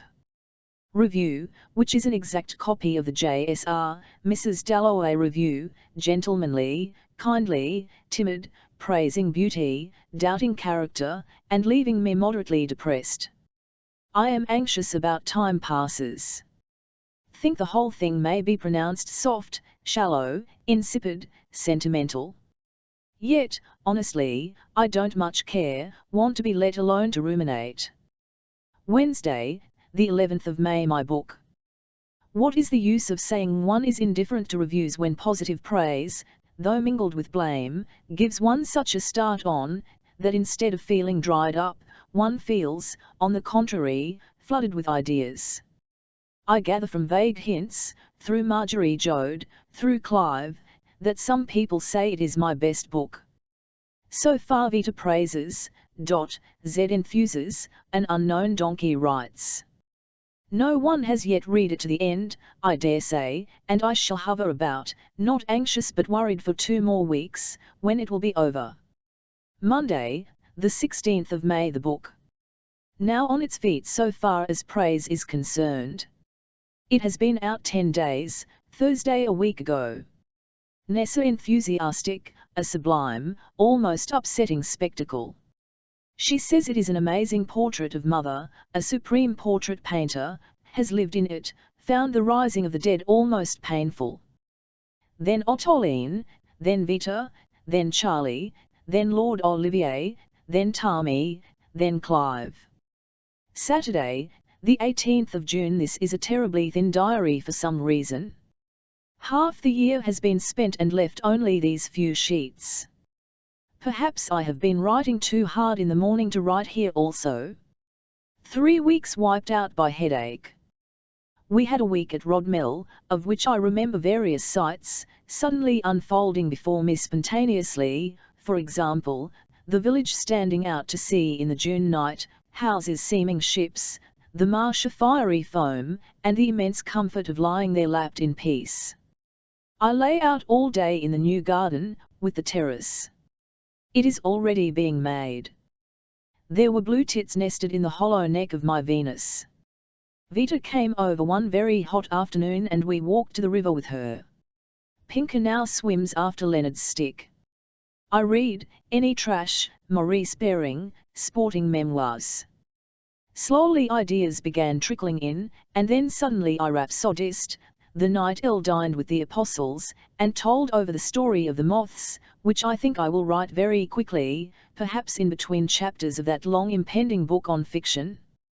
Now the moths will I think fill out the skeleton which I dashed in here, the play-poem idea, the idea of some continuous stream, not solely of human thought, but of the ship, the night etc., all flowing together, intersected by the arrival of the bright moths. A man and a woman are to be sitting at table talking. Or shall they remain silent?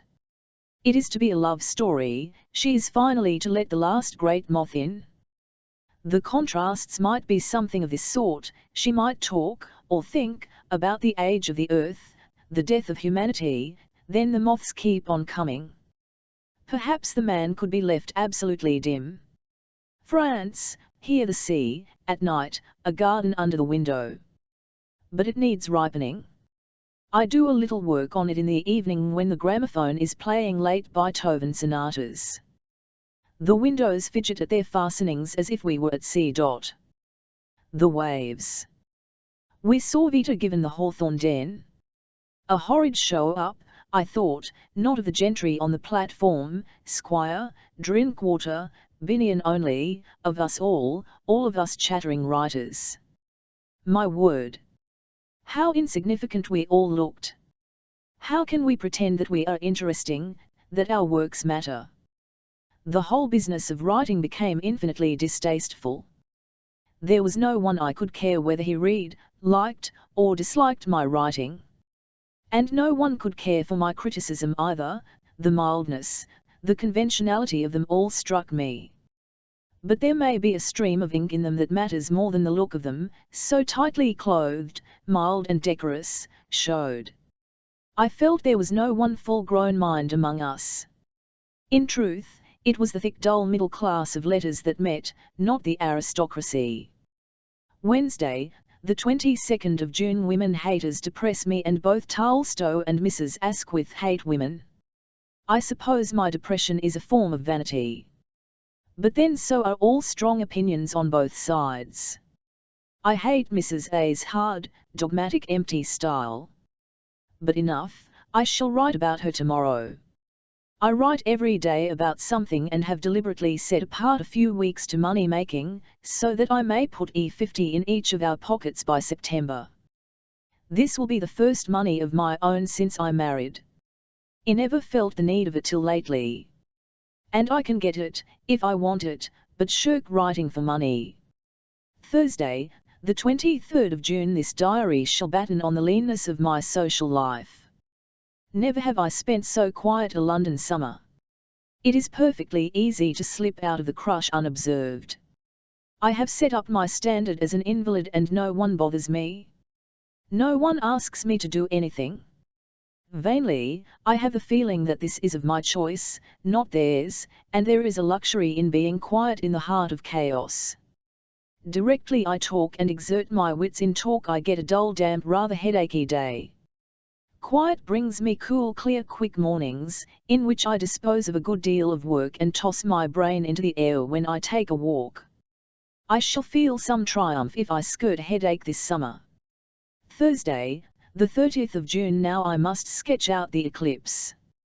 About 10 on Tuesday night, several very long trains, accurately filled, ours with civil servants, left King's Cross. In our carriage were Vita, Harold, Quinton, Elle and I. "This is Hatfield, I dare say," I said. I was smoking a cigar. "Then again, this is Peterborough," Elle said. Before it got dark we kept looking at the sky, soft fleecy, but there was one star, over Alexandra Park. "Look, Vita, that's Alexandra Park," said Harold. The Nicholsons got sleepy, H curled up with his head on V's knee. She looked like Sappho by Leighton, asleep, so we plunged through the Midlands, made a very long stay at York. Then at 3 we got out our sandwiches and I came in from the WC to find Harold being rubbed clean of cream. Then he broke the china sandwich box.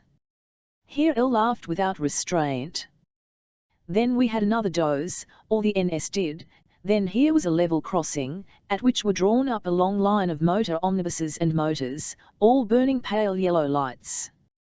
It was getting grey still, a fleecy mottled sky. We got to Richmond about 3:30, it was cold and the NS had a quarrel, Eddie said, about VS luggage. We went off in the omnibus, saw a vast castle. "Who does that belong to?" said Vita, who is interested in castles. It had a front window added and a light, I think, burning. All the fields were aburn with June grasses and red tasselled plants, none coloured as yet, all pale. Pale and grey too were the little uncompromising Yorkshire farms. As we passed one, the farmer and his wife and sister came out, all tightly and tidily dressed in black, as if they were going to church. At another ugly square farm, 2 women were looking out of the upper windows. These had white blinds drawn down half across them. We were a train of 3 vast cars, one stopping to let the others go on, all very low and powerful, take in immensely steep hills. The driver once got out and put a small stone behind our wheel, inadequate. An accident would have been natural. There were also many motor cars. These suddenly increased as we crept up to the top of Barden Fell. Here were people camping beside their cars. We got out and found ourselves very high, on a moor, boggy, heathery, with butts for grouse shooting. There were grass tracks here and there and people had already taken up positions. So we joined them, walking out to what seemed the highest point looking over Richmond. One light burned down there. Vales and moors stretched, slope after slope, round us. It was like the Hayworth country. But over Richmond, where the sun was rising, was a soft grey cloud. We could see by a gold spot where the sun was. But it was early yet. We had to wait, stamping to keep warm. Ray had wrapped herself in the blue striped blanket off a double bed. She looked incredibly vast and bedroomish. Saxon looked very old. Leonard kept looking at his watch. 4 great red setters came leaping over the moor. There were sheep feeding behind us. Vita had tried to buy a guinea pig, Quinton advised a savage, so she observed the animals from time to time. There were thin places in the clouds and some complete holes. The question was whether the sun would show through a cloud or through one of these hollow places when the time came. We began to get anxious. We saw rays coming through the bottom of the clouds. Then, for a moment, we saw the sun, sweeping. It seemed to be sailing at a great pace and clear in a gap. We had out our smoked glasses, we saw it crescent, burning red. Next moment it had sailed fast into the cloud again, only the red streamers came from it, then only a golden haze, such as one has often seen. The moments were passing. We thought we were cheated. We looked at the sheep. They showed no fear. The setters were racing round. Everyone was standing in long lines, rather dignified, looking out. I thought how we were like very old people, in the birth of the world, druids on Stonehenge. This idea came more vividly in the first pale light though. At the back of us were great blue spaces in the cloud. These were still blue. But now the colour was going out. The clouds were turning pale, a reddish-black colour. Down in the valley it was an extraordinary scramble of red and black. There was the one light burning, all was cloud down there, and very beautiful, so delicately tinted. Nothing could be seen through the cloud. The 24 seconds were passing.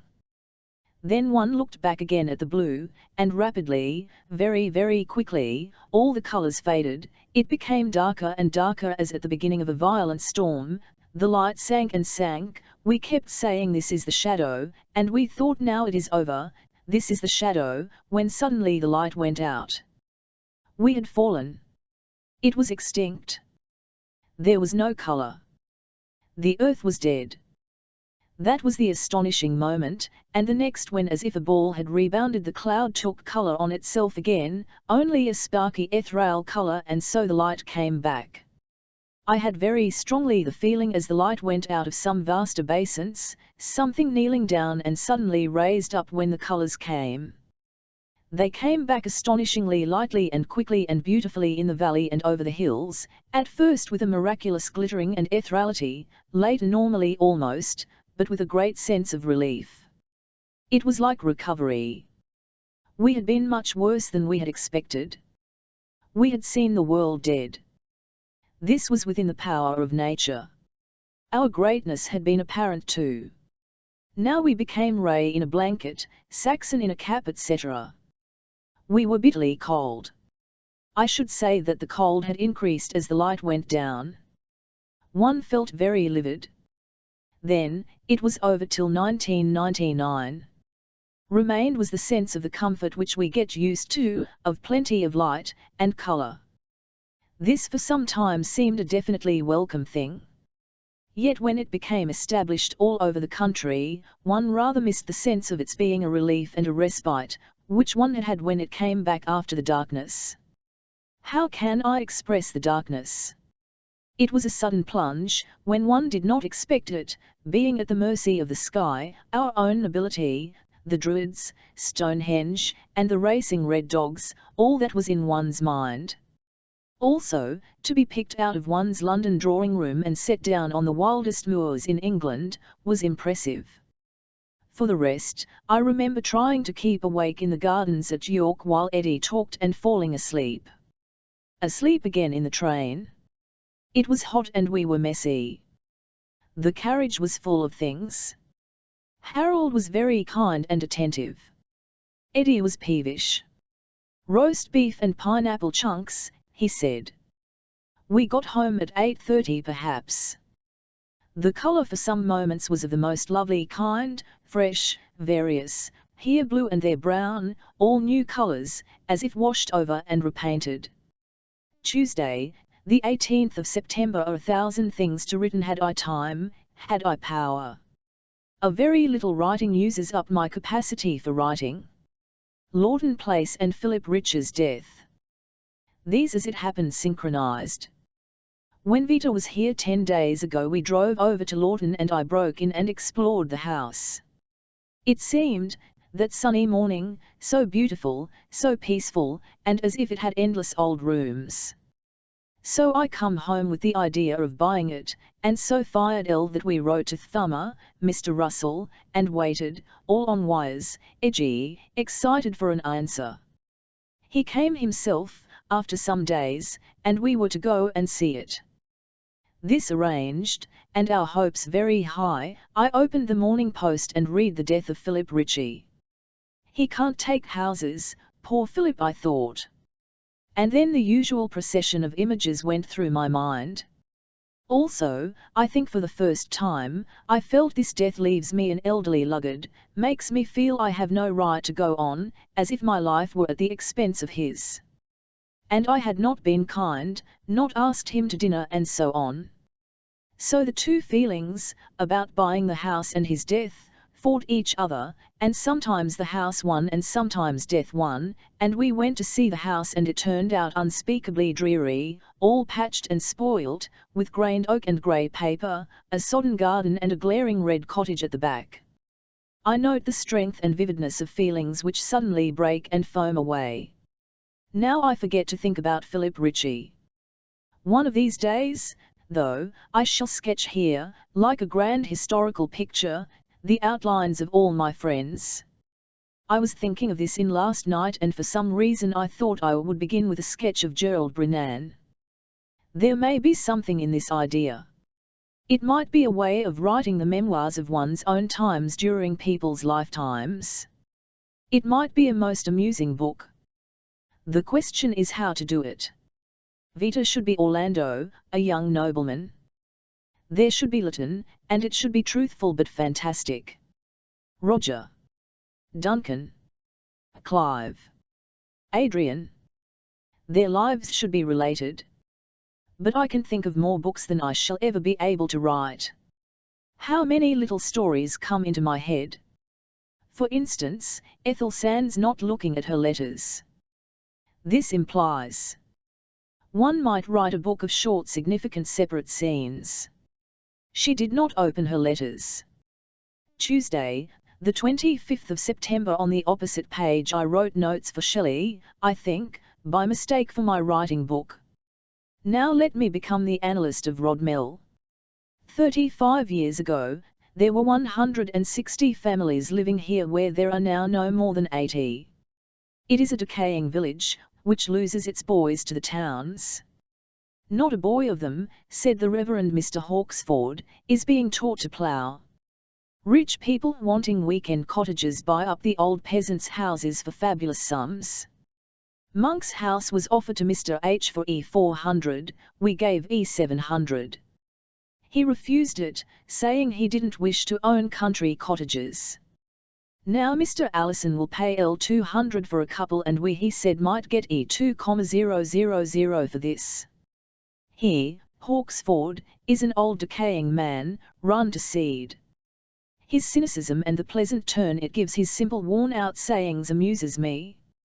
He is sinking into old age, very shabby. Loose-limbed, wearing black woolen mittens. His life is receding like a tide, slowly, or one figures him as a dying candle, whose wick will soon sink into the warm grease and be extinct.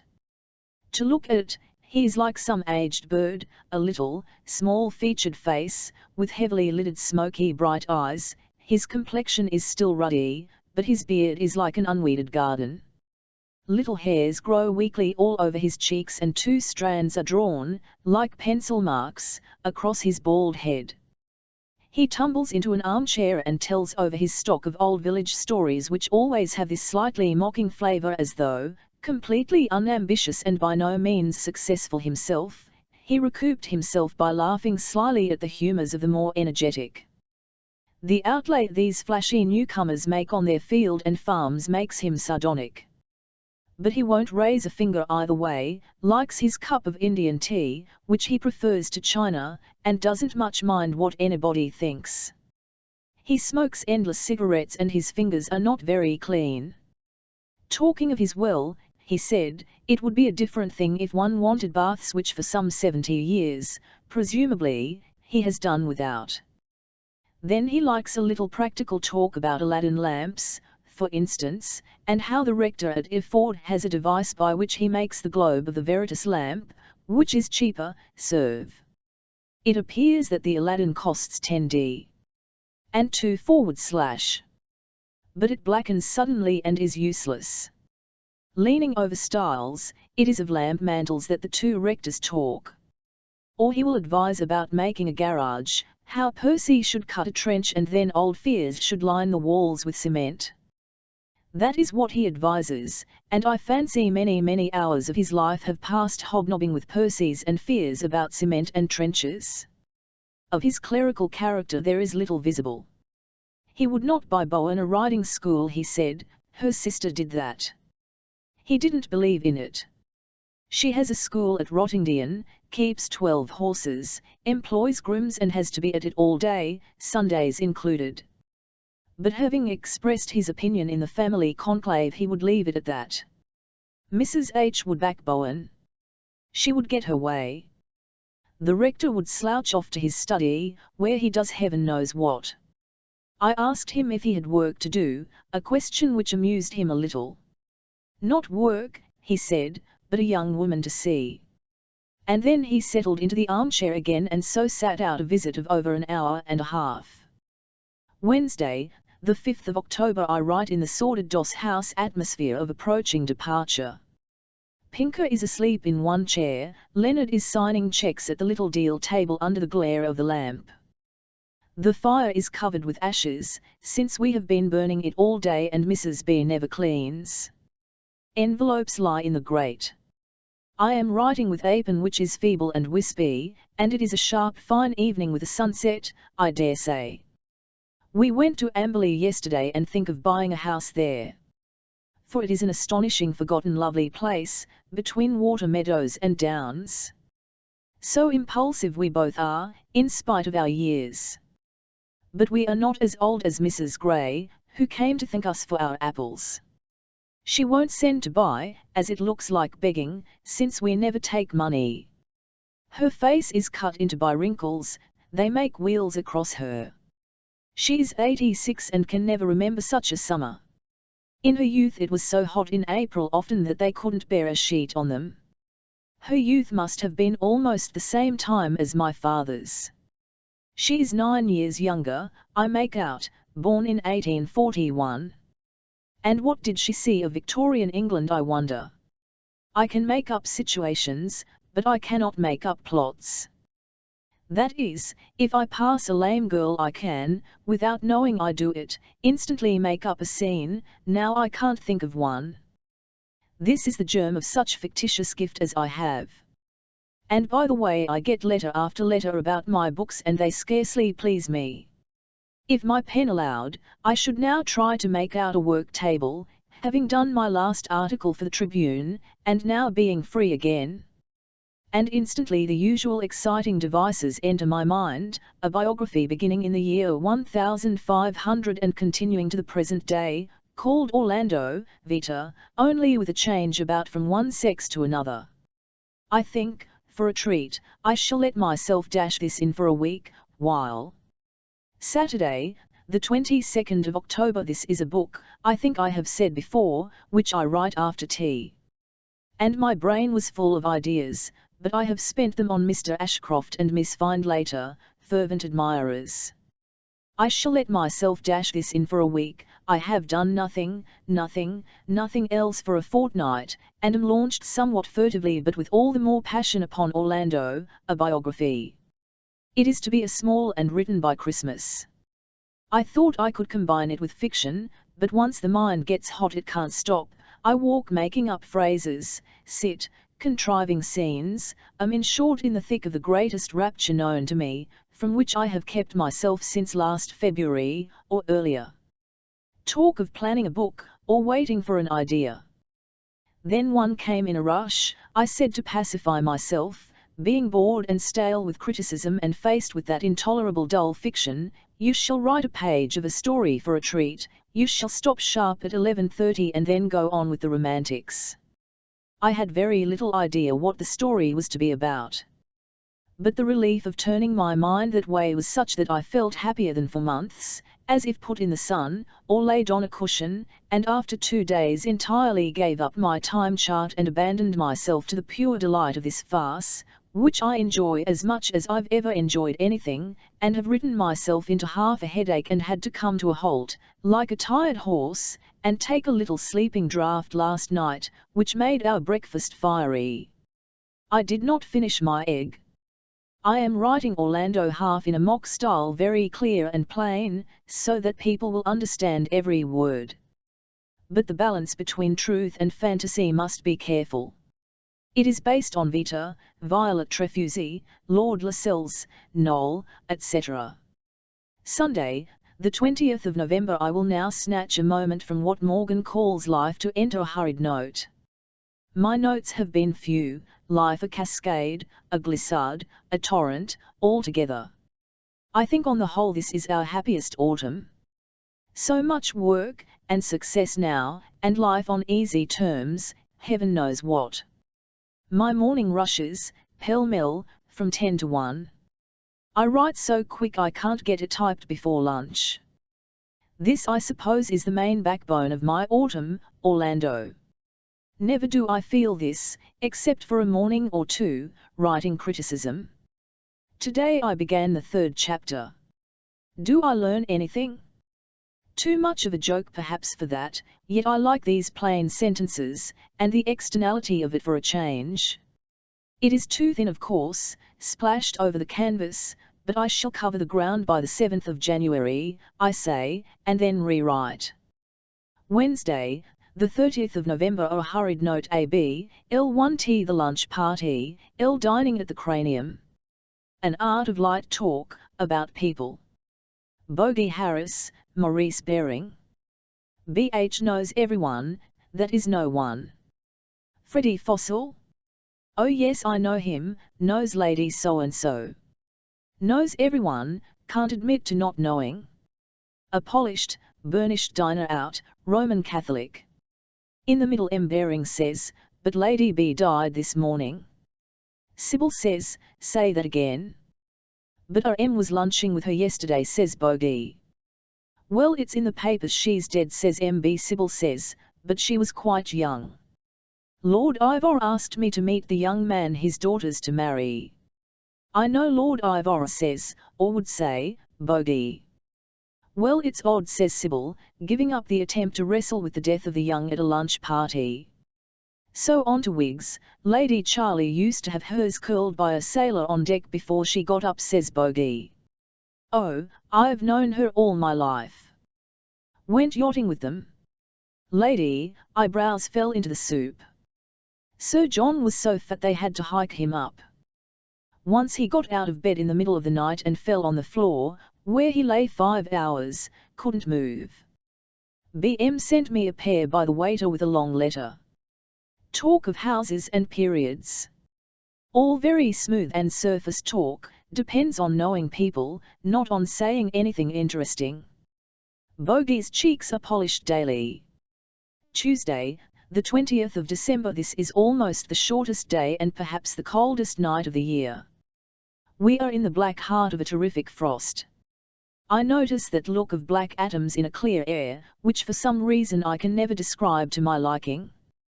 The pavement was white with great powdery flakes the other night, walking back with Roger and Helen.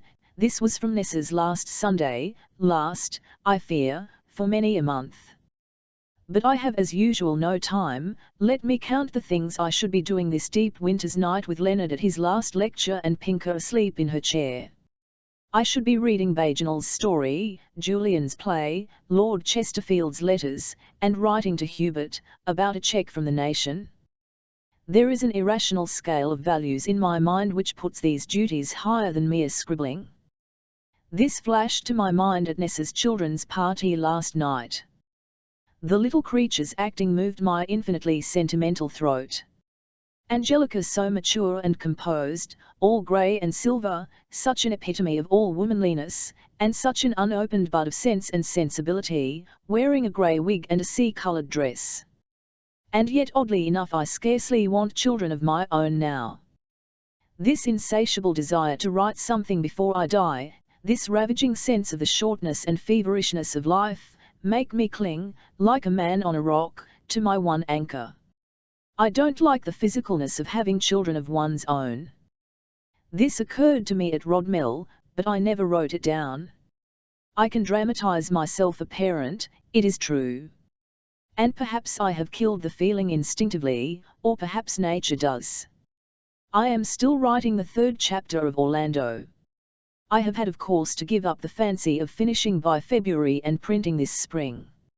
It is drawing out longer than I meant. I have just been thinking over the scene when O meets a girl, Nell, in the park and goes with her to a neat room in Gerrard Street. There she will disclose herself. They will talk. This will lead to a diversion or two about women's love. This will bring in OS nightlife, and her clients, that's the word. Then she will see Dr. Johnson and perhaps write, I want somehow to quote it, to all you ladies. So I shall get some effect of years passing, and then there will be a description of the lights of the 18th century burning, and the clouds of the 19th century rising. Then on to the 19th. But I have not considered this. I want to write it all over hastily and so keep unity of tone, which in this book is very important. It has to be half laughing, half serious, with great splashes of exaggeration. Perhaps I shall pluck up courage to ask the Times for a rise.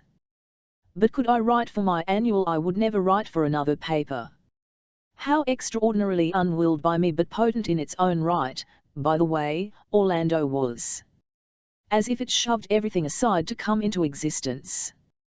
Yet I see looking back just now to March that it is almost exactly in spirit, though not in actual facts, the book I planned then as an escapade, the spirit to be satiric, the structure wild. Precisely. Yes, I repeat, a very happy, a singularly happy autumn. Thursday, the 22nd of December. I just open this for a moment, being dull of the head, to enter a severe reprimand of myself to myself. The value of society is that it snubs one. I am meretricious, mediocre, a humbug, am getting into the habit of flashy talk tinsel it seemed last night at the Keens. I was out of humour and so could see the transparency of my own sayings. Daddy said a true thing too, when Vera lets her style get on top of her, one thinks only of that, when she uses clichés, one thinks what she means. But, he says, I have no logical power and live and write in an opium dream. And the dream is too often about myself. Now with middle age drawing on and age ahead it is important to be severe on such faults. So easily might I become a harebrained egotistic woman, exacting compliments, arrogant, narrow, withered. Nessa's children, I always measure myself against her and find her much the largest, most humane of the two of us, think of her now with an admiration that has no envy in it, with some trace of the old childish feeling that we were in league together against the world, and how proud I am of her triumphant winning of all our battles, as she takes her way so nonchalantly, modestly, almost anonymously, past the goal, with her children round her, and only a little added tenderness, a moving thing in her, which shows me that she too feels wonder, surprise, at having passed so many terrors and sorrows safe. The dream is too often about myself. To correct this, and to forget one's own sharp absurd little personality, reputation and the rest of it, one should read, see outsiders, think more, write more logically, above all be full of work, and practice anonymity. Silence in company, or the quietest statement, not the showiest, is also medicated as the doctors say. It was an empty party, rather, last night. Very nice here, though. 1928 Tuesday, the 17th of January. Yesterday we went to Harder's funeral. What did I think of? Of Max Beerbohm's letter, just read, or a lecture to the noon hammets about women's writing. At intervals some emotion broke in. But I doubt the capacity of the human animal for being dignified in ceremony. One catches a bishop's frown and twitch, sees his polished shiny nose, suspects the rapt spectacled young priest, gazing at the cross he carries, of being a humbug, catches Robert Lynd's distracted haggard eye, then thinks of the mediocrity of X. Next here is the coffin, an overgrown one, like a stage coffin, covered with a white satin cloth, bearer's elderly gentleman rather red and stiff, holding to the corners, pigeons flying outside, insufficient artificial light, procession to Poets' Corner. Dramatic in sure and certain hope of immortality, perhaps melodramatic. After dinner at Clive's, Lytton protested that the great man's novels are the poorest of poor stuff, and can't read them.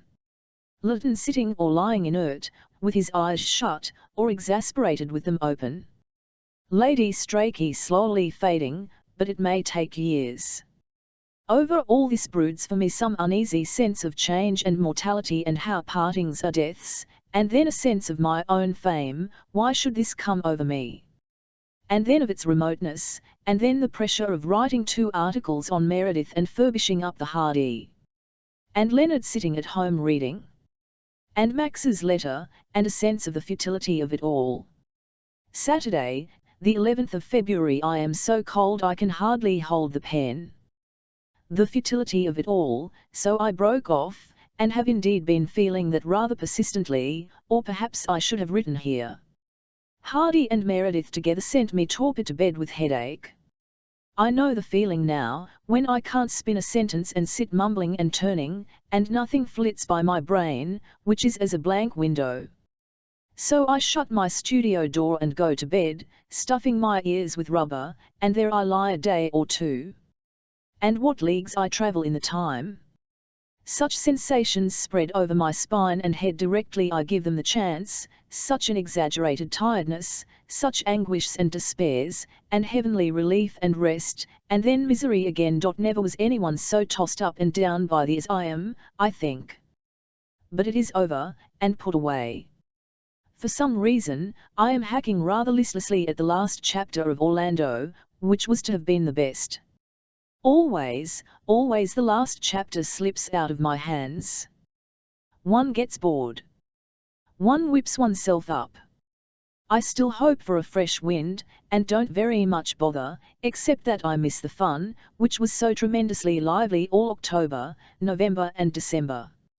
I have my doubts if it is not empty, and too fantastic to write at such length. Saturday, the 18th of February, and I should be revising Lord Chesterfield at this moment, but I'm not. My mind is wool gathering away about women and fiction, which I am to read at Newnham in May.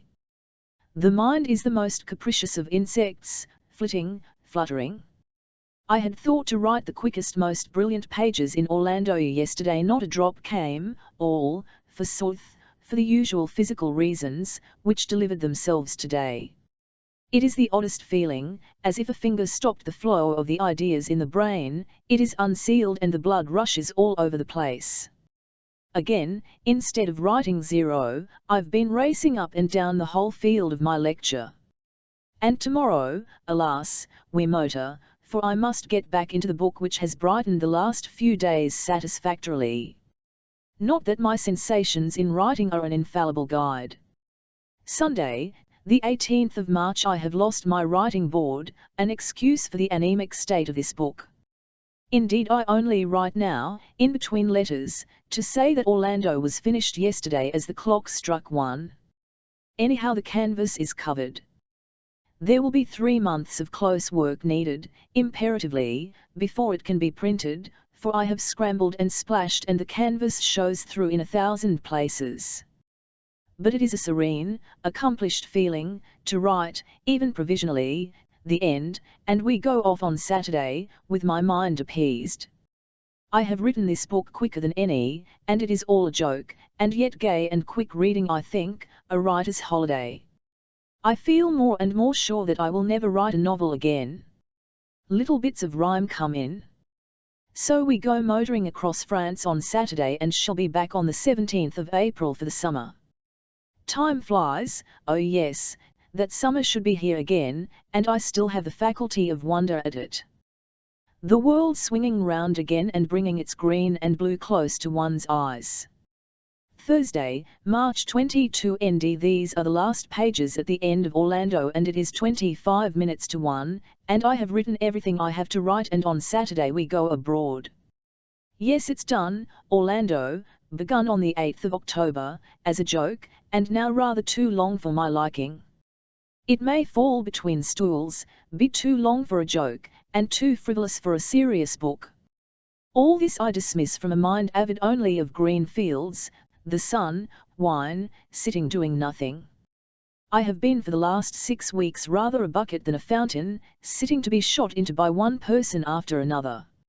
A rabbit that passes across a shooting gallery, and one's friends go pop pop.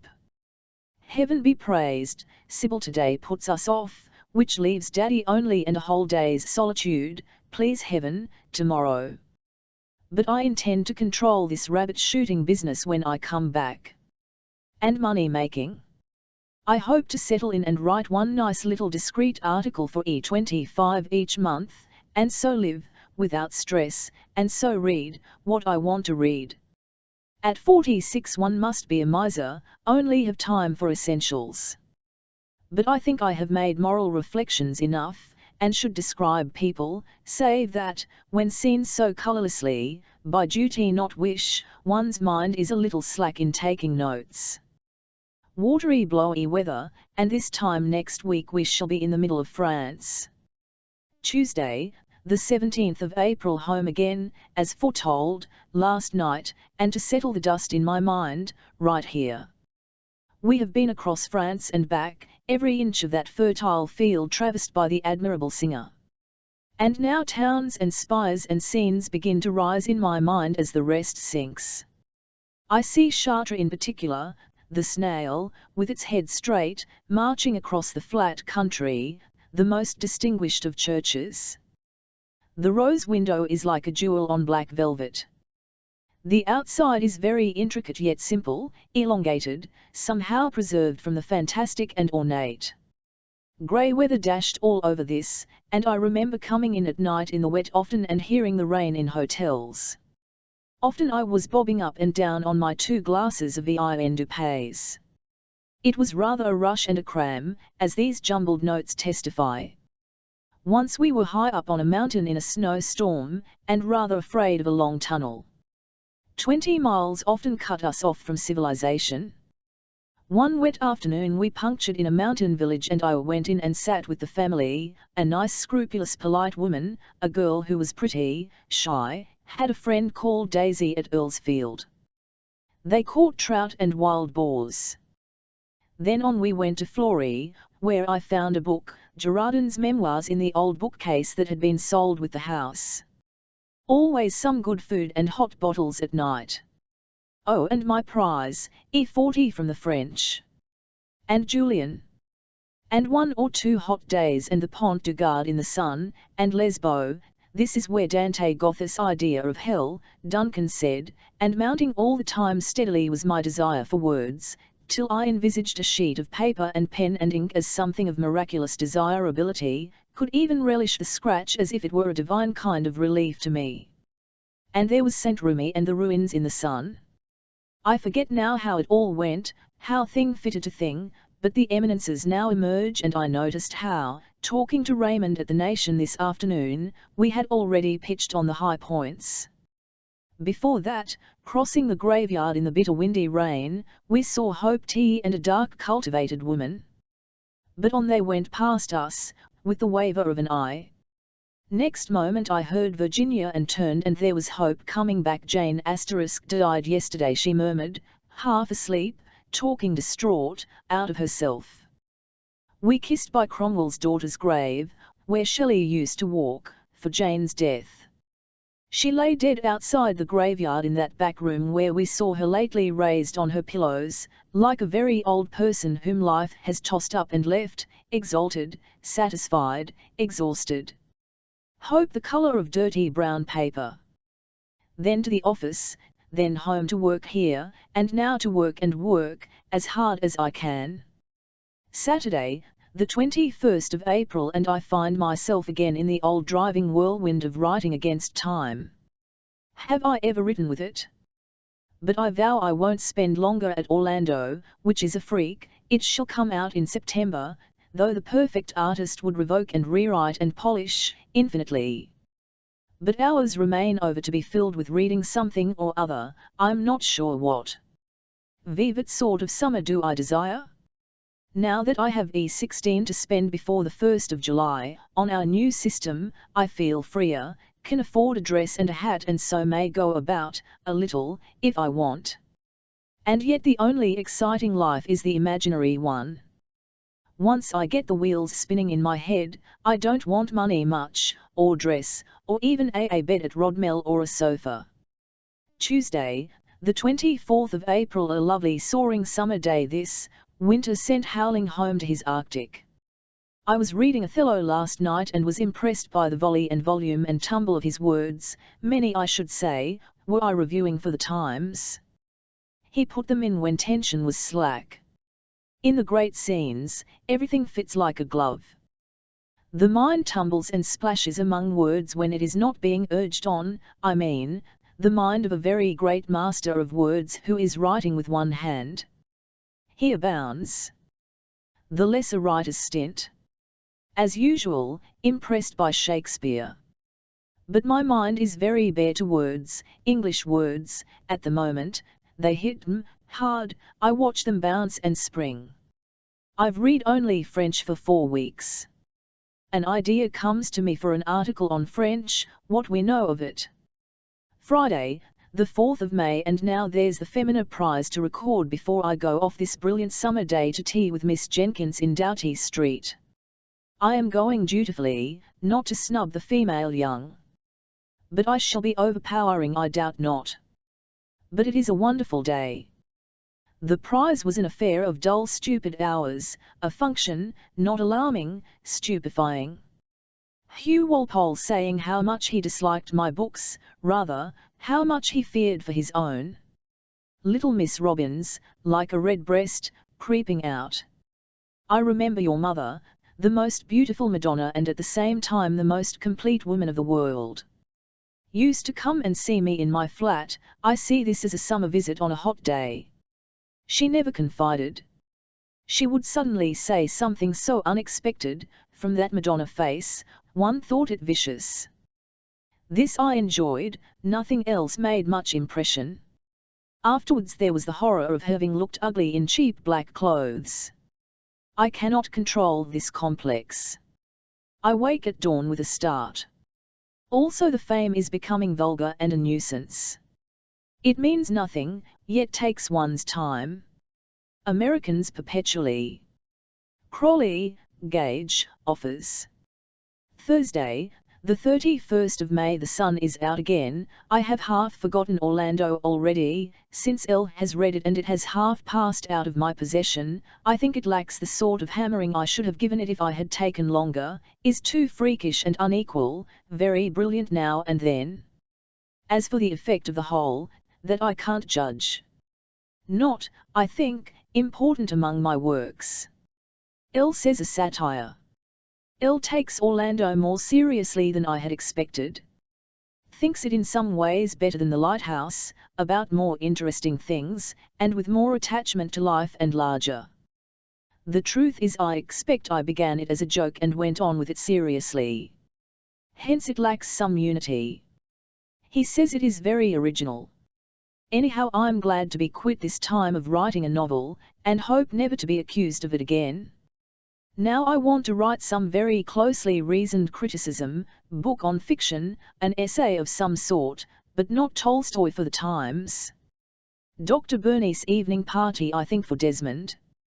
And then? I feel anxious to keep the hatch down, not to let too many projects come in.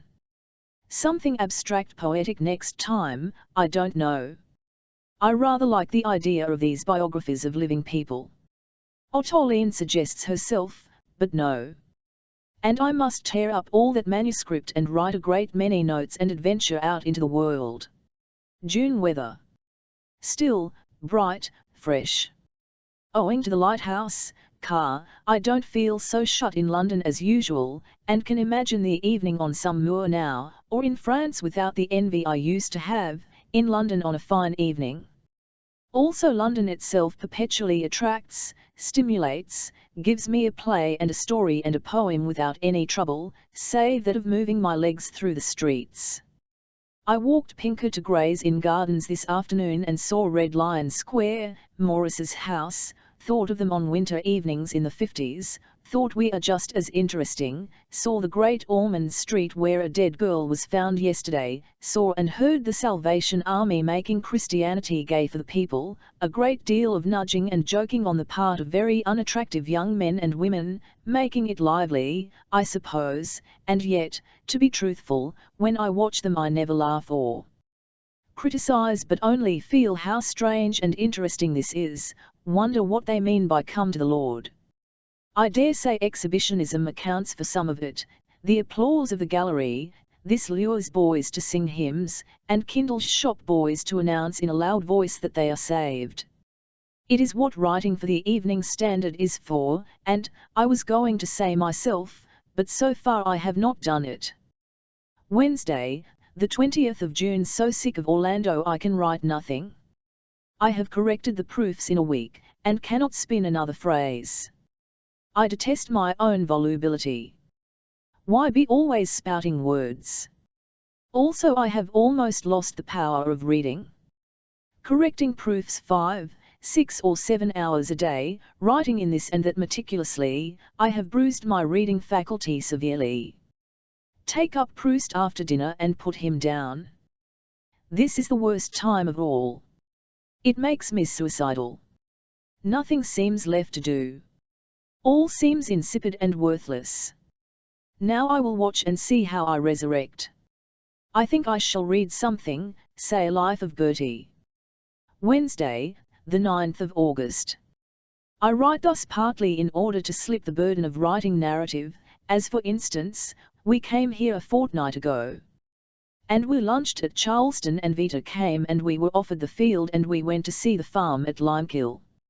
Yet no doubt I shall be more interested, come 10 years, in facts, and shall want, as I do when I read, to be told details, so that I may look up from the page and arrange them too, into one of those makings up which seem so much truer done thus, from heaps of non-assorted facts, than now I can make them, when it is almost immediately under my eyes. It was a fine day last Monday, I rather think, and we drove through Ripe, and there was a girl and her fella at the gate in a narrow lane, and we had to interrupt them to turn the motor. I thought how things they had been saying were damned like a river, by our interruption, and they stood there half amused yet impatient, telling us to go to the left, but the road was up. They were glad when we went, yet gave us a flash of interest. Vivo are these people in their motor car, where are they going? And then this sunk beneath the mind and they forgot us completely. We went on. And then we reached the farm. The oasts had umbrella spokes poking out at the top, all was so ruined and faded. The Tudor farmhouse was almost blind, very small eye-browed windows, old Stuart farmers must have peered out over the flat land, very dirty, ill-kempt, like people in slums. But they had dignity, at least thick walls, fireplaces, and solidity, whereas now the house is lived in by one old weedy pink-faced man, who flung himself in his armchair. Go where you like, go anywhere, he said, loose-jointed, somehow decayed, like the hop oasts, and damp like the mildewed carpets, and sordid, like the beds with the pots sticking out under them. The walls were sticky, the furniture mid-Victorian, little light came through. It was all dying, decaying, and he had been there 50 years and it will drop to pieces, since there is not enough beauty or strength to make anyone repair it. Saturday, the 12th of August. Shall I now continue this soliloquy, or shall I imagine an audience, which will make me describe? This sentence is due to the book on fiction which I am now writing, once more, oh once more. It is a hand-to-mouth book. I scribble down whatever I can think of about romance, Dickens etc. Must hastily gorge on Jane Austen tonight and dish up something tomorrow. All this criticism however may well be dislodged by the desire to write a story. The moths hover somewhere at the back of my brain. But Clive yesterday at Charleston said that there were no class distinctions. We had tea from bright blue cups under the pink light of the giant hollyhock. We were all a little drugged with the country, a little bucolic I thought. It was lovely enough, made me envious of its country peace, the trees all standing securely. Why did my eye catch the trees? The look of things has a great power over me. Even now, I have to watch the rooks beating up against the wind, which is high, and still I say to myself instinctively what's the phrase for that, and try to make more and more vivid the roughness of the air current and the tremor of the rook's wings slicing as if the air were full of ridges and ripples and roughnesses. They rise and sink, up and down, as if the exercise rubbed and braced them like swimmers in rough water. But what a little I can get down into my pen of what is so vivid to my eyes, and not only to my eyes, also to some nervous fibre, or fan-like membrane in my species. Friday, the 31st of August. This is the last day of August and like almost all of them of extraordinary beauty. Each day is fine enough and hot enough for sitting out, but also full of wandering clouds, and that fading and rising of the light which so enraptures me in the downs, which I am always comparing to the light beneath an alabaster bowl. The corn is now stood about in rows of 3, 4 or 5 solid-shaped yellow cakes, rich, it seems, with eggs and spice, good to eat.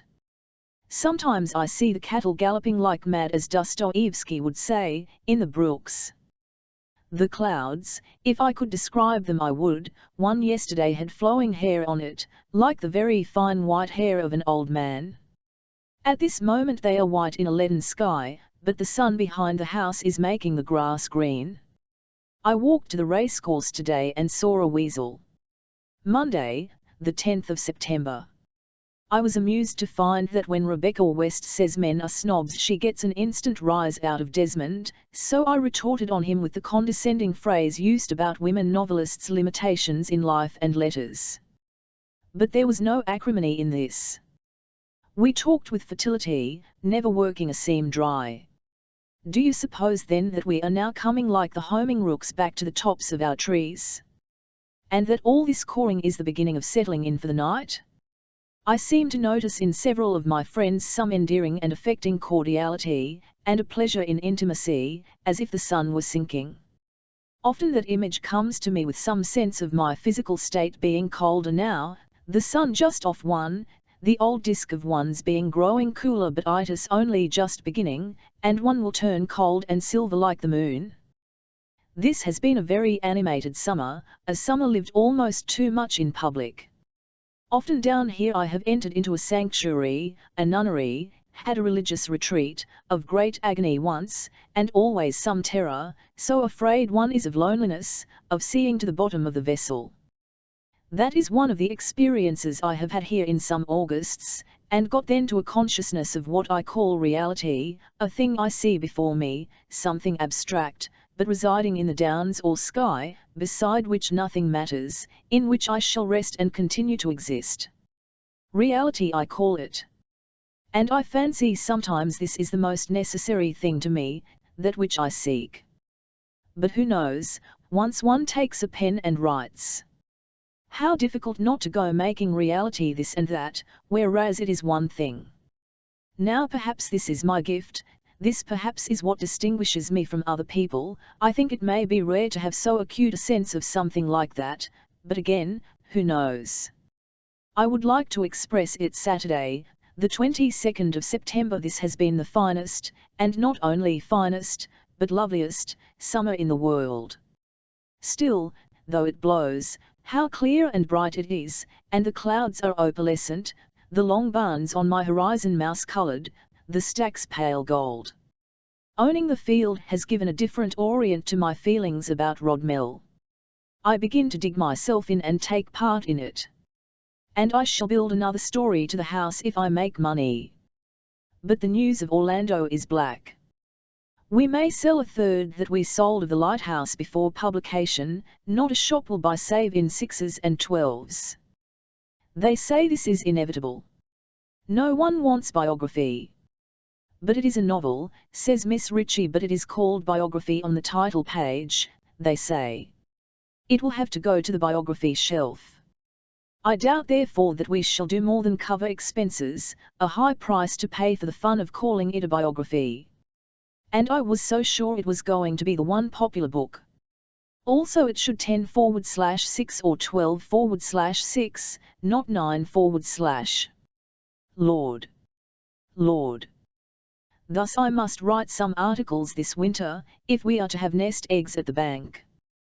Down here I have flung myself tooth and nail on my fiction book, and should have finished the first draft but for Dorothy Osborne, whom I'm dashing off. It will need entire rewriting, but the grind is done, the rushing through book after book, and now what shall I read? These novels have hung about me so long.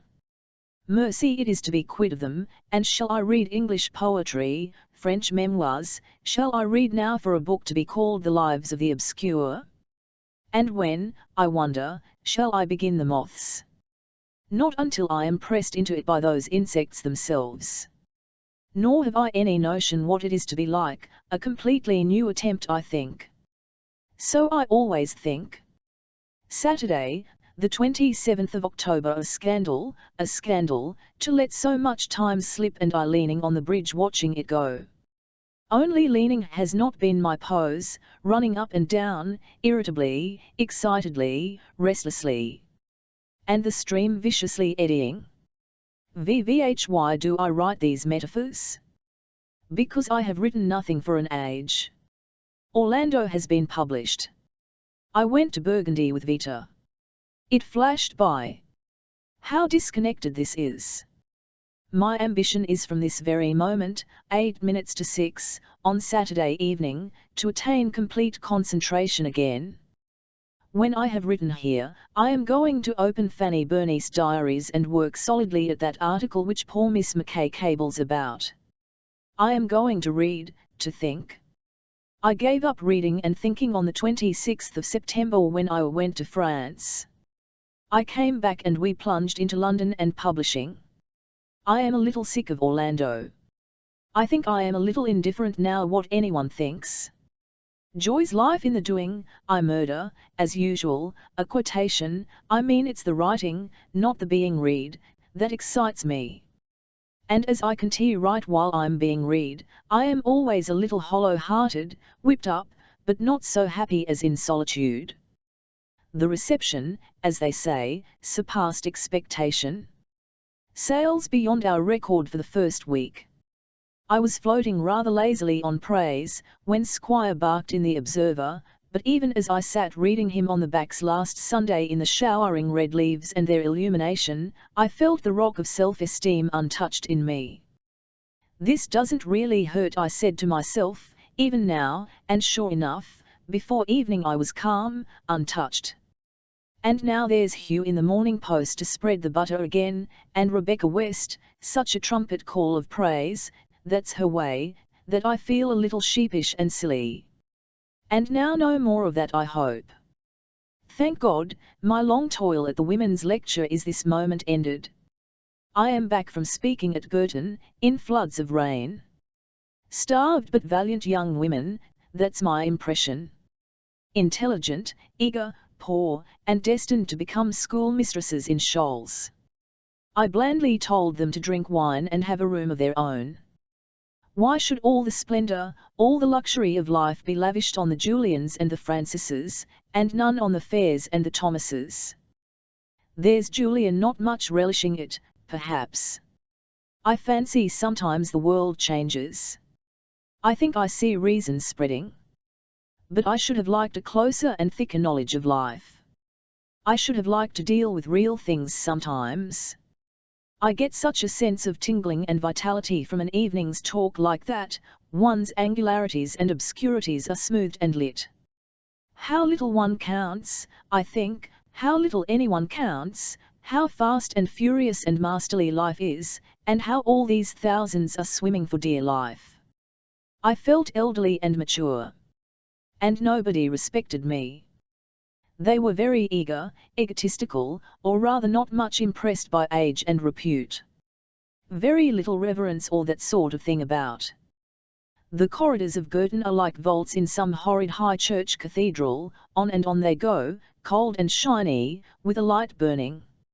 High Gothic rooms, acres of bright brown wood, here and there a photograph. Wednesday, the 7th of November, and this shall be written for my own pleasure. But that phrase inhibits me, for if one writes only for one's own pleasure, I don't know what it is that happens. I suppose the convention of writing is destroyed, therefore one does not write at all. I am rather headachy and dimly obscured with sleeping draught. This is the aftermath. What does that mean? Trench, whom I open idly apparently says nothing, of Orlando.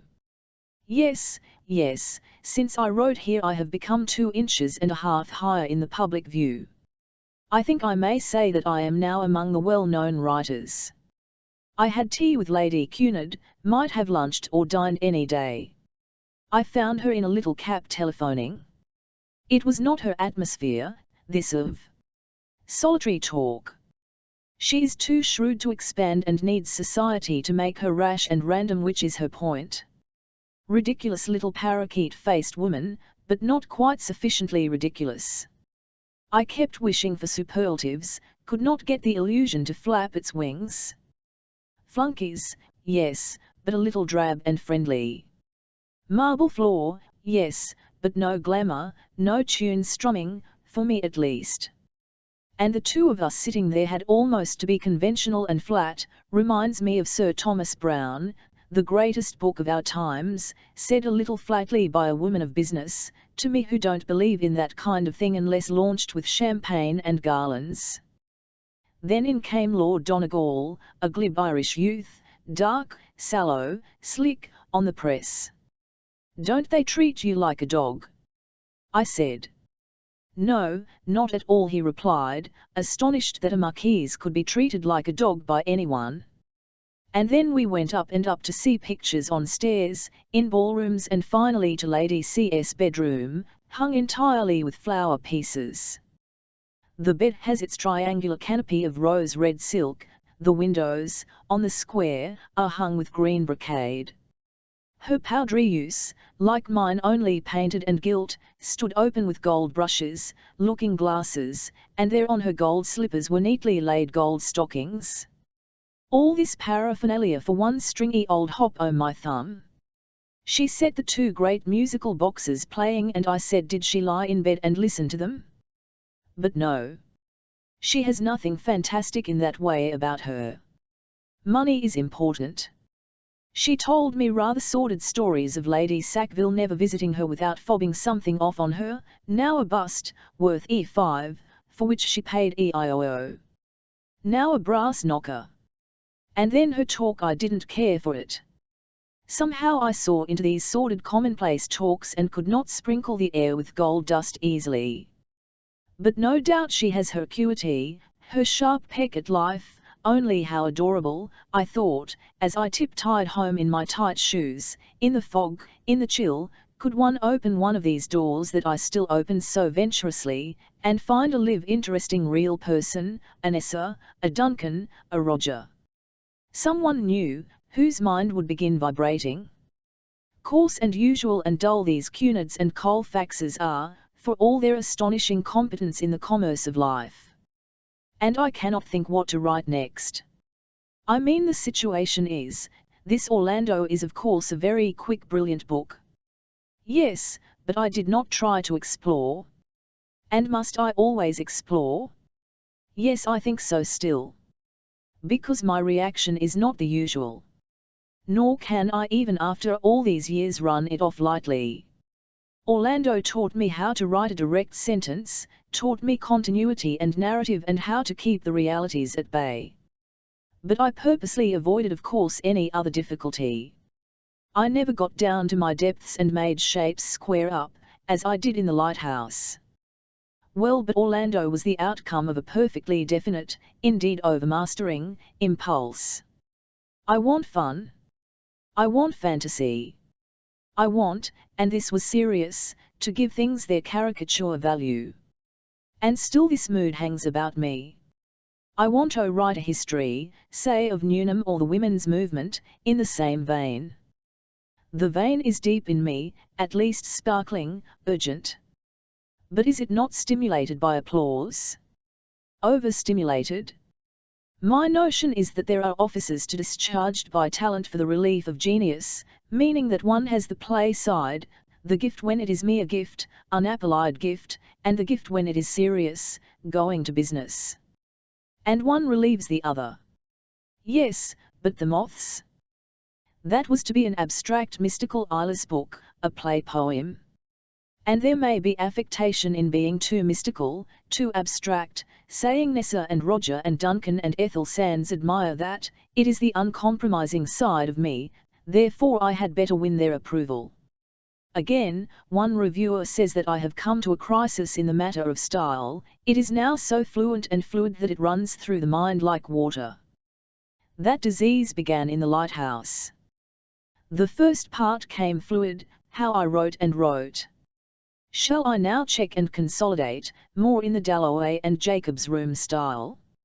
I rather think the upshot will be books that relieve other a variety of styles and subjects, for after all, that is my temperament, I think, to be very little persuaded of the truth of anything what I say, what people say always to follow, blindly, instinctively with a sense of leaping over a precipice, the call of, now, if I write the moths I must come to terms with these mystical feelings. X destroyed our Saturday walk, he is now mouldy and to me depressing. He is perfectly reasonable and charming. Nothing surprises, nothing shocks him. He has been through it all, one feels. He has come out rolled, smoothed, rather sodden, rather creased and jumbled, like a man who has sat up all night in a third-class railway carriage. His fingers are stained yellow with cigarettes. One tooth in the lower jaw is missing. His hair is dank. His eyes more than ever dubious. He has a hole in his blue sock. Yet he is resolute and determined, that's what I find so depressing. He seems to be sure that it is his view that is the right one, ours vagaries, deviations. And if his view is the right one, God knows there is nothing to live for, not a greasy biscuit. And the egotism of men surprises and shocks me even now. Is there a woman of my acquaintance who could sit in my armchair from 3 to 6:30 without the semblance of a suspicion that I may be busy, or tired, or bored, and so sitting could talk, grumbling and grudging, of her difficulties, worries, then eat chocolates, then read a book, and go at last, apparently self-complacent and wrapped in a kind of misty self-salutation? Not the girls at Newnham or Girton. They are far too spry, far too disciplined. None of that self-confidence is their lot. Wednesday, the 28th of November, father's birthday. He would have 96, yes, today, and could have been 96, like other people one has known, but mercifully was not. His life would have entirely ended mine. Vive it would have happened. No writing, no books, inconceivable. 1928-1832 I used to think of him and mother daily, but writing The Lighthouse laid them in my mind. And now he comes back sometimes, but differently. I believe this to be true, that I was obsessed by them both, unhealthily, and writing of them was a necessary act. He comes back now more as a contemporary. I must read him some day. I wonder if I can feel again, I hear his voice, I know this by heart. So the days pass and I ask myself sometimes whether one is not hypnotized, as a child by a silver globe, by life, and whether this is living. It's very quick, bright, exciting. But superficial perhaps. I should like to take the globe in my hands and feel it quietly, round, smooth, heavy, and so hold it, day after day. I will read Proust, I think. I will go backwards and forwards. As for my next book, I am going to hold myself from writing till I have it impending in me, grown heavy in my mind like a ripe pear, pendant, gravid, asking to be cut or it will fall. The moth still haunts me, coming, as they always do, unbidden, between tea and dinner, while L plays the gramophone. I shape a page or two, and make myself stop. Indeed, I am up against some difficulties. Fame to begin with. Orlando has done very well. Now I could go on writing like that, the tug and suck are at me to do it. People say this was so spontaneous, so natural. And I would like to keep those qualities if I could without losing the others. But those qualities were largely the result of ignoring the others. They came of writing exteriorly, and if I dig, must I not lose them? And what is my own position towards the inner and the outer?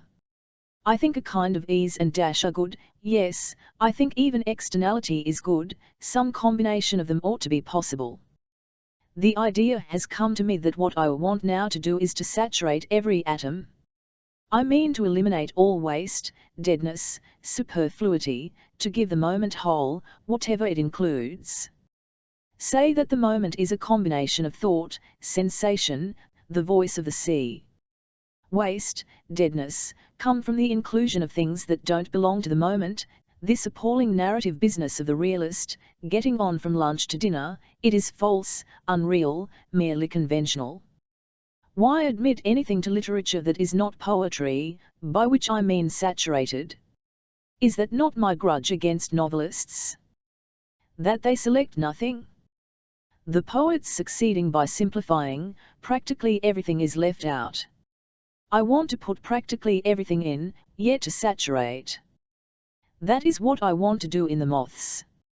It must include nonsense, fact, sordidity, but made transparent.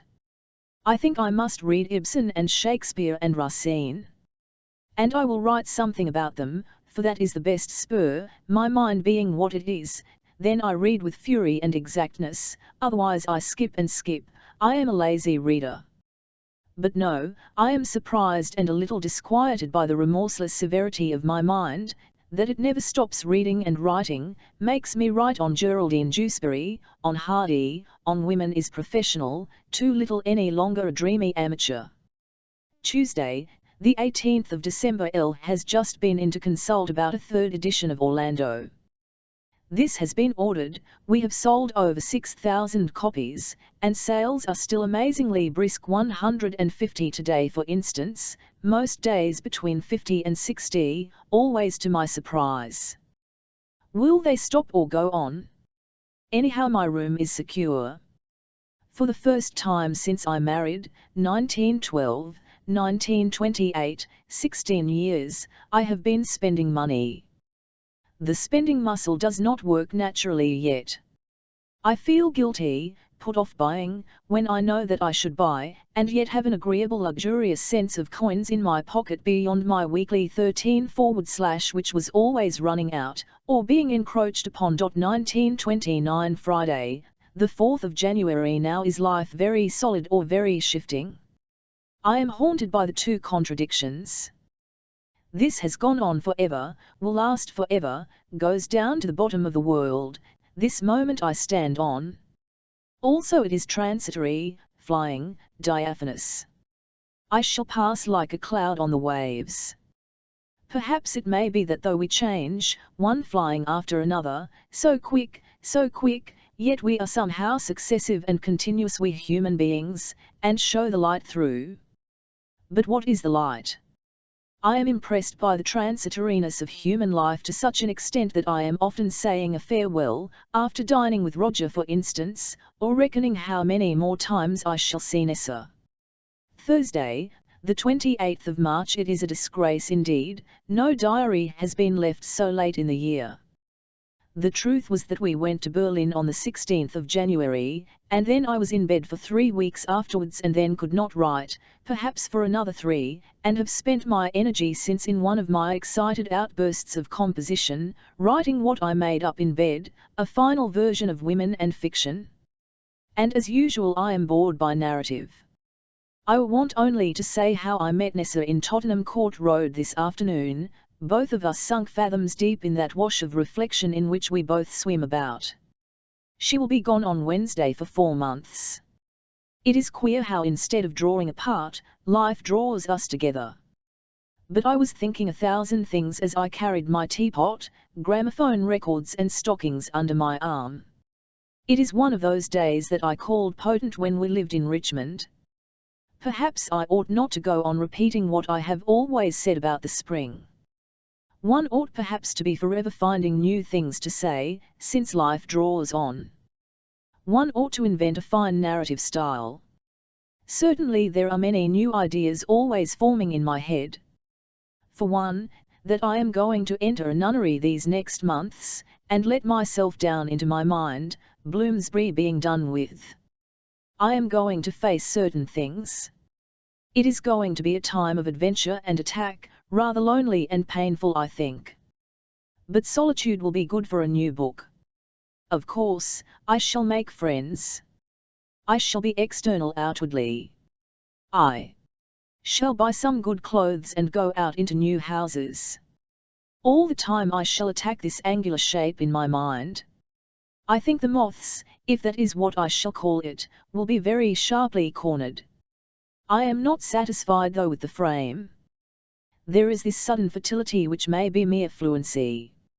In old days books were so many sentences absolutely struck with an axe out of crystal, and now my mind is so impatient, so quick, in some ways so desperate. Sunday, the 12th of May here, having just finished what I call the final revision of Women and Fiction so that Elle can read it after tea, I stop, surfeited. And the pump, which I was so sanguine as to think ceased, begins again. About Women and Fiction I am not sure, a brilliant essay? I dare say, it has much work in it, many opinions boiled down into a kind of jelly, which I have stained red as far as I can. But I am eager to be off, to write without any boundary coming slick in one's eyes. Here my public has been too close, facts, getting them malleable, easily yielding to each other. Tuesday, the 28th of May. Now about this book, The Moths. How am I to begin it?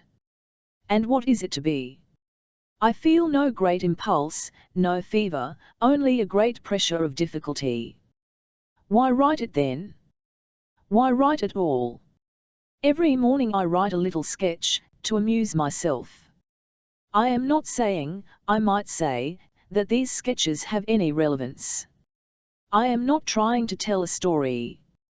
Yet perhaps it might be done in that way. A mind thinking? They might be islands of light, islands in the stream that I am trying to convey, life itself going on. The current of the moths flying strongly this way. A lamp and a flower pot in the center. The flower can always be changing. But there must be more unity between each scene than I can find at present. Autobiography it might be called. How am I to make one lap, or act, between the coming of the moths, more intense than another, if there are only scenes?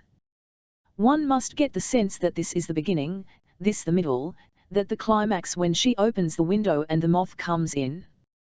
I shall have the two different currents, the moths flying along, the flower upright in the center, a perpetual crumbling and renewing of the plant. In its leaves she might see things happen.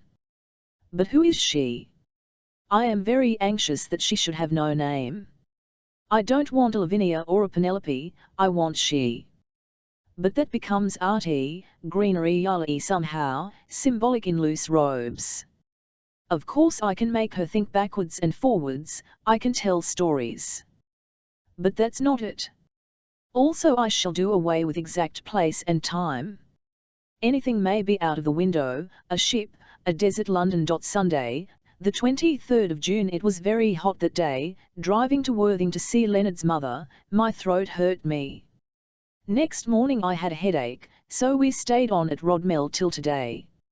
At Rodmell I read through the Common Reader, and this is very important, I must learn to write more succinctly. Especially in the general idea essays like the last, how it strikes a contemporary. I am horrified by my own looseness. This is partly that I don't think things out first, partly that I stretch my style to take in crumbs of meaning. But the result is a wobble and diffusity and breathlessness which I detest. One must correct a room of one's own very carefully before printing. And so I pitched into my great lake of melancholy. Lord, how deep it is! What a born melancholic I am! The only way I keep afloat is by working. A note for the summer: I must take more work than I can possibly get done. No, I don't know what it comes from. Directly I stop working I feel that I am sinking down, down. And as usual I feel that if I sink further I shall reach the truth. That is the only mitigation, a kind of nobility. Solemnity. I shall make myself face the fact that there is nothing, nothing for any of us. Work, reading, writing are all disguises, and relations with people. Yes, even having children would be useless. However, I now begin to see the moths rather too clearly, or at least strenuously, for my comfort. I think it will begin like this: dawn, the shells on a beach, I don't know, voices of cock and nightingale, and then all the children at a long table, lessons. The beginning? Well, all sorts of characters are to be there. Then the person who is at the table can call out any one of them at any moment, and build up by that person the mood, tell a story, for instance about dogs or nurses, or some adventure of a child's kind, all to be very Arabian Nights, and so on. This shall be childhood, but it must not be my childhood, and boats on the pond, the sense of children, unreality, things oddly proportioned. Then another person or figure must be selected. The unreal world must be round all this, the phantom waves. The moth must come in, the beautiful single moth. Could one not get the waves to be heard all through? Or the farmyard noises? Some odd irrelevant noises. She might have a book, one book to read in, another to write in, old letters. Early morning light, but this need not be insisted on, because there must be great freedom from reality. Yet everything must have relevance. Well, all this is of course the real life, and nothingness only comes in the absence of this. I have proved this quite certainly in the past half hour. Everything becomes green and vivified in me when I begin to think of the moths. Also, I think, one is much better able to enter into others. Monday, the 19th of August, I suppose dinner interrupted. And I opened this book in another train of mind, to record the blessed fact that for good or bad I have just set the last correction to Women and Fiction, or a room of one's own. I shall never read it again, I suppose. Good or bad? Has an uneasy life in it, I think. You feel the creature arching its back and galloping on, though as usual much is watery and flimsy and pitched in too high a voice. Monday, the 10th of September. Leonard is having a picnic at Charleston and I am here, tired. But why am I tired? Well, I am never alone. This is the beginning of my complaint. I am not physically tired so much as psychologically. I have strained and wrung at journalism and proof correction, and underneath has been forming my moth book. Yes, but it forms very slowly, and what I want is not to write it, but to think it for 2 or 3 weeks, say, to get into the same current of thought and let that submerge everything. Writing perhaps a few phrases here at my window in the morning. And they've gone to some lovely place, Herstmonceux perhaps, in this strange misty evening, and yet when the time came to go, all I wanted was to walk off into the hills by myself. I am now feeling a little lonely and deserted and defrauded, inevitably. And every time I get into my current of thought I am jerked out of it. We have the Keens, then Vita came, then Angelica and Eve, then we went to Worthington, then my head begins throbbing, so here I am, not writing, that does not matter, but not thinking, feeling or seeing, and seizing an afternoon alone as a treasure. Leonard appeared at the glass door at this moment, and they didn't go to Herstmonceux or anywhere, and Spratt was there and a miner, so I missed nothing, one's first egotistical pleasure. Really, these premonitions of a book, states of soul in creating, are very queer and little apprehended. And then I am 47, yes, and my infirmities will of course increase. To begin with my eyes. Last year, I think, I could read without spectacles, would pick up a paper and read it in a tube. Gradually I found I needed spectacles in bed, and now I can't read a line, unless held at a very odd angle, without them. My new spectacles are much stronger than the old, and when I take them off I am blinded for a moment. Vivat other infirmities. I can hear, I think, perfectly. I think I could walk as well as ever. But then will there not be the change of life? And may that not be a difficult and even dangerous time? Obviously one can get over it by facing it with common sense, that it is a natural process, that one can lie out here and read, that one's faculties will be the same afterwards, that one has nothing to worry about in one sense. I've written some interesting books, can make money, can afford a holiday. Oh no, one has nothing to bother about, and these curious intervals in life, I've had many, are the most fruitful. Artistically one becomes fertilized. Think of my madness at Hogarth, and all the little illnesses, that before I wrote The Lighthouse for instance. 6 weeks in bed now would make a masterpiece of Moths. But that won't be the name. Moths, I suddenly remember, don't fly by day. And there can't be a lighted candle. Altogether, the shape of the wants considering, and with time I could do it. Here I broke off. Wednesday, the 25th of September. Yesterday morning I made another start on the Moths, but that won't be its title, and several problems cry out at once to be solved. Who thinks it?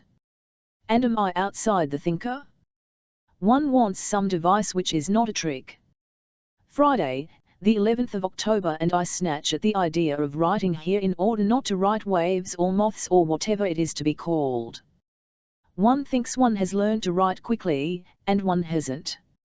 And what is odd, I'm not writing with gusto or pleasure, because of the concentration. I am not reeling it off, but sticking it down. Also, never, in my life, did I attack such a vague yet elaborate design. Whenever I make a mark I have to think of its relation to a dozen others. And though I could go on ahead easily enough, I am always stopping to consider the whole effect. In particular, is there some radical fault in my scheme? I am not quite satisfied with this method of picking out things in the room and being reminded by them of other things. Yet I can't at the moment divine anything which keeps so close to the original design and admits of movement. Hence, perhaps, these October days are to me a little strained and surrounded with silence. Vivat I mean by this last word I don't quite know, since I have never stopped seeing people, Nessa and Roger, the Jeffers, Charles Buxton, and should have seen Lord David and to see the Elliots. Oh, and there was Vita. No, it's not physical silence, it's some inner loneliness, interesting to analyse if one could. To give an example, I was walking up Bedford Place, is it, the straight street with all the boarding houses this afternoon, and I said to myself spontaneously, something like this: how I suffer.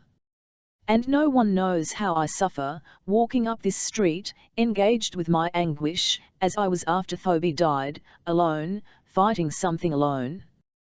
But then I had the devil to fight, and now nothing. And when I come it is all so silent. I am not carrying a great rush of wheels in my head, yet I am writing Go, and we are very successful, and there is, what I most love, change ahead. Yes, that last evening at Rodmell when Leonard came down against his will to fetch me, the Keens came over. And Maynard is giving up the nation, and so is Hubert *, and so no doubt shall we. And it is autumn, and the lights are going up, and Nessa is in Fitzroy Street, in a great misty room with flaring gas and unsorted plates and glasses on the floor, and the press is booming, and this celebrity business is quite chronic, and I am richer than I have ever been, and bought a pair of earrings today, and for all this, there is vacancy and silence somewhere in the machine. On the whole, I do not much mind, because what I like is to flash and dash from side to side, goaded on by what I call reality. If I never felt these extraordinarily pervasive strains, of unrest or rest or happiness or discomfort, I should float down into acquiescence. Here is something to fight, and when I wake early I say to myself, fight, fight. If I could catch the feeling, I would, the feeling of the singing of the real world, as one is driven by loneliness and silence from the habitable world, the sense that comes to me of being on an adventure, of being strangely free now, with money and so on, to do anything. I go to take theatre tickets, the matriarch, and see a list of cheap excursions hanging there, and at once think that I will go to Stratford-on-Avon Mob Fair tomorrow, why not, or to Ireland or to Edinburgh for a weekend. I dare say I shan't. But anything is possible. And this curious steed, life, is genuine. Does any of this convey what I want to say? But I have not really laid hands on the emptiness after all. It's odd, now I come to think of it, I miss Clive. Wednesday, the 23rd of October. As it is true, I write only for an hour, then rush back feeling I cannot keep my brain on that spin any more, then typewrite, and am done by 12. I will here sum up my impressions before publishing A Room of One's Own. It is a little ominous that Morgan won't review it. It makes me suspect that there is a shrill feminine tone in it which my intimate friends will dislike. I forecast, then, that I shall get no criticism, except of the evasive jocular kind, from Lytton, Roger and Morgan, that the press will be kind and talk of its charm and sprightliness, also I shall be attacked for a feminist and hinted at for a sapphist, Sybil will ask me to luncheon, I shall get a good many letters from young women. I am afraid it will not be taken seriously. Mrs. Woolf is so accomplished a writer that all she says makes easy reading, this very feminine logic, a book to be put in the hands of girls. I doubt that I mind very much. The Moths, but I think it is to be Waves, is trudging along, and I have that to refer to, if I am damped by the other. It is a trifle, I shall say, so it is, but I wrote it with ardour and conviction. He wrote yesterday, the 3rd of December, and said he very much liked it. We dined last night with the Webbs and I had Eddie and Dotty to tea. As for these mature dinner parties, one has some friendly easy talk with one man, Hugh the Buckens, and his own career. The Webbs are friendly but can't be influenced about Kenya. We sit in 2 lodging-house rooms. The dining room had a brass bedstead behind a screen, eat hunks of red beef, and are offered whisky. It is the same enlightened, impersonal, perfectly aware of itself atmosphere. My little boy shall have his toys, but don't let that go any further. That's what my wife says about my being in the cabinet. No, they have no illusions. And I compared them with Elle and myself, and felt, I dare say for this reason, the pathos, the symbolical quality of the childless couple, standing for something, united. Saturday, the 2nd of November. Oh, but I have done quite well so far with Room of One's Own, and it sells, I think, and I get unexpected letters. But I am more concerned with my Waves. I've just typed out my morning's work, and can't feel altogether sure. There is something there, as I felt about Mrs. Dalloway, but I can't get at it, squarely, nothing like the speed and certainty of the Lighthouse, Orlando mere child's play. Is there some falsity of method, somewhere? Something tricky, so that the interesting things aren't firmly based? I am in an odd state, feel a cleavage, here's my interesting thing, and there's no quite solid table on which to put it. It might come in a flash, on rereading, some solvent. I am convinced that I am right to seek for a station whence I can set my people against time and the sea, but Lord, the difficulty of digging oneself in there, with conviction. Yesterday I had conviction, it has gone today. Saturday, the 30th of November. I fill in this page, nefariously, at the end of a morning's work. I have begun the second part of Waves. I don't know. I feel that I am only accumulating notes for a book. Whether I shall ever face the labour of writing it, God knows. From some higher station I may be able to pull it together, at Rodmell, in my new room. Reading The Lighthouse does not make it easier to write. Sunday, December 8. I read and finished, I dare say, 3 foot thick of MS. Read carefully too, much of it on the border, and so needing thought. Now, with this load dispatched, I am free to begin reading Elizabethans, the little unknown writers, whom I, so ignorant am I, have never heard of, Pullenham, Webb, Harvey. This thought fills me with joy, no overstatement. To begin reading with a pen in my hand, discovering, pouncing, thinking of phrases, when the ground is new, remains one of my great excitements. Oh, but L will sort apples and the little noise upsets me, I can't think what I was going to say. So I stopped writing, by which no great harm was done, and made out a list of Elizabethan poets. And I have, with great happiness, refused to write Rhoda Broughton, or Darford Alarmere. That vein, popular as it is, witness Jane and Geraldine, is soon worked out in me. I want to write criticism. Yes, and one might make out an obscure figure or two. It was the Elizabethan prose writers I loved first and most wildly, stirred by Hakluyt, which father lugged home for me. I think of it with some sentiment, father tramping over the library with his little girl sitting at H.P.G. in mind. He must have been 65, 15 or 16 then, and why I don't know, but I became enraptured, though not exactly interested, but the sight of the large yellow page entranced me. I used to read it and dream of those obscure adventurers, and no doubt practiced their style in my copybook. I was then writing a long picturesque essay upon the Christian religion, I think, called Religio Laici, I believe, proving that man has need of a God, but the God was described in process of change, and I also wrote a history of women, and a history of my own family, all very long-winded and Elizabethan in style. Rodmell, Boxing Day. I find it almost incredibly soothing, a fortnight alone, almost impossible to let oneself have it. Relentlessly we have crushed visitors. We will be alone this once, we say, and really, it seems possible. Then Annie is to me very sympathetic. My bread bakes well. All is rather rapt, simple, quick, effective, except for my blundering on at the waves.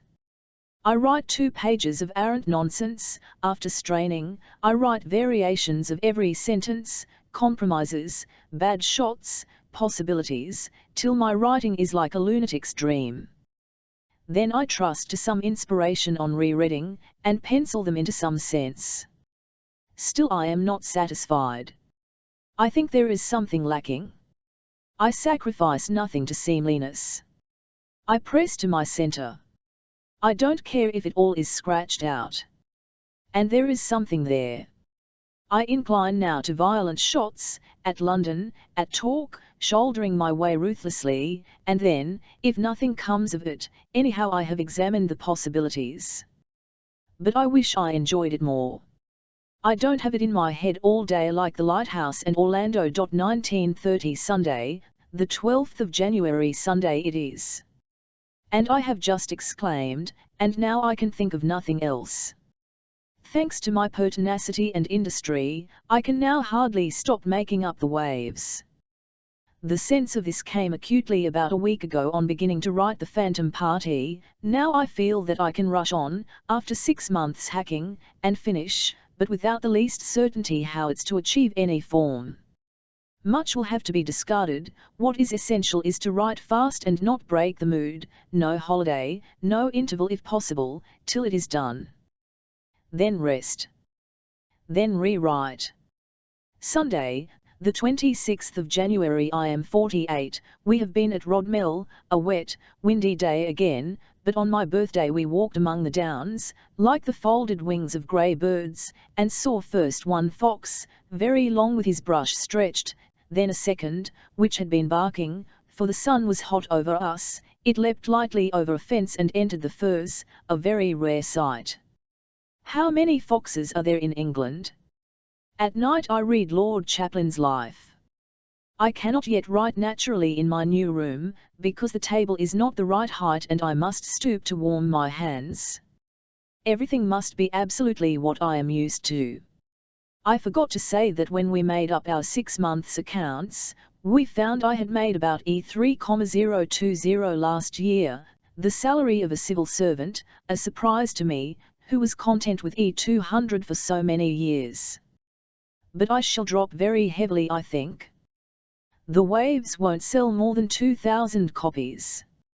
I am stuck fast in that book, I mean, glued to it, like a fly on gummed paper.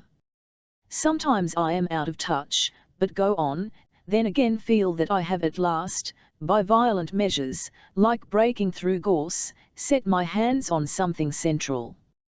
Perhaps I can now say something quite straight out, and at length, and need not be always casting a line to make my book the right shape. But how to pull it together, how to comport it, press it into one, I do not know, nor can I guess the end. It might a gigantic conversation. The interludes are very difficult, yet I think essential, so as to bridge and also to give a background. The sea, insensitive nature, I don't know. But I think, when I feel this sudden directness, that it must be right anyhow. No other form of fiction suggests itself except as a repetition at the moment. It has sold about 6,500 today, the 30th of October, 1931, after 3 weeks. But will stop now, I suppose. Sunday, the 16th of February, to lie on the sofa for a week. I am sitting up. $are in the usual state of unequal animation. Below normal, with spasmodic desire to write, then to doze. It is a fine cold day, and if my energy and sense of duty persist, I shall drive up to Hampstead. But I doubt that I can write to any purpose. A cloud swims in my head. One is conscious of the body and jolted out of the rut of life to get back to fiction. Once or twice I have felt that odd whir of wings in the head, which comes when I am ill so often. Last year, for example, at this time I lay in bed constructing a room of one's own, which sold 10,000 2 days ago. If I could stay in another fortnight, but there is no chance of that, I believe I should see the whole of the Waves. Or of course I might go off on something different. As it is, I half incline to insist upon a dash to Cassis, but perhaps this needs more determination than I possess, and we shall dwindle on here. Pinker is walking about the room looking for the bright patch, a sign of spring. I believe these illnesses are in my case. How shall I express it? Partly mystical. Something happens in my mind. It refuses to go on registering impressions. It shuts itself up. It becomes chrysalis. I lie quite torpid, often with acute physical pain, as last year, only discomfort this. Then suddenly something springs. 2 nights ago Vita was here, and when she went I began to feel the quality of the evening, how it was spring coming, a silver light, mixing with the early lamps, the cabs all rushing through the streets. I had a tremendous sense of life beginning, mixed with that emotion which is the essence of my feeling, but escapes description. I keep on making up the Hampton Court scene in the Waves. Lord, how I wonder if I shall pull this book off. It is a litter of fragments so far. Well, as I was saying, between these long pauses, for I am swimming in the head and write rather to stabilize myself than to make a correct statement, I felt the spring beginning, and Vita's life so full and flush, and all the doors opening, and this is, I believe, the moth shaking its wings in me. I then begin to make up my story, whatever it is. Ideas rush in me, often, though this is before I can control my mind or pen. It is no use trying to write at this stage. And I doubt if I can fill this white monster. I would like to lie down and sleep, but feel ashamed. Leonard brushed off his influenza in one day and went about his business feeling ill.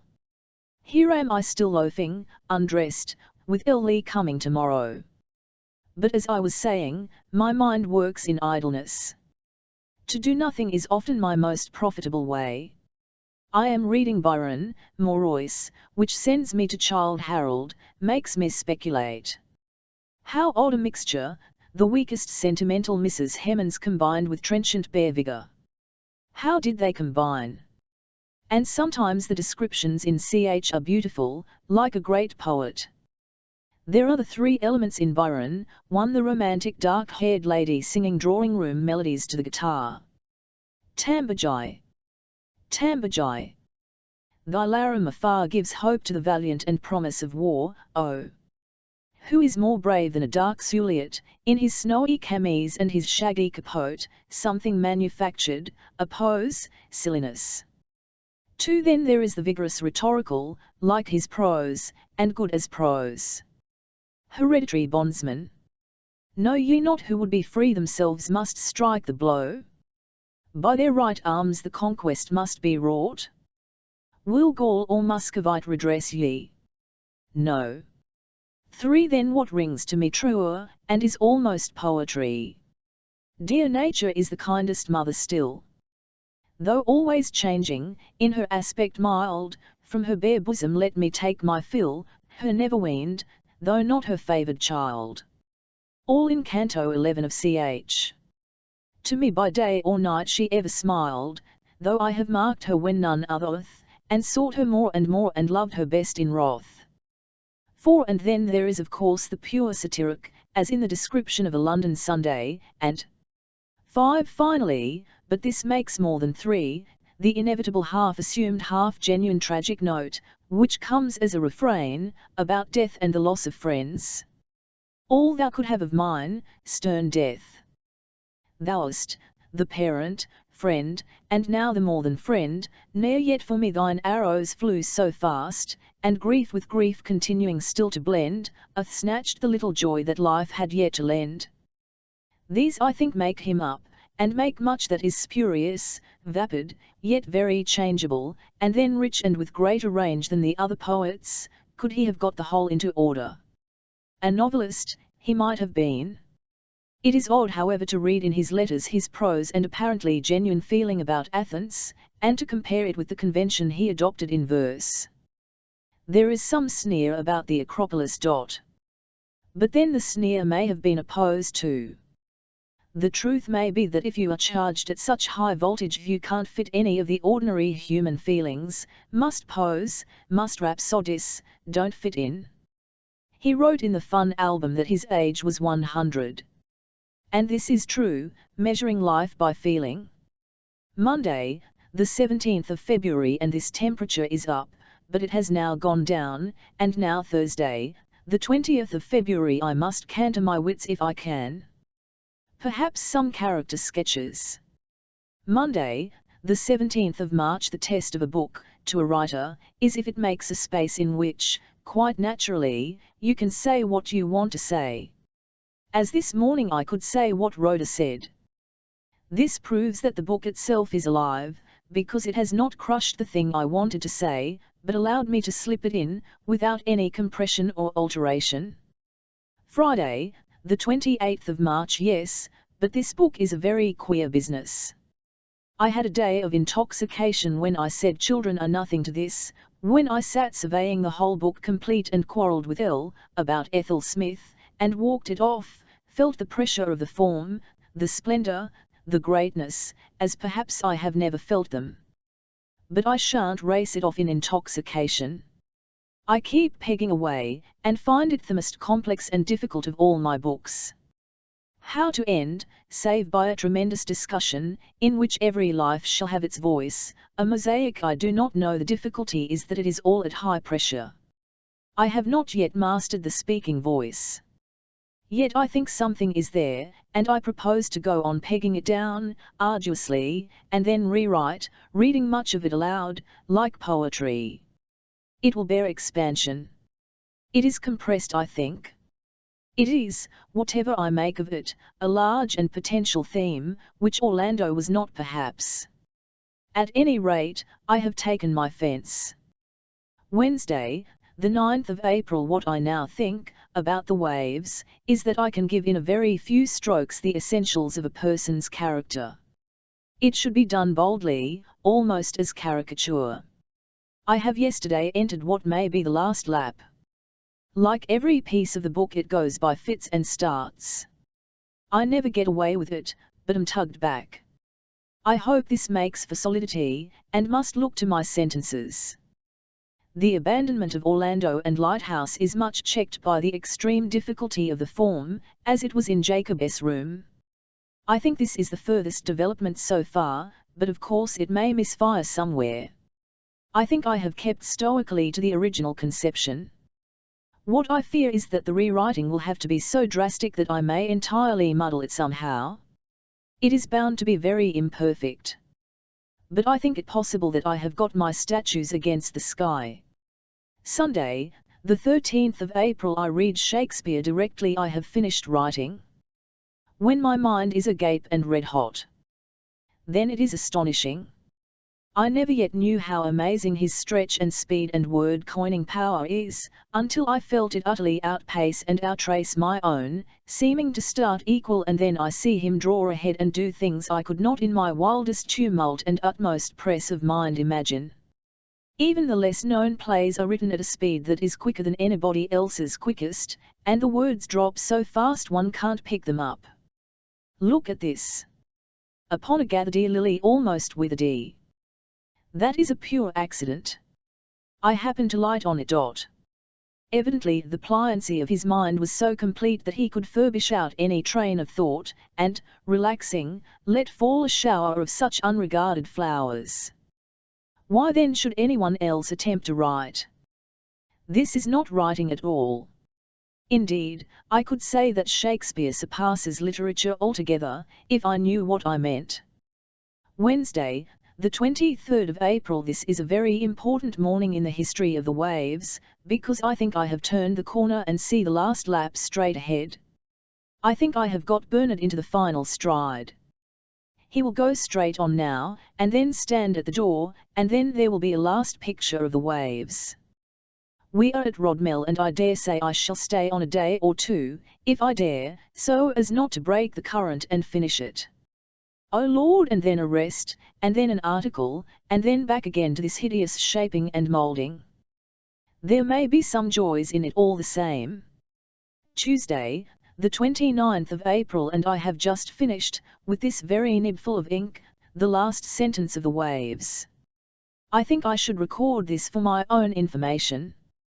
Yes, it was the greatest stretch of mind I ever knew, certainly the last pages. I don't think they flop as much as usual. And I think I have kept starkly and ascetically to the plan, so much I will say in self-congratulation. But I have never written a book so full of holes and patches, that will need rebuilding, yes, not only remodeling. I suspect the structure is wrong. Never mind. I might have done something easy and fluent, and this is a reach after that vision I had, the unhappy summer, or 3 weeks, at Rodmell, after finishing the Lighthouse. And that reminds me I must hastily provide my mind with something else, or it will again become pecking and wretched, something imaginative, if possible, and light, for I shall tire of Hazlitt and criticism after the first Divine Relief, and I feel pleasantly aware of various adumbrations in the back of my head, a life of Duncan, no, something about canvases glowing in a studio, but that can wait. And I think to myself as I walk down Southampton Row, and I have given you a new book. Thursday, the 1st of May, and I have completely ruined my morning. Yes, that is literally true. They sent a book from the Times, as if advised by heaven of my liberty, and feeling my liberty wild upon me, I rushed to the cable and told Van Doren I would write on Scott. And now, having read Scott, or the editor whom Hugh provides, I won't and can't, and have got into a fret trying to read it, and writing to Richmond to say I can't, have wasted the brilliant 1st of May which makes my skylight blue and gold, have only a rubbish heap in my head, can't read and can't write and can't think. The truth is, of course, I want to be back at the waves. Yes, that is the truth. Unlike all my other books in every way, it is unlike them in this, that I begin to rewrite it, or conceive it again with ardour, directly I have done. I begin to see what I had in my mind, and want to begin cutting out masses of irrelevance and clearing, sharpening and making the good phrases shine. One wave after another. No room. And so on. But then we are going touring Devon and Cornwall on Sunday, which means a week off, and then I shall perhaps make my critical brain do a month's work for exercise. Could it be set to? Or a story? No, not another story now. Wednesday, the 20th of August. The Waves is, I think, resolving itself. I am at page 100, into a series of dramatic soliloquies. The thing is to keep them running homogeneously in and out, in the rhythm of the waves. Can they be read consecutively? I know nothing about that. I think this is the greatest opportunity I have yet been able to give myself, therefore I suppose the most complete failure. Yet I respect myself for writing this book, yes, even though it exhibits my congenital faults. Monday, the 8th of September. I will signalize my return to life, that is writing, by beginning a new book, and it happens to be Thoba's birthday, I remark. He would have been, I think, 50 today. After coming out here I had the usual, oh how usual, headache, and lay, like a fibre of tired muscle on my bed in the sitting room, till yesterday. Now up again and on again, with one new picture in my mind, my defiance of death in the garden.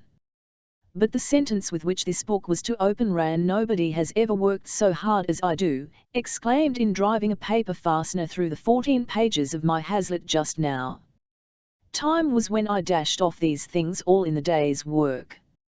Now, partly because I must do them for America and make arrangements far ahead, I spend, I dare say, a ridiculous amount of time, more of trouble, on them. I began reading Hazlitt in January, I think. And I am not sure that I have speared that little eel in the middle, that marrow which is one's object in criticism. A very difficult business, no doubt, to find it, in all these essays, so many, so short, and on all subjects. Never mind, it shall go today, and my appetite for criticism is, oddly, whetted. I have some gift that way, were it not for the grind and the screw and the torture. Tuesday, the 2nd of December. No, I cannot write that very difficult passage in the Waves this morning, how their lives hang lit up against the palace, all because of Arnold Bennett and Ethel's party. I can hardly get one word after another. There I was for 2 hours, so it seemed, alone with B, in Ethel's little back room. And this meeting, I am convinced, was engineered by B to get on good terms with Mrs. Woolf, when heaven knows I don't care a rap if I'm on terms with B or not. B, I say, because he can't say B. He ceases, shuts his eyes, leans back, one waits. Begin, he at last articulates quietly, without any fluster. But the method lengthens out intolerably a rather uninspired discourse. It's fun. I like the old creature. I do my best, as a writer, to detect signs of genius in his smoky brown eye. I see certain sensuality, power, I suppose, but oh, as he cackled out, "Vivat a blundering fool, I am, what a baby, compared with Desmond McCarthy, how clumsy, how could I attack professors?" This innocence is engaging, but would be more so if I felt him, as he infers, a creative artist. He said that George Moore in The Mummers' Wife had shown him the 5 towns, taught him what to see there, has a profound admiration for G.M. but despises him for boasting of his sexual triumphs. He told me that a young girl had come to see him. And he asked her, as she sat on the sofa, to undress. And he said she took off all her clothes and let him look at her. Now that I don't believe. But he is a prodigious writer, he lives for words. Now he's ill. Now he's an awful, tells the same stories over and over. And soon people will say of me he's dead. I rashly said, of your books. No, of me, he replied, attaching, I suppose, a longer life than I do to his books. Soon after this A.B. went to France, drank a glass of water and died of typhoid. The 30th of March. His funeral today. It's the only life, he said, this incessant scribbling, one word after another, 1,000 words daily. I don't want anything else. I think of nothing but writing. Some people are bored. You have all the clothes you want, I suppose, I said. And bath. And beds. And a yacht. Oh yes, my clothes couldn't be better cut. And at last I drew Lord David in. And we taunted the old creature with thinking us refined. He said the gates of Hatfield were shut away from life. But open on Thursdays, said Lord D. I don't want to go on Thursdays, said B. And you drop your H's on purpose, I said, thinking that you possess more life than we do. I sometimes tease, said B, but I don't think I possess more life than you do. Now I must go home. I have to write 1,000 words tomorrow morning. And this left only the scrag end of the evening, and this left me in a state where I can hardly drive my pen across the page. Reflection: it is presumably a bad thing to look through articles, reviews, etc. to find one's own name. Yet I often do. Thursday, the 4th of December. One word of slight snub in the lit. Sup. Today makes me determine, first, to alter the whole of the waves, second, to put my back up against the public. One word of slight snub. Friday, the 12th of December. This, I think, is the last day's breathing space I allow myself before I tackle the last lap of the waves. I have had a week off, that is to say I have written 3 little sketches, and dawdled and spent a morning shopping and a morning, this morning, arranging my new table and doing odds and ends, but I think I have got my breath again and must off for 3 or perhaps 4 weeks more. Then, as I think, I shall make one consecutive writing of the waves, etc., the interludes, so as to work it into one, and then, oh dear, some must be written again, and then, corrections, and then send to Mabel, and then correct the type, and then give to Leonard. Leonard perhaps shall get it some time late in March.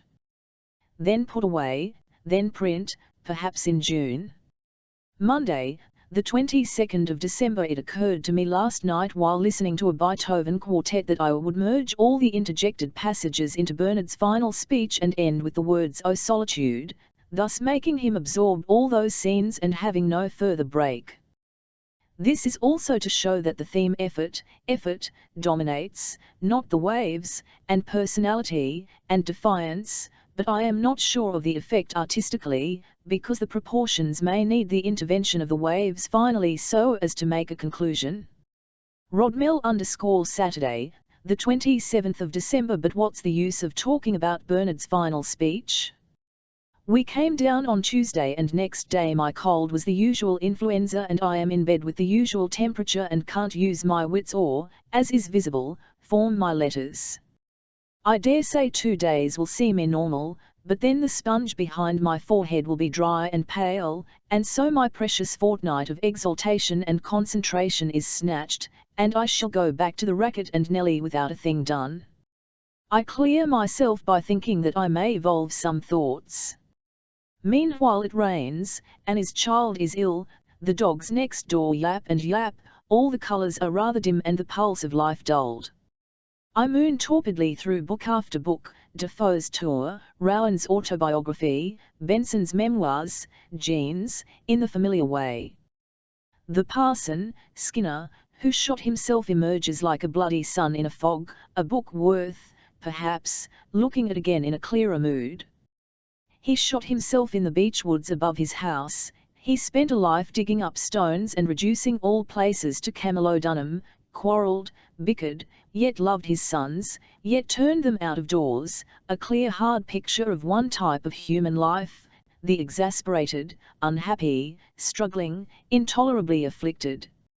Oh, and I've read QVS letters, and wonder what would happen had Ellen Terry been born queen. Complete disaster to the empire?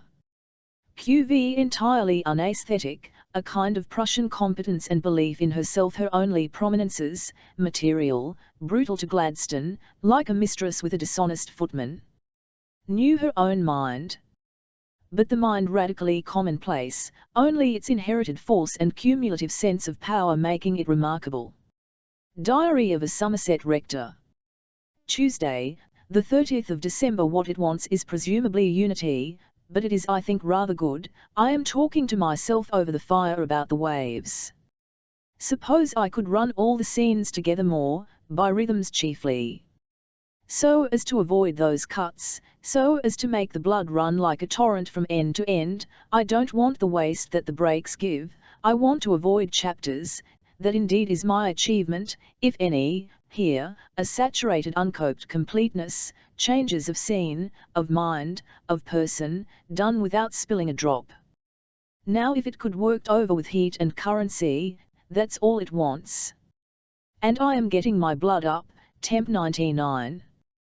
But all the same I went into Lewis and the Keens came to tea, and having got astride my saddle the whole world falls into shape. It is this writing that gives me my proportions. 1931 Wednesday, the 7th of January. My head is not in the first spring of energy. This fortnight has brought me no views of the lapping downs, no fields and hedges, too many fire-lit houses and lit-up pages and pen and ink. Curse my influenza. It is very quiet here, not a sound but the hiss of the gas. Oh, but the cold was too great at Rodmell. I was frozen like a small sparrow. And I did write a few staggering sentences. Few books have interested me more to write than The Waves. Why, even now, at the end, I am turning up a stone or two, no glibness, no assurance. You see, I could perhaps do B.S. soliloquy in such a way as to break up, dig deep, make prose move, yes I swear, as prose has never moved before, from the chuckle, the babble to the rhapsody. Something new goes into my pot every morning, something that's never been got at before. The high wind can't blow, because I'm chopping and tacking all the time. And I've stored a few ideas for articles, one on Goss, the critic, as talker, the armchair critic, one on letters, one on queens. Now this is true, The Waves is written at such high pressure that I can't take it up and read it through between tea and dinner. I can only write it for about 1 hour, from 10 to 11:30. And the typing is almost the hardest part of the work. Heaven help me if all my little 80,000 word books are going in future to cost me 2 years. But I shall fling off, like a cutter leaning on its side, on some swifter, slighter adventure, another Orlando perhaps. Tuesday, the 20th of January. I have this moment, while having my bath, conceived an entire new book, a sequel to A Room of One's Own, about the sexual life of women, to be called Professions for Women perhaps. Lord, how exciting! This sprang out of my paper to be read on Wednesday to Pippa's Society. Now for The Waves. Thank God, but I'm very much excited. This is here and now, I think. May 34. Friday, the 23rd of January. Too much excited, alas, to get on with The Waves. One goes on making up the open door or whatever it is to be called. The didactic demonstrative style conflicts with the dramatic. I find it hard to get back inside Bernard again. Monday, the 26th of January. Heaven be praised, I can truthfully say on this first day of being 49 that I have shaken off the obsession of opening the door, and have returned to Waves, and have this instant seen the entire book whole, and now I can finish it, say in under 3 weeks. That takes me to the 16th of February, then I propose, after doing Goss, or an article perhaps, to dash off the rough sketch of Open Door, to be finished by the 1st of April. Easter is April 3. We shall then, I hope, have an Italian journey, return say the 1st of May and finish Waves, so that the MS can go to be printed in June and appear in September. These are possible dates anyhow. Yesterday at Rodmell we saw a magpie and heard the first spring birds, sharp, egotistical, like man. A hot sun, walked over cabin, home by Hawley and saw 3 men dash from a blue car and race without hats across a field. We saw a silver and blue aeroplane in the middle of a field, apparently unhurt, among trees and cows. This morning the paper says 3 men were killed, the aeroplane dashing to the earth. But we went on, reminding me of that epitaph in the Greek anthology, when I sank, the other ships sailed on. Monday, the 2nd of February. I think I am about to finish The Waves. I think I might finish it on Saturday. This is merely an author's note, never have I screwed my brain so tight over a book. The proof is that I am almost incapable of other reading or writing. I can only flop wide once the morning is over. Oh Lord, the relief when this week is over and I have at any rate the feeling that I have wound up and done with that long labour, ended that vision. I think I have just done what I meant. Of course I have altered the scheme considerably, but my feeling is that I have insisted upon saying, by hook or by crook, certain things I meant to say. I imagine that the hookedness may be so great that it will be a failure from a reader's point of view. Well, never mind, it is a brave attempt. I think, something struggled for. Oh, and then the delight of skirmishing free again, the delight of being idle and not much minding what happens, and then I shall be able to read again, with all my mind, a thing I haven't done these 4 months I dare say. This will have taken me 18 months to write, and we can't publish it till the autumn I suppose. Wednesday, February 4 tha day ruined, for us both. Il has to go every morning at 10:15 to the courts, where his jury is still called, but respite always till 10:15 the next day, and this morning, which should have dealt a formidable blow at the waves, B is within 2 days I think of saying oh death was ruined by Ellie, who was to have come at 9:30 sharp but did not come till 11. And it is now 12:30 and we sat talking about the period and professional women, after the usual rites with the stethoscope, seeking vainly the cause of my temperature. If we like to spend 7 guineas we might catch a bug, but we don't like. And so I am to eat bimix and the usual routine. How strange and wilful these last exacerbations of the waves are. I was to have finished it at Christmas. Today Ethel comes. On Monday I went to hear her rehearse. A vast Portland Place house with the cold wedding cake Adams plaster, shabby red carpets, flat surfaces washed with dull greens. The rehearsal was in a long room with a bow window looking on, in fact in, 2 other houses, iron staircases, chimneys, roofs, a barren brick outlook. There was a roaring fire in the Adams grate. Lady Ella, now shapeless sausage, and Mrs. Hunter, a swathed satin sausage, sat side by side on a sofa. Ethel stood at the piano in the window, in her battered felt, in her jersey and short skirt, conducting with a pencil. There was a drop at the end of her nose. Miss Sutterby was singing the soul, and I observed that she went through precisely the same attitudes of ecstasy and inspiration in the room as in a hall. There were 2 young or youngish men. Ethel's pince nez nearer and nearer the tip of her nose. She sang now and then, and once, taking the bass, made a cat squalling sound, but everything she does with such forthrightness, directness, that there is nothing ridiculous. She loses self-consciousness completely. She seems all vitalist, all energized.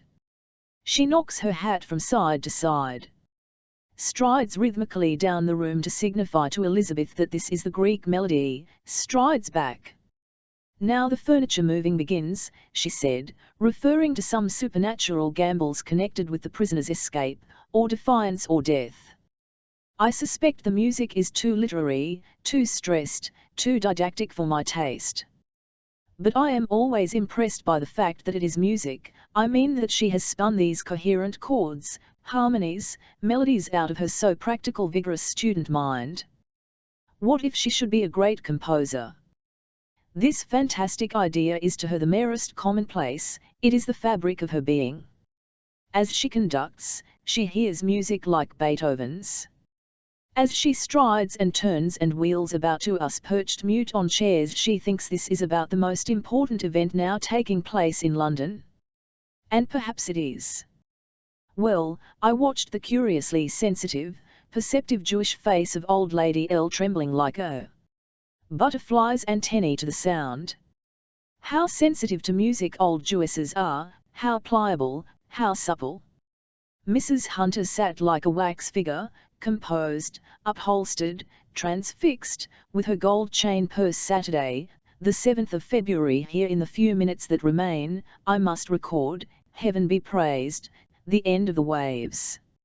I wrote the words "O Death" 15 minutes ago. having reeled across the last 10 pages with some moments of such intensity and intoxication that I seemed only to stumble after my own voice, or almost, after some sort of speaker, as when I was mad, I was almost afraid, remembering the voices that used to fly ahead. Anyhow, it is done, and I have been sitting these 15 minutes in a state of glory, and calm, and some tears, thinking of Thoby and if I could write Julian Thoby Stephen 1881, 1906 on the first page. I suppose not. How physical the sense of triumph and relief is. Whether good or bad, it's done, and, as I certainly felt at the end, not merely finished, but rounded off, completed, the thing stated, how hastily, how fragmentarily I know, but I mean that I have netted that fin in the waste of water which appeared to me over the marshes out of my window at Rodmell when I was coming to an end of to the lighthouse. What interests me in the last stage was the freedom and boldness with which my imagination picked up, used and tossed aside all the images, symbols which I had prepared. I am sure that this is the right way of using them, not in set pieces, as I had tried at first, coherently, but simply as images, never making them work out, only suggest. Thus I hope to have kept the sound of the sea and the birds, dawn and garden subconsciously present, doing their work underground. Saturday, the 28th of March. Arnold Bennett died last night, which leaves me sadder than I should have supposed. A lovable genuine man, impeded, somehow a little awkward in life, well-meaning, ponderous, kindly, coarse, knowing he was coarse, dimly floundering and feeling for something else, glutted with success, wounded in his feelings, avid, thick-lipped, prosaic intolerably, rather dignified, set upon writing, yet always taken in, deluded by splendour and success, but naive, an old bore, an egotist, much at the mercy of life for all his competence, a shopkeeper's view of literature, yet with the rudiments, covered over with fat and prosperity and the desire for hideous empire furniture, of sensibility. Some real understanding power, as well as a gigantic absorbing power. These are the sort of things that I think by fits and starts. This morning, as I sit journalizing, I remember his determination to write 1,000 words daily, and how he trotted off to do it that night, and feel some sorrow that now he will never sit down and begin methodically covering his regulation number of pages in his workman-like beautiful but dull hand. Queer how one regrets the dispersal of anybody who seemed, as I say, genuine, who had direct contact with life, for he abused me, and I yet rather wished him to go on abusing me, and me abusing him. An element in life, even in mine that was so remote, taken away. This is what one minds Saturday, the 11th of April. Oh, I am so tired of correcting my own writing. These 8 articles I have however learnt, I think, to dash, not to finick. I mean the writing is free enough, it's the repulsiveness of correcting that nauseates me. And the cramming in and the cutting out. And articles and more articles are asked for. Forever I could write articles. But I have no pen. Well, it will just make a mark. And not much to say, or rather too much and not the mood. Wednesday, the 13th of May. Unless I write a few sentences here from time to time, I shall, as they say, forget the use of my pen. I am now engaged in typing out from start to finish the 332 pages of that very condensed book, The Waves. I do 7 or 8 daily, by which means I hope to have the whole complete by the 16th of June or thereabouts. This requires some resolution, but I can see no other way to make all the corrections and keep the lilt and join up and expand and do all the other final processes. It is like sweeping over an entire canvas with a wet brush. Saturday, the 30th of May. No, I have just said, it being 12:45, I cannot write any more, and indeed I cannot. I am copying the death chapter, have rewritten it twice. I shall go at it again and finish it, I hope, this afternoon. But how it rolls into a tight ball the muscles in my brain. This is the most concentrated work I have ever done, and oh, the relief when it is finished. But also the most interesting. p. 162. therefore halfway in 26 days. Shall finish by the 1st of July with luck. Tuesday, June 23 wrote, and yesterday, the 22nd of June, when, I think, the days begin to draw in, I finished my retyping of the waves. Not that it is finished, oh dear no. For then I must correct the retyping. This work I began on the 5th of May, and no one can say that I have been hasty or careless this time, though I doubt not the lapses and slovenliness are innumerable. Tuesday, the 7th of July. To seek relief from this incessant correction, I am doing the interludes, and write a few words carelessly. Still better, to write nothing, to tramp over the downs, blown like thistle, as irresponsible. And to get away from this hard knot in which my brain has been so tight spun, I mean the waves. Such are my sentiments at 12:30 on Tuesday, July 7th, a fine day I think, and everything, so the tag runs in my head, handsome about us. Tuesday, the 14th of July. It is now 12 o'clock on the morning of July 14th, and Bob has come in to ask me to sign a paper to get Palmer a pension. Bob says, mostly about his new house, washing basins, can he use a candle still to go to bed with, Bessie is moving in today, he's off to Italy for a month, will I send a copy of my new book to Count Moira, all Italians are counts, once he showed 4 counts round Cambridge, Palmer. And so on, shuffling from to foot, taking his hat off and putting it on again, moving to the door and returning. I had meant to say that I have just finished correcting the Hampton Court scene. This is the final correction, please God.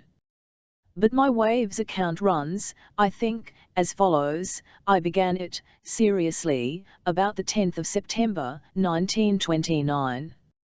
I finished the first version on the 10th of April, 1930.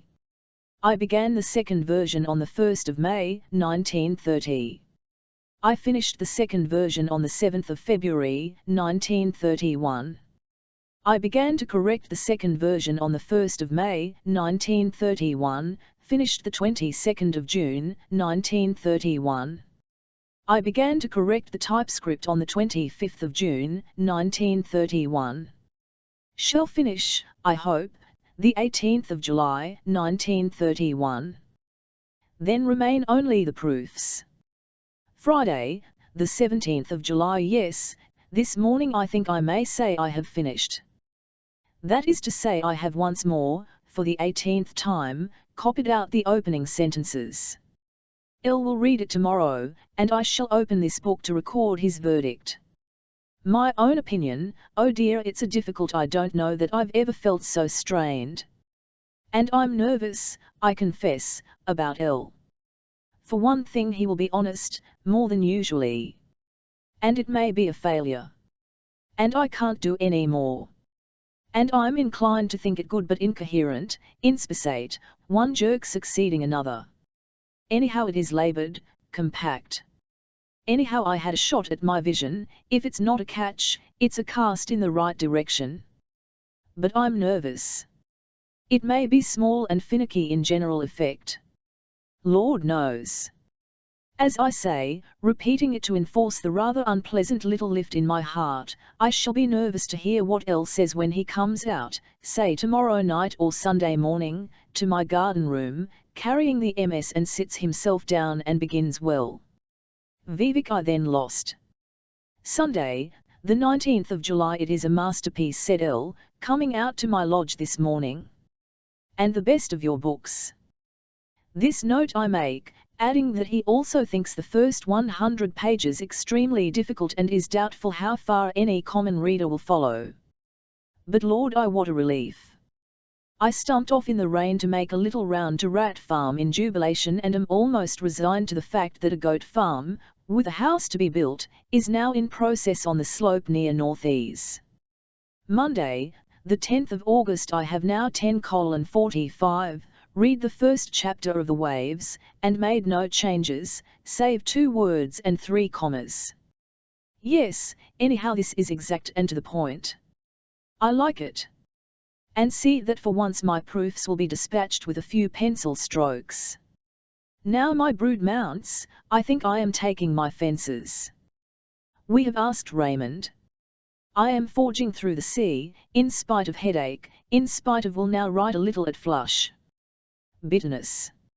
I may also get a Saturday, the 15th of August. I am in rather a flutter, proofreading. I can only read a few pages at a time. So it was when I wrote it, and heaven knows what virtue it has, this ecstatic book. Sunday, the 16th of August. I should really apologize to this book for using it as I am doing to write off my aimlessness, that is, I am doing my proofs, the last chapter this morning, and find that I must stop after half an hour and let my mind spread, after these moments of concentration. I cannot write my life a flush, because the rhythm is wrong. I think The Waves is anyhow tense and packed, since it screws my brain up like this. And what will the reviewers say? And my friends? They can't, of course, find anything very new to say. Monday, the 17th of August. Well now, it being just after 12:30, I have put the last corrections in The Waves, done my proofs, and they shall go tomorrow, never to be looked at again by me, I imagine. Tuesday, the 22nd of September, and Miss Holtby says it is a poem, more completely than any of your other books, of course. It is most rarely subtle. It has seen more deeply into the human heart, perhaps, than even to the lighthouse. And though I copy the sentence, because it is in the chart of my temperature, Lord, as I say, that temperature which was deathly low this time last week and then fever high, doesn't rise, is normal. I suppose I'm safe. I think people can only repeat. And I've forgotten so much.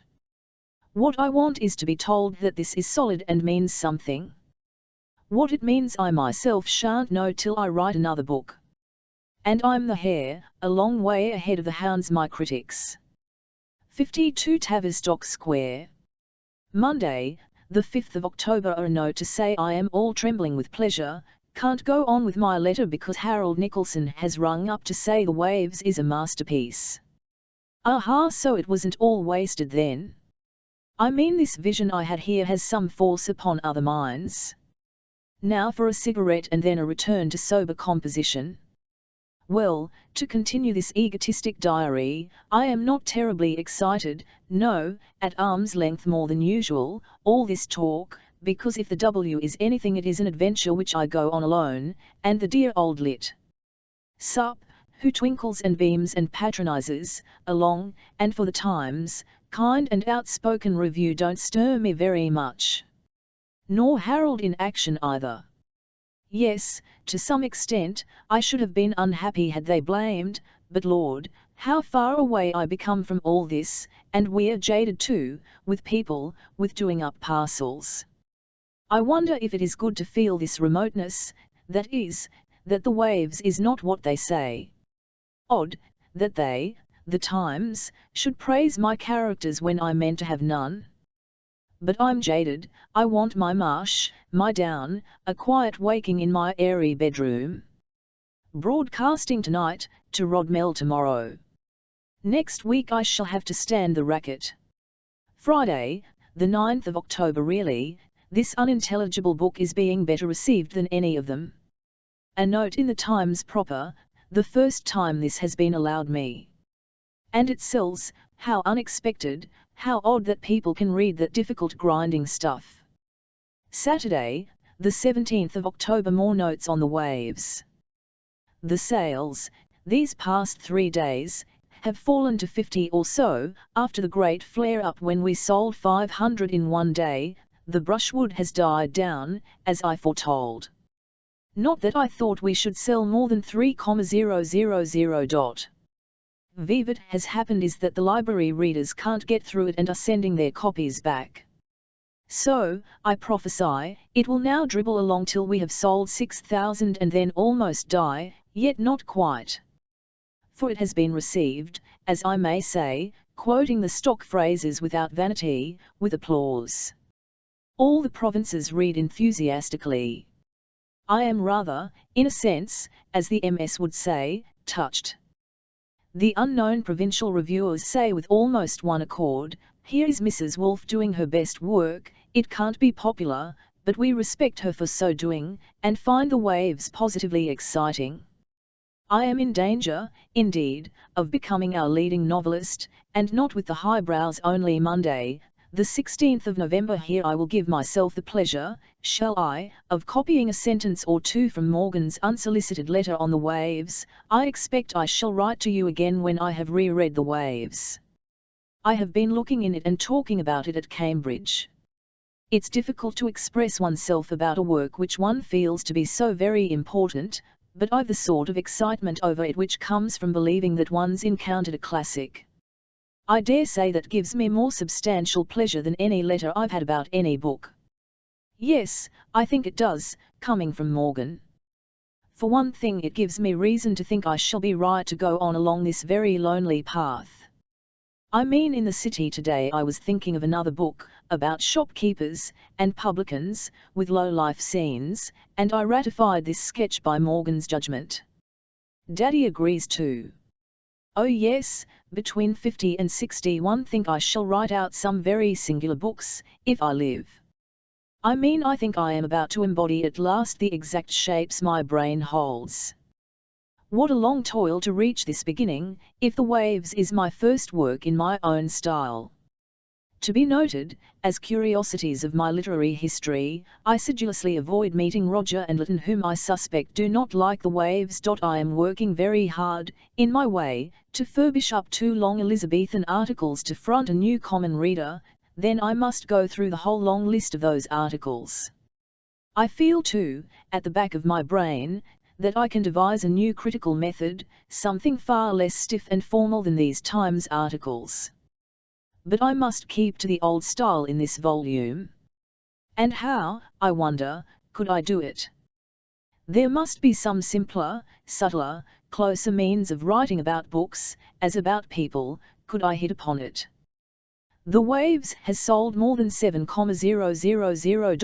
1932 Wednesday, the 13th of January. Oh, but this is, as I always say, making an apology myself to myself, not the first day of the year. It is the 13th, and I am in one of those lassitudes and ebbs of life when I cannot heave another word onto the wall. My word, what a heaving the Waves was, that I still feel the strain. We count on another 20 years. I shall be 50 on 25th, Monday week that is, and sometimes feel that I have lived 250 years already, and sometimes that I am still the youngest person in the omnibus. Nessa said that she still always thinks this, as she sits down. And I want to write another 4 novels, Waves, I mean, and The Tap on the Door, and to go through English literature, like a string through cheese, or rather like some industrious insect, eating its way from book to book, from Chaucer to Lawrence. This is a program, considering my slowness, and how I get slower, thicker, more intolerant of the fling and the rush, to last out my 20 years, if I have them. Sunday, the 31st of January, having just finished, as I say, the final version, as I call it, of my letter to a young poet, I can take a moment's liberty. From the cynical tone of this sentence I see that my finality is not secure. Writing becomes harder and harder. Things I dashed off I now compress and restate. And for purposes which I need not go into here, I want to use these pages for dialogue for a time. Monday, the 8th of February. Why did I ever say I would produce another volume of Common Reader? It will take me week after week, month after month. However, a year spent, save for diversions in Greece and Russia, in reading through English literature will no doubt do good to my fictitious brain. Rest it anyhow. One day, all of a rush, fiction will burst in. These remarks are jotted down at the end of a long morning's work undone, which will have to be done again, and is it worth the doing? I wake in the night with the sense of being in an empty hall, Lytton dead and those factories building. What is the point of it? Life, when I am not working, suddenly becomes thin, indifferent. Lytton is dead, and nothing definite to market. Also they write flimsy articles about him. Thursday, the 11th of February. My mind is set running upon a knock on the door. What's its name? Owing largely to reading Wells on woman, how she must be ancillary and decorative in the world of the future, because she has been tried, in 10 years, and has not proved anything. Tuesday, the 16th of February, and I have just finished, use inverted commas ironically my done, a great but I think well-intentioned grind. And I'm quivering and itching to write my what's it to be called. Men are like that. No, that's too patently feminist. The sequel then, for which I have collected enough powder to blow up St. Paul's. It is to have 4 pictures. And I must go on with the common reader for one thing, by way of proving my credentials. Tuesday, the 17th of May. What is the right attitude towards criticism? What ought I to feel and say when Miss B devotes an article in Scrutiny to attacking me? She is young, Cambridge, ardent. And she says I'm a very bad writer. Now I think the thing to do is to note the pith of what is said, that I don't think, then to use the little kick of energy which opposition supplies to be more vigorously oneself. It is perhaps true that my reputation will now decline. I shall be laughed at and pointed at. /smat should be my attitude. Clearly Arnold Bennett and Wells took the criticism of their youngers in the wrong way. The right way is not to resent, not to be long-suffering and Christian and submissive either. Of course, with my odd mixture of extreme rashness and modesty, to analyze roughly, I very soon recover from praise and blame. But I want to find out an attitude. The most important thing is not to think very much about oneself. To investigate candidly the charge, but not fussily, not very anxiously. On no account to retaliate by going to the other extreme, thinking too much. And now that Thorn is out perhaps too easily, Wednesday, the 25th of May. Now I have finished David Copperfield, and I say to myself, can't I escape to some pleasanter atmosphere? Can't I expand and embalm and become a sentient living creature? Lord, how I suffer!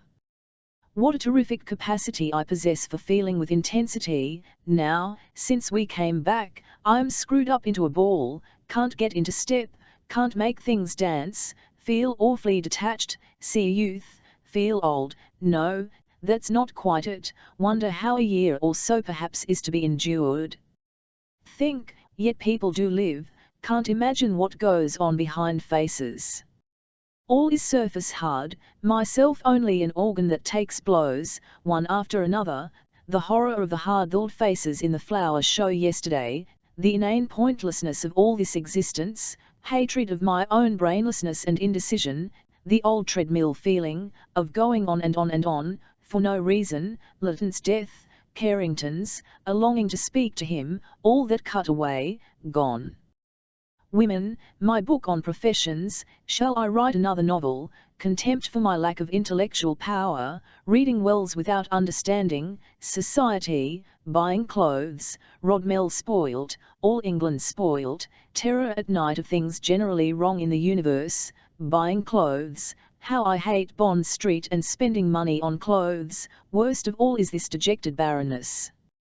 And my eyes hurt, and my hand trembles. A saying of Leonard's comes into my head in this season of complete inanity and boredom. Things have gone wrong somehow. It was the night C killed herself. We were walking along that silent blue street with the scaffolding. I saw all the violence and unreason crossing in the air, ourselves small, a tumult outside, something terrifying, unreason. Shall I make a book out of this? It would be a way of bringing order and speed again into my world. Thursday, the 26th of May, and now today suddenly the weight on my head is lifted and I can think, reason, keep to one thing and concentrate. Perhaps this is the beginning of another spurt. Perhaps I owe it to my conversation with Elle last night. I tried to analyze my depression, how my brain is jaded with the conflict within of 2 types of thought, the critical, the creative, how I am harassed by the strife and jar and uncertainty without. This morning the inside of my head feels cool and smooth instead of strained and turbulent. Tuesday, the 28th of June, just finished De Quincey. Thus am I trying to keep pace with the days and deliver the second CR done on the last of June, which I see with dismay is Thursday. I spent last summer thus toiling over the waves. This is less severe by a long chalk. What's the origin of that? Cricket pitch? Billiards. Anyhow it blazes, swoons, the heat. Royal, imperial, are the words I fumble within the square. So hot yesterday, so hot, when Prince Mirsky came with his fluent Russian lady, I mean she was full of temperament, had the free gestures of the Slav, but Mirsky was trap-mouthed, opened and bit his remark to pieces, his yellow misplaced teeth, wrinkles his forehead, despair, suffering, very marked on his face. Has been in England, in houses, for 12 years, now returns to Russia forever. I thought as I watched his eye brighten and fade, soon there'll be a bullet through your head. That's one of the results of war, this trapped cabin man. But that didn't lubricate our tea. Wednesday, the 29th of June. Whenever I suck my pen, my lip is covered with ink. And I have no ink with which to fill my pot, and it is 10 minutes past 12, and I have just finished Hardy, and I promise myself that the CR will be finally done by Wednesday next. And today is Sunday. Last night at 10 the Zeppelin came past with a string of light hanging from its navel. This consoled me for not having gone to the last night of the ballet. Now I have cleaned my table, which John inherits while I'm away. And I should now attack chapter Rossetti. But Lord, how tired one gets of one's own writing. Today is Wednesday and the CR, I confess, is not yet quite done. But then, well, I had to rewrite the last article, which I had thought so good, entirely. Not for many years shall I collect another bunch of articles. Monday, the 11th of July, I will take a new pen and a new page to record the fact, which is now a fact, that I have slipped a green rubber band round the Common Reader, second series, and there it lies, at 10 minutes to 1, ready to take upstairs. There is no sense of glory, only of drudgery done. And yet I dare say it's a nice enough book to read. I doubt that I shall write another like it all the same. I must find a quicker cut into books than this. But heaven be praised, not now. Now I'm taking a holiday. That is to say, what shall I write tomorrow? I can sit down, and Wednesday, the 13th of July, I have been sleeping over a promising novel. That's the way to write. I'm ruminating, as usual, how to improve my lot, and shall begin by walking, alone, in Regent's Park this afternoon. What I mean is, why do a single thing one doesn't want to do, for instance buy a hat or read a book? Old Joseph Wright and old Lizzie Wright are people I respect. Indeed, I do hope the second volume will come this morning. He was a maker of dialect dictionaries, he was a workhouse boy, his mother went charing. And he married Miss Lee, a clergyman's daughter. And I've just read their love letters with respect. And he said, always please yourself, then one person's happy at any rate. And she said, make details part of a whole, get proportions right, contemplating marriage with Joe. Odd how rare it is to meet people who say things that we ourselves could have said. Their attitude to life much our own. Joe a very thick sturdy man, I am unique in certain respects, he said. We must leave some record of Joe and Lizzie to posterity. Had his old working mother to Oxford. She thought All Souls would make a good co-op. Had a fist and struck boys. His notion of learning. What is it? I sometimes would like to be learned myself. About sounds and dialects. Still, what use is it?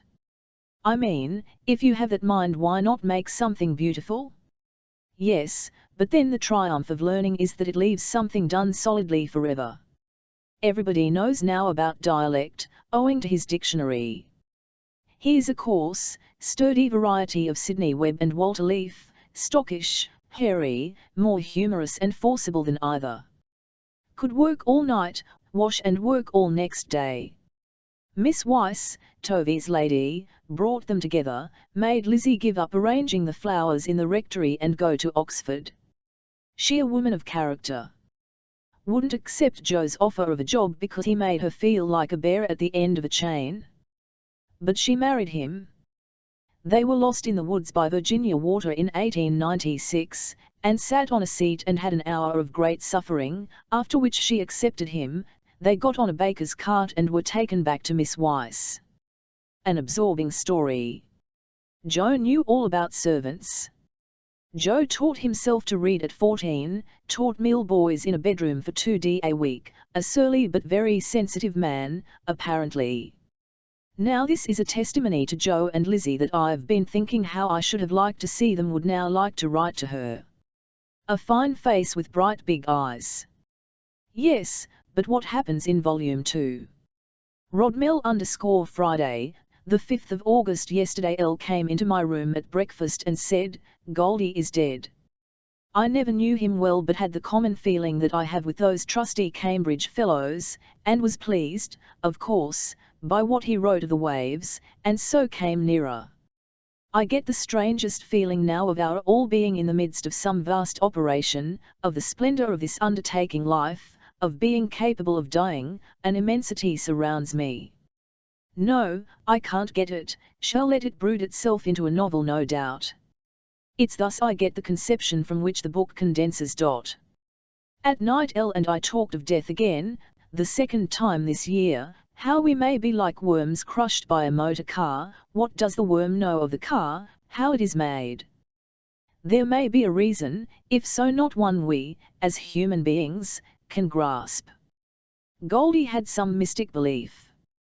And now we have been to Lewis races and seen the fat lady in black with parts of her person spilling over the shooting seat on which her bulk is so insecurely poised, seen the riff-raff of sporting society all lined up in their cars with the dickies bulging with picnic baskets, heard the bark of backers, seen for a second the pounding straining horses with red-faced jockeys lashing them pound by. What a noise they made, what a sense of muscle hard and stretched and beyond the downs this windy sunny day looked wild and remote, and I could rethink them into uncultivated land again. Wednesday, the 17th of August. Now I think I have corrected the CR till I can correct no longer. And I have a few minutes holiday before I need take the proofs into L. Shall I then describe how I fainted again? That is the galloping hoofs got wild in my head last Thursday night as I sat on the terrace with Elle. How cool it is after the heat, I said. We were watching the downs draw back into fine darkness after they had burnt like solid emerald all day. Now that was being softly finely veiled. And the white owl was crossing to fetch mice from the marsh.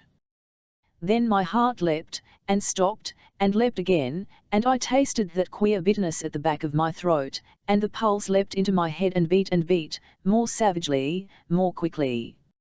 I am going to faint, I said, and slipped off my chair and lay on the grass. Oh no, I was not unconscious. I was alive, but possessed with this struggling team in my head, galloping, pounding. I thought something will burst in my brain if this goes on. Slowly it muffled itself. I pulled myself up and staggered, with what infinite difficulty and alarm, now truly fainting and seeing the garden painfully lengthened and distorted, back, how long it seemed could I drag myself, to the house, and gained my room and fell on my bed. Then pain, as of childbirth, and then that slowly faded, and I lay presiding, like a flickering light, like a most solicitous mother, over the shattered splintered fragments of my body. A very acute and unpleasant experience. Saturday, the 20th of August. A curious day in London yesterday. I said to myself standing at L.'s window, look at the present moment because it's not been so hot for 21 years. There was a hot wind, as if one passed over a kitchen, going from the studio to the press. Outside girls and young men lying in white on the square grass. So hot we couldn't sit in the dining room. Elle fetched and carried and hardly let me walk upstairs carrying my own body. Coming back we had the car shut and the windscreen open, thus sat in a hot rough gale which, as we came to the lanes and woods, became deliciously cold and green. The coolest place is the front seat of a car going at 40 or 50 miles with the windscreen open. Today, at 12:30, a wind rose, clouds descended, now at 3:45 it's almost a normal warm summer day. For 10 days this heat has lasted. After my faint my head soon throbs, or so I think. I think a little of dying suddenly and reflect, well then go about eating and drinking and laughing and feeding the fish. Odd, the silliness one attributes to death, the desire one has to belittle it and be found, as Montaigne said, laughing with girls and good fellows. And L is staking out the dew pond and I am going into photographed. 3 more books appearing on Mrs. Woolf, which reminds me to make a note, sometime, on my work. A very good summer, this, for all my shying and jibbing, my tremors this morning. Beautifully quiet, airy, powerful. I believe I want this more humane existence for my next to spread carelessly among one's friends, to feel the width and amusement of human life, not to strain to make a pattern just yet, to be made supple, and to let the juice of usual things, talk, character, seep through me, quietly, involuntarily, before I say stop and take out my pen. Yes, my thighs now begin to run smooth, no longer is every nerve upright. Yesterday we took Plums to old Mrs. Gray. She is shrunk and sits on a hard chair in the corner. The door open. She twitches and trembles. Has the wild expressionless stare of the old. Ill liked her despair. I crawls up to bed hoping for the day, and I crawls down hoping for the night. I'm an ignorant old woman, can't write or read. But I prays to God every night to take me, oh to go to my rest. Nobody can say what pains I suffer. Feel my shoulder and she began shuffling with a safety pin. I felt it. Hard as iron, full of water, and my legs too. She pulled down her stocking. The dropsy. I'm 92, and all my brothers and sisters are dead, my daughter's dead, my husband is dead. She repeated her misery, her list of ills, over and over, could see nothing else, could only begin all over again, and kissed my hand, thanking us for our pound. This is what we make of our lives, no reading or writing keep her alive with, doctors when she wishes to die. Human ingenuity in torture is very great. London. Sunday, the 2nd of October. Yes, I will allow myself a new nib. Odd how coming back here upsets my writing mood. Odder still how possessed I am with the feeling that now, aged 50, I'm just poised to shoot forth quite free, straight and undeflected my bolts whatever they are. Therefore all this flitter-flutter of weekly newspapers interests me not at all. These are the soul's changes. I don't believe in aging. I believe in forever altering one's aspect to the sun. Hence my optimism. And to alter now, cleanly and sanely, I want to shuffle off this loose living randomness, people, reviews, fame, all the glittering scales, and be withdrawn, and concentrated. So I shan't run about, just yet, buying clothes, seeing people.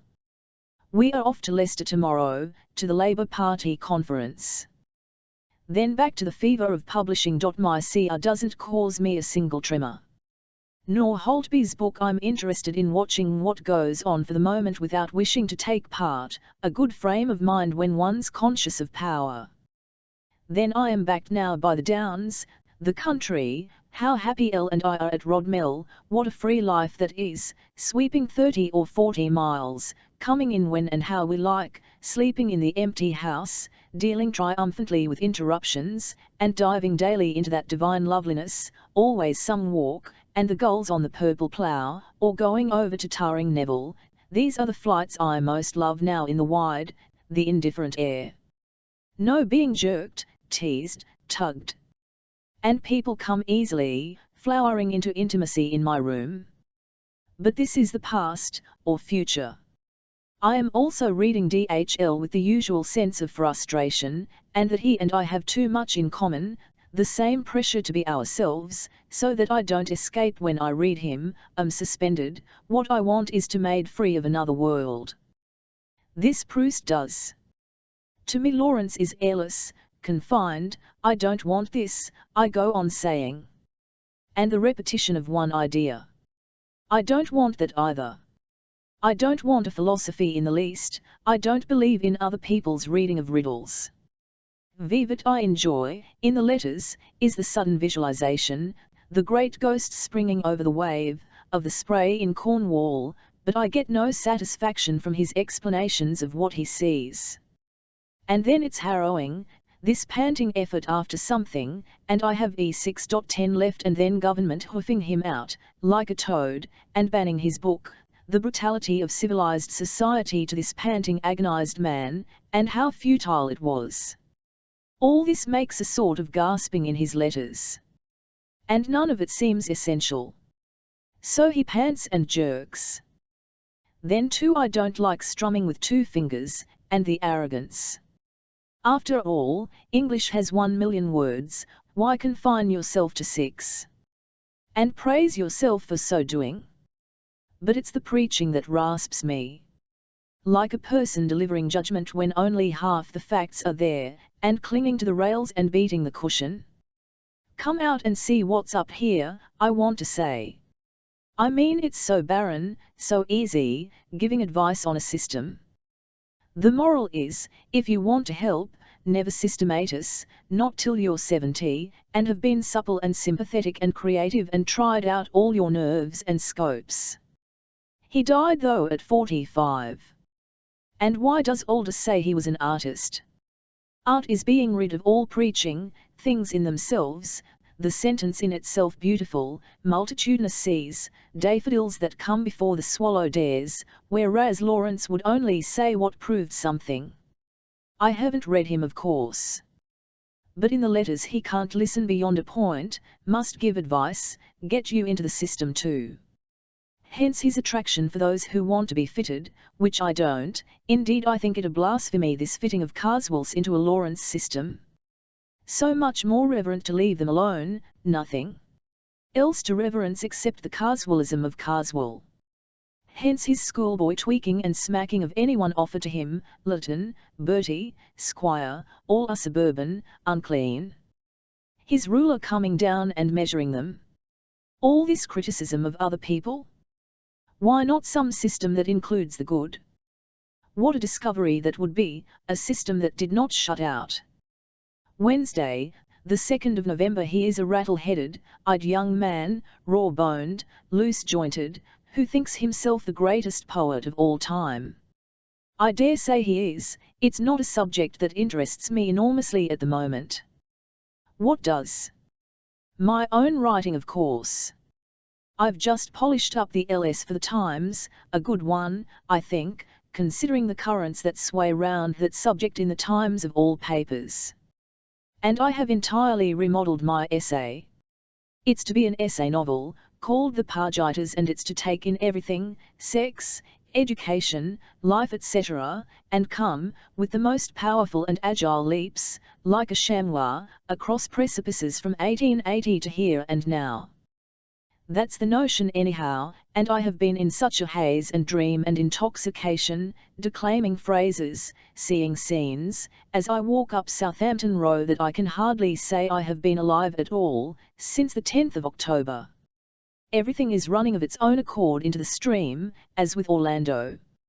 Vivat has happened of course is that after abstaining from the novel of fact all these years, since 1919, and N&D is dead, I find myself infinitely delighting in facts for a change, and in possession of quantities beyond counting, though I feel now and then the tug to vision, but resist it.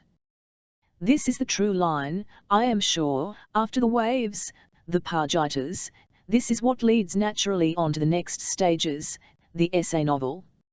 Monday, the 19th of December. Yes, today I have written myself to the verge of total extinction. Praised be I can stop and wallow in coolness and downs and let the wheels of my mind how I beg them to do this, cool and slow and stop altogether. I shall take up flush again, to cool myself.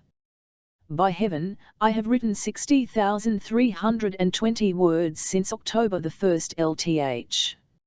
I think this must be far the quickest going of any of my books, comes far ahead of Orlando or The Lighthouse.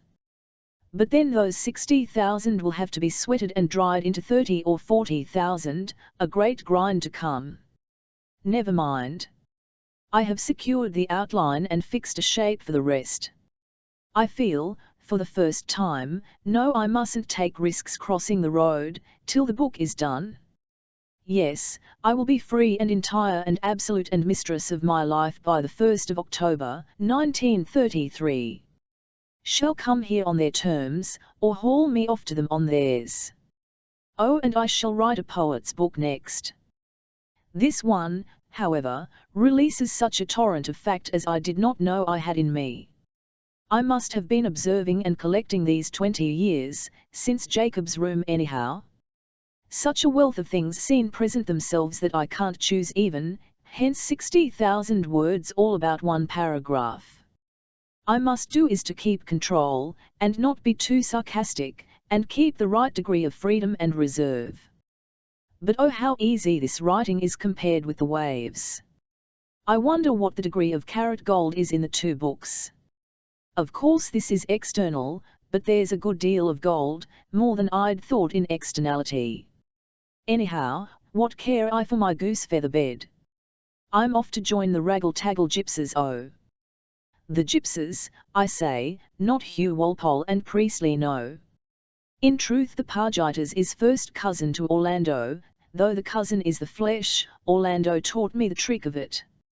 Now, oh, but I must stop for 10 days at least, no 14, if not 21 days, now I must compose the 1880 to 1900 chapter, which needs skill.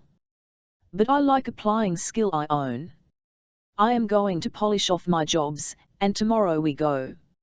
A very fruitful, varied and I think successful autumn, thanks partly to my tired heart, so I could impose terms, and I have never lived in such a race, such a dream, such a violent impulsion and compulsion, scarcely seeing anything but the Pargitas.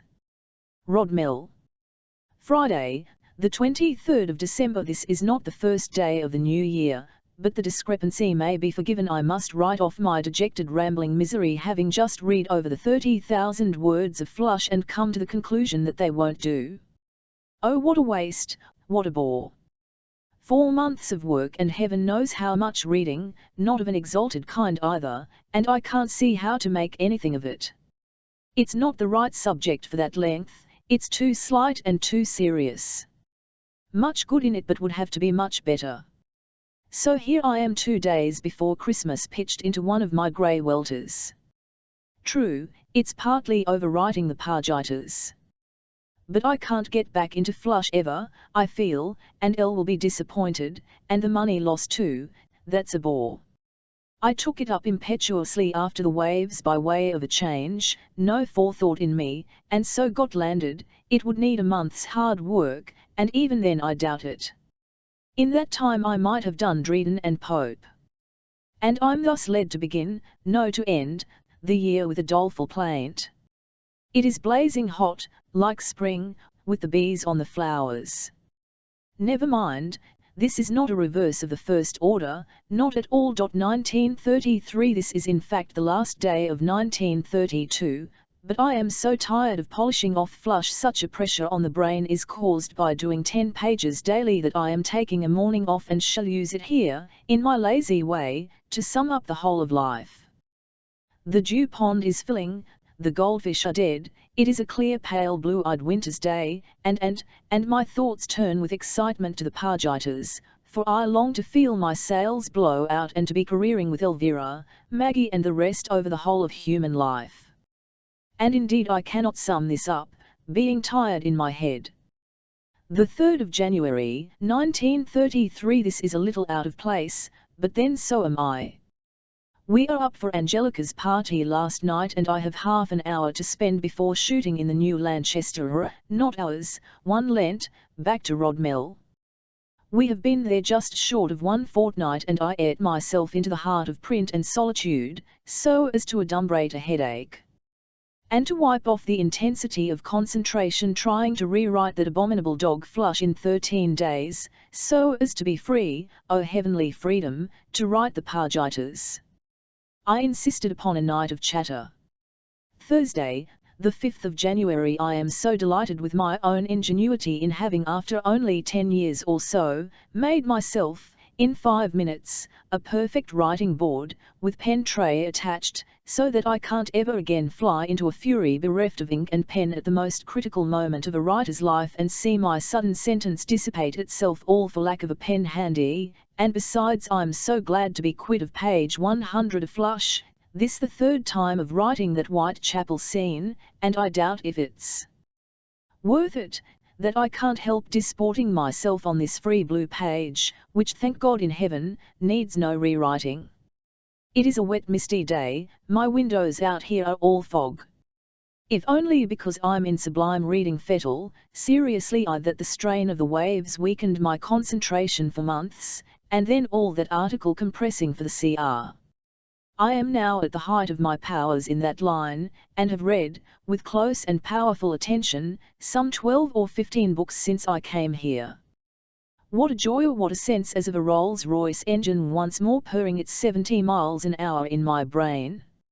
I am also encouraged to read by the feeling that I am on the flood of creativeness in the Pargitas. What a liberation that gives one, as if everything added to that torrent, all books become fluid and swell the stream. But I dare say this is a sign only that I'm doing what is rather superficial and hasty and eager. I don't know. I've another week of flush here, and then shall come to grips with my 20 years in one chapter problem.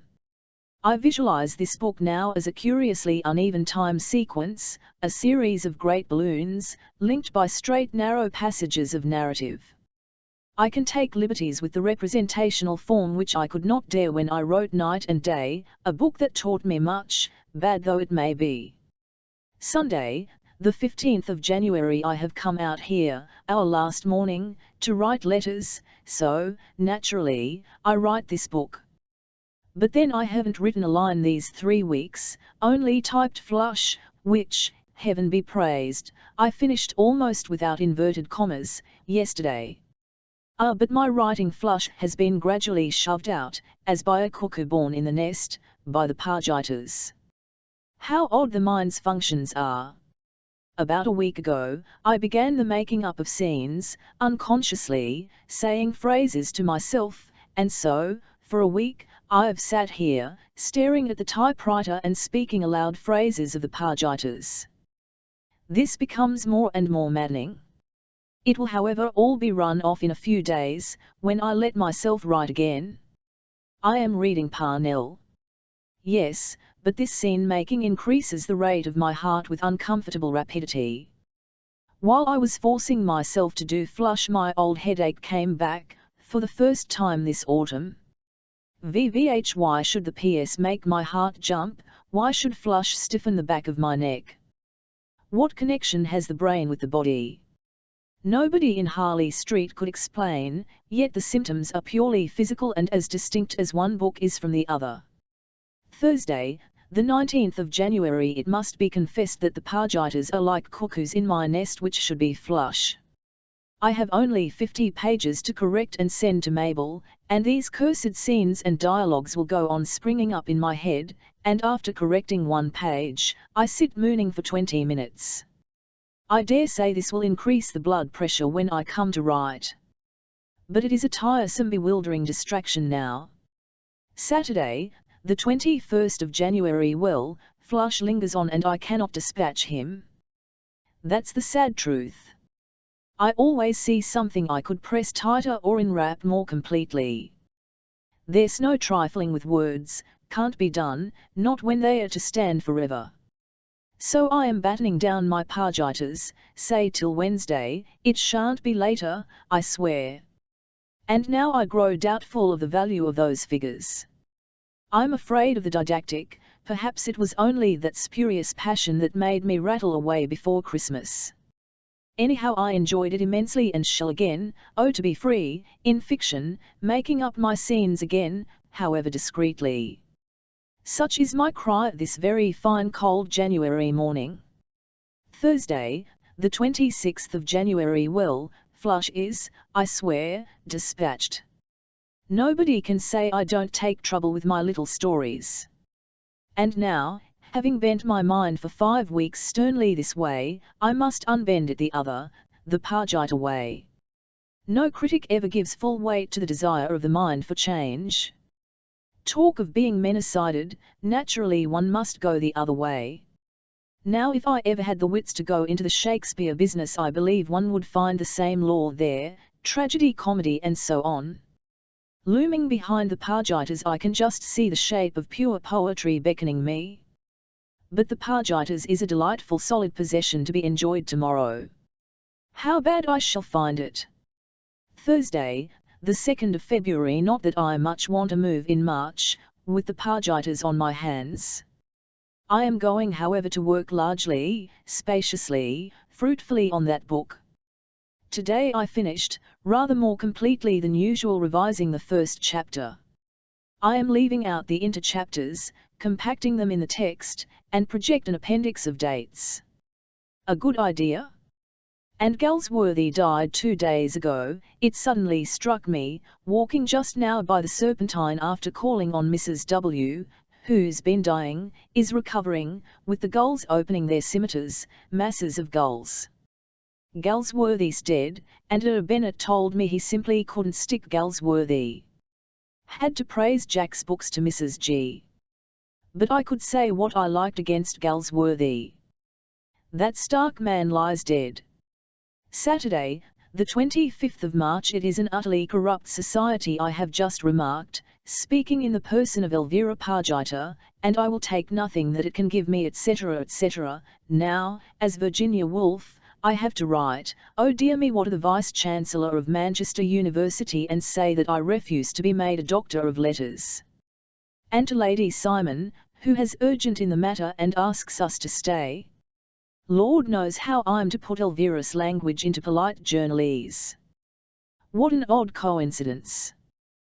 That real life should provide precisely the situation I was.